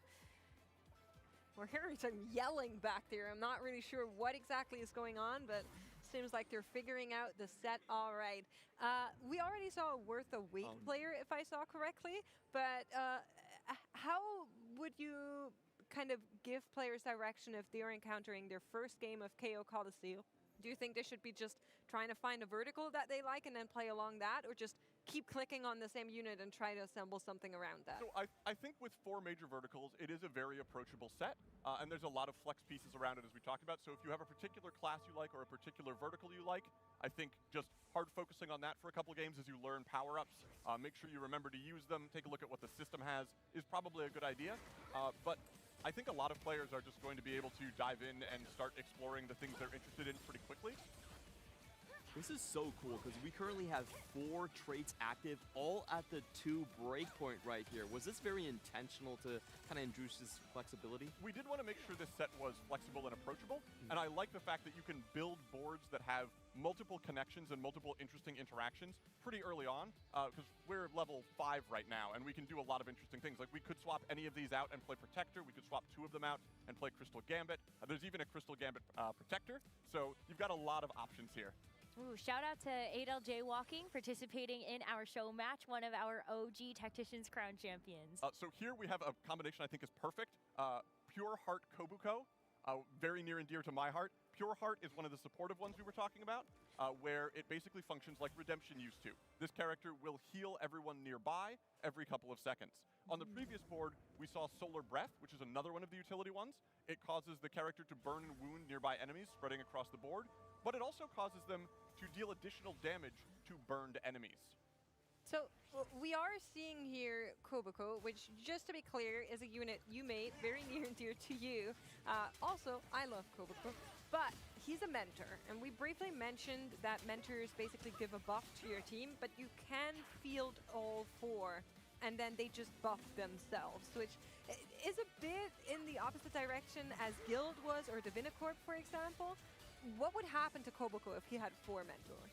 If Kobuko has 4 mentor, he goes from gaining a shield, punching a single enemy, and stunning them, to gaining a shield, slamming down in an AoE around him, stunning every nearby enemy, and then shooting a line missile through the furthest target that damages and briefly stuns everyone that it hits, and all of that damage would scale on his health. That's so cool. It is such a classic anime trope that you have the mentor who's able to teach everyone, but is also secretly incredibly good at whatever it is they do. So we wanted to make sure that the mentors had a chance to really go, all right, the time for teaching is over. I'm going to show you why you listen to me. What would the highest cost mentor be if you want to get that 4 mentor, maybe play a more selfish route? That would be Rise at the 4 cost. Old Mentor has a 2-3-3-4 structure, so it does have a nice reroll at 7 if you really want to focus on it. And otherwise, all the old mentors have some nice flexible abilities. You can see here Yasuo, one of our old, other mentors. Wow, we already have a 4 cost from Boxbox's board, and he instantly buys it, puts it on his board. This is probably one of the most hyped units coming into it. I think it's the Samira from Soul Fighter. Yes, 4 cost Samira is a very flashy 4 cost. Every time she casts, she has a very low mana cost. She will shoot a bullet towards a target and gain a point of style. And when you have enough style, you will dive into the enemy team, and you will do Samira's classic ultimate. I don't think we could have done an anime set without Soul Fighter Samira ult. And she will gain Omnivamp to make sure she's able to get back to the back lines again once her spell is over. And if we watch, we got C, D, B on Samira. I love her she so can dodge. much. And there we go. That is so cool. I love the Soul Fighters. Gwen, of course, being the biggest, flashiest one. I think we saw a clip of it earlier on. She just like puts lines across the battlefield, and then after a while, she just explodes everything. We tried to get Gwen as close to the classic trope of razor wire as we could. Anime characters fighting with wire that electrifies or magically gleams is very classic, and Gwen seemed perfect for it with the threads that are left behind on the boards. I can speak today. It's been a long day of games. It has been, yeah, and an exciting day too. Here we see one of our new augments. Now it's gone. It was Crimea River, where you gain a Tear of the Goddess, and every unit gains mana regeneration. So you can now see a unit's mana regeneration on their mana bar if they have it. If they don't, it'll display nothing. But as soon as you have it, you will see 1, 2, 3, 4, 5, however much mana generation you have. Just wanting to make sure, but those on the left side of the bar, right below the remover, is that specifically for the power-up remover we were talking about? Oh, okay. Yes, that is the power-up remover. They stack up to, I think, 10, but you don't even get that many. So effectively, they stack forever. And you can use them whenever you want, or you can save them and try to hit something specific in the late game. We're seeing we have another new one, last second save. When an ally falls to low health, they receive an immediate heal. There's a lot of new augments. We have, I think, more trait augments than we have ever done previously. Almost every origin has 2, and some have more than that. That is so cool. Here we have Karma, that disc that's flying around. Karma shoots a powerful disc out that always deals a certain amount of damage. So unlike a normal AoE, which might deal a slightly different amount of damage based on how many enemies it hits, if that disc says it deals 1,000 damage, it will always deal 1,000 damage, and it will last for as long as it needs to deal 1,000 damage. Oh, I see. So even if it just hits one unit, the end of combat. it will distribute, to quote you, the 1,000 damage just to that single unit. Yep, and if it's hitting an AoE, it will distribute it to multiple units. That is so fun. Class President, Battle Academia champions grant adjacent allies bonuses, and Battle Academia gain more. So this is another one of our trait augments that asks you to play Battle Academia a slightly different positioning than usual. They look very happy over there. They have their class president right in front of them. I mean, it's got to make the school kids feel great. I'm kind of upset at them because I was really looking forward to see the luchadores. I think that is probably one of, well, there's a lot of favorite traits in the set, I will admit. There are a but lot. The luchadores, they're so cool. Just like Bully Bear and Brown, you get these massive, beefy boys basically just slamming stuff around. My hope is that when we get to the end of the game, there's at least one Braum does, and we do see Braum and Volibear. The Poros are so cute. Here we have Nefiri being a monster. Nefiri early is very strong if you get a good Nefiri with good items. Thorn-plated armor Nefiri with healing is going to be really hard to get through. What would you say is the sort of win-out conditions for our resident players, Hupe-sung here, as he's going for the forward-thinking and looks like the Katarina right now? For Battle Academia, your winouts are almost certainly Yuumi carry. There's a Yuumi right there. With a Yuumi tear. carry. Yuumi carry. Can he get it? They hear us? Yuumi? Okay, they may have heard us. Yuumi throws a bunch of magical pages out that deal damage, and every time she casts, she adds additional pages, and her Battle Academia bonus causes some of those pages to deal true damage, and deals more and more true damage the more Battle Academia you field. And with a very solid frontline in Battle Academia, with Jace as a fighter, and Garen and Leona as Bastion frontlines, you can really stall out long enough to let Yuumi do a lot of damage. I feel like we kind of need to check in with Box. He's still on 100 HP at the top there. I think he might have done some extra practicing. Oh, yeah, can we take a look at that board in first and see what's being playing? There's also like 3 anvils there. Where did that come from? We'll figure it out eventually. That was a Crystal Gambit cash out. Oh, I see. So it triggers when you win, right? Like you don't have a choice of it after you win. You have a choice of it after you win. In the double down mode, yes. Oh, okay. And here we have Heavyweight. We don't have Cruiser or Brawler this set. Instead, we have Heavyweight. Heavyweight gives bonus health, and then your Heavyweight units gain AD based on their bonus health. So you do have some solid carries here with Darius and Jace at 3 cost. So you can play Heavyweight as a vertical with real carries if you want to. The set is so cool. I'm sorry, I'm just fangirling Set is out. very cool. Thank you for mentioning it. Set is a 4-cost tank who has damage at the end of his spell, and that damage scales on how much he's healed this combat. So you can build him like a normal tank, or you can do, say, Warmog, Spirit Visage, and Bloodthirster. Try to sustain the fight as long as possible, and watch Set punch enemies into oblivion if the fight goes on long enough. Also, working out with Set makes you bigger. I have That been is told many true. times that working out with Set makes you bigger. Ring the bell here as the augment. Yes, one of our heavyweight specific ones. But here we've got a couple power-ups. We've got Classy, which makes the last listed trait more effective. We've got Unstoppable, which gives you health and immunity to crowd control, and you wow. charge to new targets, stunning them. And then Inner Fire, which is a tank version of applying Sunfire. It burns and wounds nearby enemies, and you take less damage from burning enemies. So this is one of those, I want a little bit of tankiness, but I haven't managed to get a burn or wound item. I'm going to opt into that at the expense of additional tankiness. Once a champion has a power-up, they can't get another one, right? Correct. You would have to remove it before applying a new one. When you get 2 power-ups, you can only have 2 unique powered-up champions. Will the actual stats be shown on one of the tooltips there? Because I was looking at it, I was like, oh, how much do I get the damage reduction? Yes, so we're trying a new thing with some of our UI. When you go to use the power-up section, there is a simple view and a button for a detailed view. Nice. If you click that detailed view button, you will get the full details of the power-up with all the numbers, and your choice will persist from game to game. So if you're someone who's like, I don't want the simple view, always give me the numbers, you can do that. And if you're like me and you're like, I want to pick the one that's fun, I don't care if it's 35 or 40, you can stick with the simple view.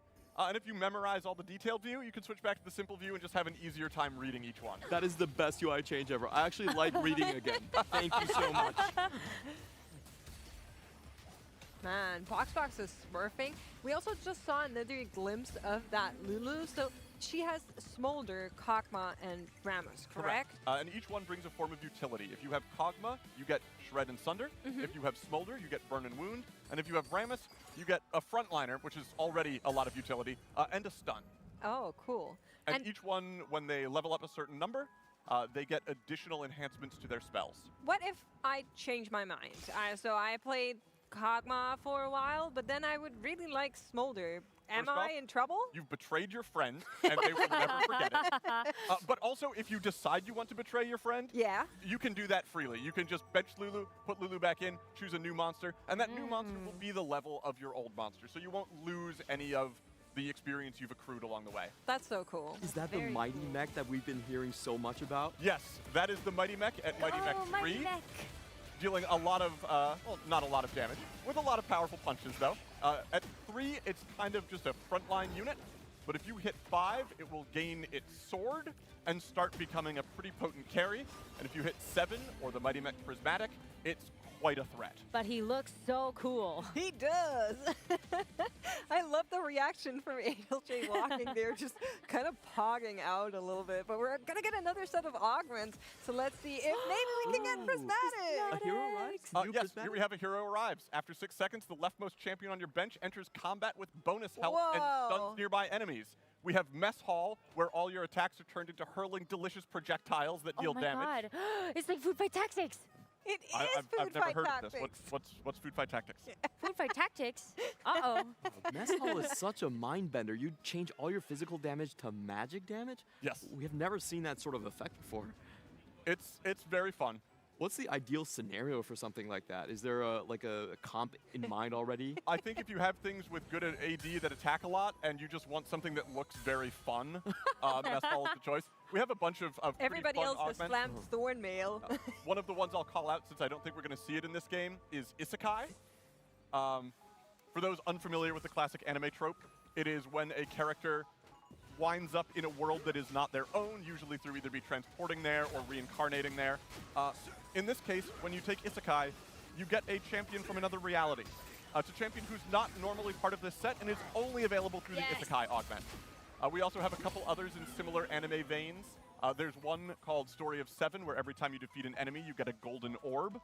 And when you have 7 golden orbs, you gain loot and start the collection over again. And another favorite is Protagonist, which is a prismatic augment that gives you a hero augment. That champion an item for them, and additional copies of them every round for the rest of the game. That is crazy. So it's a way to be like, I don't know what hero augment I'm playing, but I am but playing I want a main character. Oh my gosh, I'm just like, I'm getting overjoyed with the amount of anime references in this set. There are a lot. So many. And there's also a bunch, we tried to make as many as possible into things that could be references to many things. There were a lot where I didn't specifically reference anything, but I referenced a vibe, a feeling. So most of the things in here, you'll look at it and you'll be like, oh, maybe I know where that's from. And the answer is, it's probably nebulous. And that's kind of exactly what we wanted, because then no matter what you like, there's something in here that's a reflection of the thing you find fun about anime. Box is still smurfing in this lobby. I know. He actually has old mentors now active. We saw a glimpse of that board, and he is actually playing all 4 mentors. But of course, we're now in the carousel. I'm seeing a legendary that I got incredibly hyped for when I saw the death drop, and that is Lee Sin. He has different stances. Can you explain that again? Yes. So in the past, we've done some characters that have spells that you can select. With Lee Sin, not only do you select a spell, but you get a matching class associated with that spell, which helps us make sure that each spell has a specific point where you will play that. They use slightly different items, they pair with slightly different classes, and they each do a unique thing. So you can have an Executioner Lee Sin, a Juggernaut Lee Sin, or a Duelist Lee Sin. The Juggernaut Lee Sin has a powerful punch that really hurts one person and damages everyone else. Ooh. The Duelist Lee Sin has a flurry of punches. It's just a bunch of echoes as he moves really, really fast. And then we have the Executioner Lee Sin, who jumps on a target and kicks them, and if he gets enough kills, he will leap into the center of the board and damage all enemies. Is he going to work the same way as Lulu? If you change your mind on the stance, can you just bench him and change it? Absolutely. We didn't want you locked into most of the choices you made this set, so power-ups, Monster Trainer, Lee Sin. If you decide you don't like it, try again. That is so awesome. And the stance is actually a +1 to that trait, The right? stance is a +1 to that trait, not and Garen gains mod. the trait. Ooh, I like the threads. That beam of water that you saw is Rise. Our old mentors all have elemental powers, so it's a little bit of a departure from what you might be familiar with Rise, but mentors with elemental powers seemed much more appropriate. Oh, so bought, cool. sold. Here we saw it briefly. Cassante, one of the silliest 4-cost tanks we have. When you field Cassante, his normal spell is just taking a defensive stance, gaining a little bit of durability, being harder to kill. But then when you do kill him, he powers up and goes all out, regains all his health, changes from being a fighter to being a tank, converts resists into offensive stats, and starts going crazy on the enemy team, but losing health every second. So he definitely has that second phase anime moment of, I beat the villain, but did I?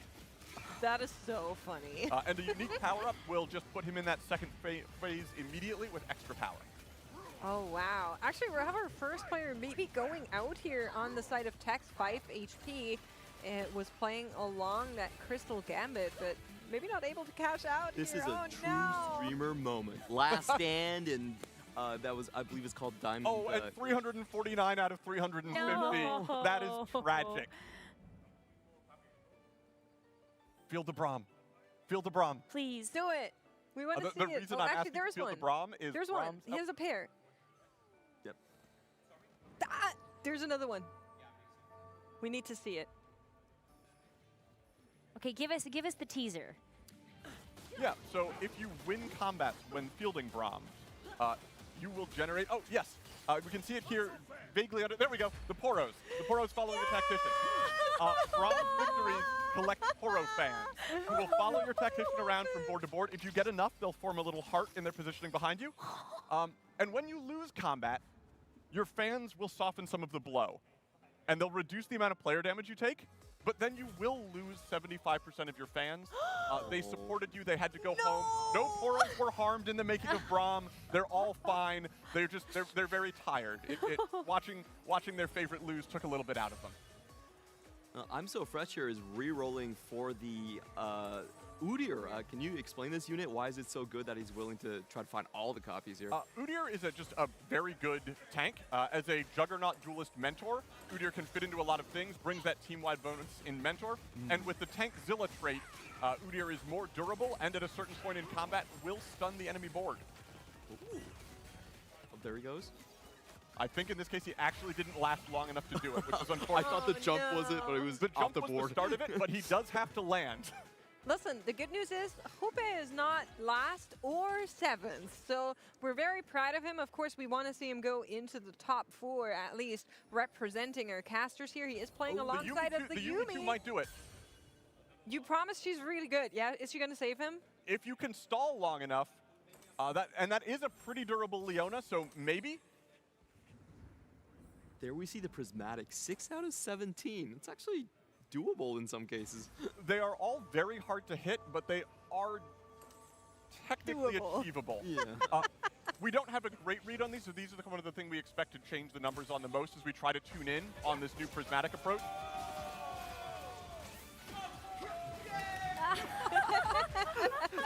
Here we've got Yuumi going crazy. And Seraphine's ultimate friendship bomb was that big explosion. That is so fun. All right, Yuumi was able to do it. Oh, they're so happy right there. The first top 4 in their first game of KO Colosseum. That's a massive achievement. I can't wait to see the top 4. Yeah. I want to see the stadium pop up. Oh, we have a Gwen. Is it going to be fielded? Please, surely. It looks so cool. Show off the fun unit. Okay, she's in. 10 seconds to go. The 5 costs are just so crazy to me because you have 2 5 costs that have both vertical traits that go up to 6 or 7, which is a lot of power. I think one of the things that's fun about KO Coliseum is how many of the 5 costs are worth putting in if you have the right items without traits, but really allow you to play them in multiple ways with traits. And I think that's going to be interesting to see how they end up being played and whether or not they have a lot of lines that they're good in as a result. Because like Seraphine is a great flex in anything that has a ton of stats just because she gains them automatically. Twisted Fate, if you can't use his powers, he can get you additional loot. Gwen, you can play in 2 different lines, or if you have something like a red buff, she hits so many units that you can throw her in as a way to apply that to the enemy team. So we don't have as many that are like, this unit, just by being on my team, will bring an incredibly strong power, but we do have a lot that have a good incentive to run them from certain positions. Multiple ways to use the same units. That's always so cool to see in TFT. You don't get locked in the same like optimized boards as much. That's what I would feel like. There's also a point where there was a lot of hybrid damage champions that I think fit maybe some of the same themes that you were mentioning. Similarly, yeah. We have a very massive Mighty Mech now. Oh, yeah. This is still just the 5. This is not the 7. One of my favorite augments associated with the Mighty Mech, there's an augment called, sorry, not augment, yes, augment, called Power Upload. My confusion was that it allows you to power up the Mighty Mech, which you cannot normally do. So the Mighty Mech has its own list of power-ups that are achievable through this augment. Wait, are you saying this mech gets even bigger on 7? Yes. Oh, okay. I thought it was plenty big already. Anime is about giant robots. Got it. Here we have Old Mentor 4, so you can see Udyr summons a big firestorm. Rise is going to cause geysers to appear in addition to hitting his primary target. Yasuo, once he's done with his spell, he'll cause a tornado to appear on the furthest target and deal bonus damage to them. Oh, and there's our 4-cost Poppy, who does not throw a buckler. Boxbox is just Mr. 100ing this show match. I am very impressed. I was Somebody not has to expecting tell him this. to chill a little. Is he going to have a perfect game? I think so. At this rate? I don't know who's going to stop him. We're checking in with Raven. Oh. He's actually playing around the crew. Oh, 5 sniper as well. All we need is enough gold to 3-star Twisted Fate. Please, I have to see it. What happens after you get like the full prismatic thing? I'm not going to tell people on stream if it's not happening because I feel it is the thing I best think that's enjoyed by seeing it yourself. Okay. I will say I think it is the strongest trait we have ever printed at Prismatic. Oh, look at the spaceship and go. I will leave it up to everyone's imagination until they get a chance to see it. I will say that the art team cooked on that one. Oh, no more Mr. 100 maybe? Oh, that was a ghost. But there's a chance is what that If we can means. beat the ghost, so. we might be able to beat the player.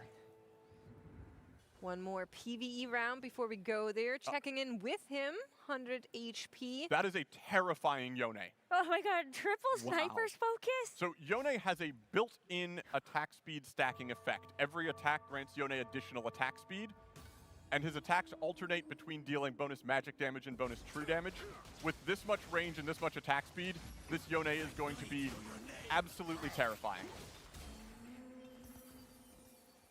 And the spell is going to send echoes towards the two furthest enemies, dealing physical damage and briefly knocking up enemies' hits. So he's got a little bit of crowd control in there as well. Looks like he's taken out the mech so far, just going full in on the Yone. We do have 2 duplicators in 82 gold. There is a chance we could see a Yone 3. That would be so Go for cool. it, go for it. He's going, He's going. Come on. 4 copies so far. Roll faster. Picking out all Fox the 5 copies. understands the mission. I appreciate that. I was a little curious where he got the duplicators. He just kind of popped out of nowhere, and we didn't really see it from the augments. Yeah, I have no idea. We weren't watching this board enough. Well, he has Call to Chaos, so it might have been that. No, it was the triple sniper. Oh. Well, I don't know. Maybe it was both. This is possibly the most frightening Yone I have seen. Is there any way that Revan can beat this outside of, I guess, getting the Prismatic? crew? I think at this point, with how strong this board looks like it is, I do think you probably need to 3-star the Twisted Fate, which isn't happening. Or you need to find a really strong 4-cost or 5-cost that you can put into your comp. If you have room for a Zyra, you can buy yourself the extra frontline, and you can get attack speed for your backline carries. All the backline carries of the crew really like having bonus attack speed, so it is a great way to give your team that extra boost in the end game. And just to be sure, the 4 mentors in right now, they don't give stats to Yone, right? They just give you stats to themselves. No, okay. Yone is the pupil, and now it's time for him to learn. And he's still 100 HP off that. This is an example of when you have the right situation, you can get the edgelord active, you have the right item, Revan you can throw in the 5-cost, and you don't need to worry about having straights.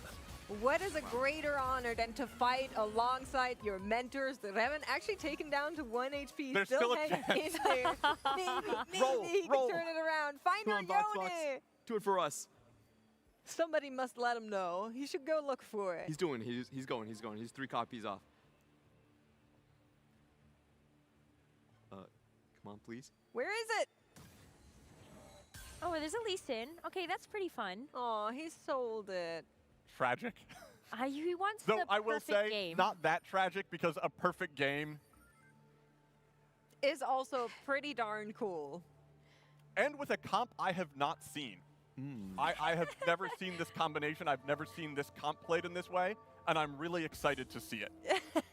Like, this is one of the things I love about the amount of permutation that's in this set. This is just a really cool thing to see. Oh, Yone also has double strike, which makes him even more terrifying. Every attack has the chance to strike a second time.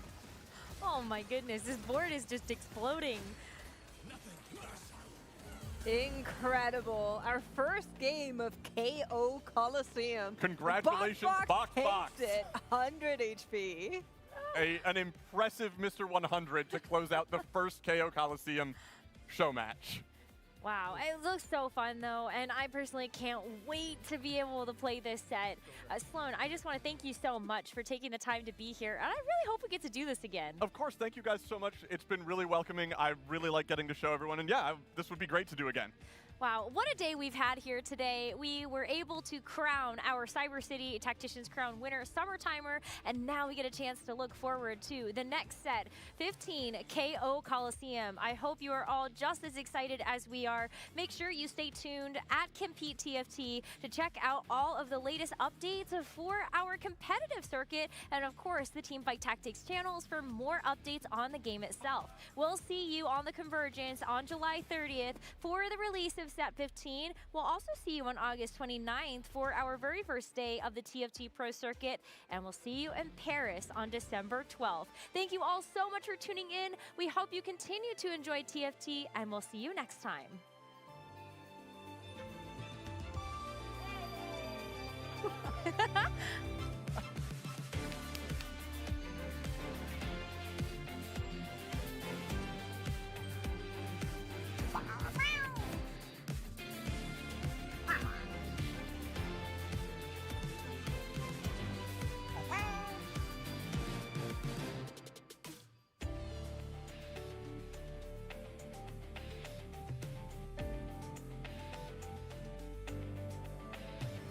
As TFT rides its motorbike out of Cyber City and into the brawl of Set 15 KO Coliseum, we're we're channeling that fighting spirit with a brand new tournament series, the TFT Pro Circuit. While we all love a training montage, the reality is that competing in TFT has yet to best its most challenging opponent, the reset.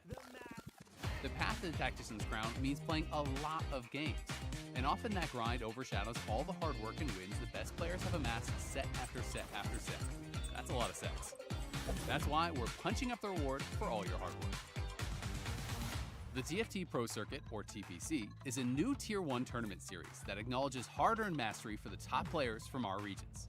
Americas, APAC, EMEA, and CN will all get their own new Pro Circuits featuring 32 of the top players. For KO Coliseum's Pro Circuit, each region's top 32 will be made up of the top 28 players from the Cyber City Golden Spatula and 4 chosen by Riot for their historical competitive success and contribution to TFT. Each set will have 3 Pro Circuit events featuring 32 players. 3 action-packed days will be broadcasted by players and co-streamers for your viewing pleasure. These events will end in Checkmate Finals, and the winners earn a direct invite to the Tactician's crown. Set to set, we'll keep exploring new formats for the second event to keep things fresh. In Set 15, it will be an international showcase featuring CN versus APAC and Americas versus EMEA. These events will also award players Pro Points. But what the heck is a Pro Point? Glad you asked. Pro Points are earned based on placements in each event, but more on that later. With the launch of the Pro Circuit, the Golden Spatula has been reworked and renamed the Regional Finals. These will now serve as a promotion relegation event for the Pro Circuit and have expanded from a 1-weekend 32-player event to a 2-weekend event featuring 68 players. After the gambit of intense competition, the 32 players that make it to the second weekend qualify for the next set's Pro Circuit. Every player in the Pro Circuit automatically qualifies for the Regional Finals, and a player's Pro Points will determine where in the Regional Finals they start. The top 12-point earners will begin on weekend 2, meaning they will guarantee their spot in the next Pro Circuit. The bottom 20 Pro Circuit players will start on weekend 1, and will have to fight to keep their slot in the Pro Circuit. They'll be joined by 36 players that have qualified from the 2 Tacticians Cups and the top ladder players from throughout the set, who are all hungry to stamp their ticket into the Pro Circuit. Once the dust had settled from weekend 1, the remaining 20 players will join the weekend 2 players to compete for the remaining slots in the Tactician's crown, and to become the regional champion. Whether you're tuning in to cheer for your fave players in a new high-stakes format, or even looking to join the fray yourself, the TPC is the home of peak TFT competition and community where pros, and pros-to-be, can show the world what they're made of. To catch the first TPC event, follow @CompeteTFT and tune in August 29th through the 31st. Keep an eye on your favorite pros and streamers when they capture all the action. And who knows, we might even see you standing with the top 32 during Set 16's TPC.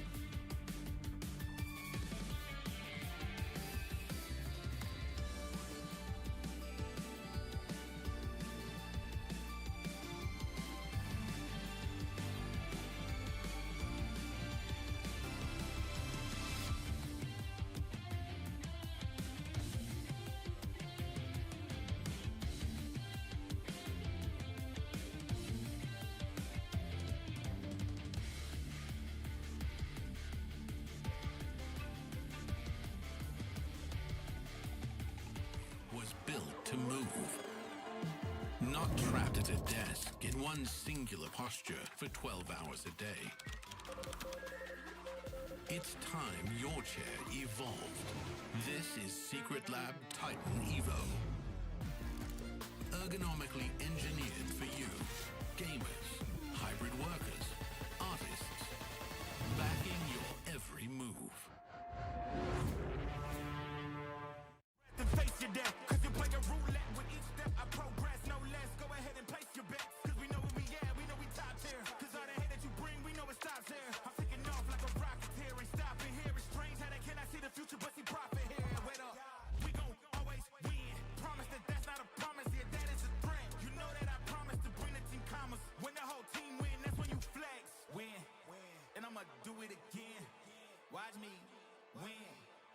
watch me do it.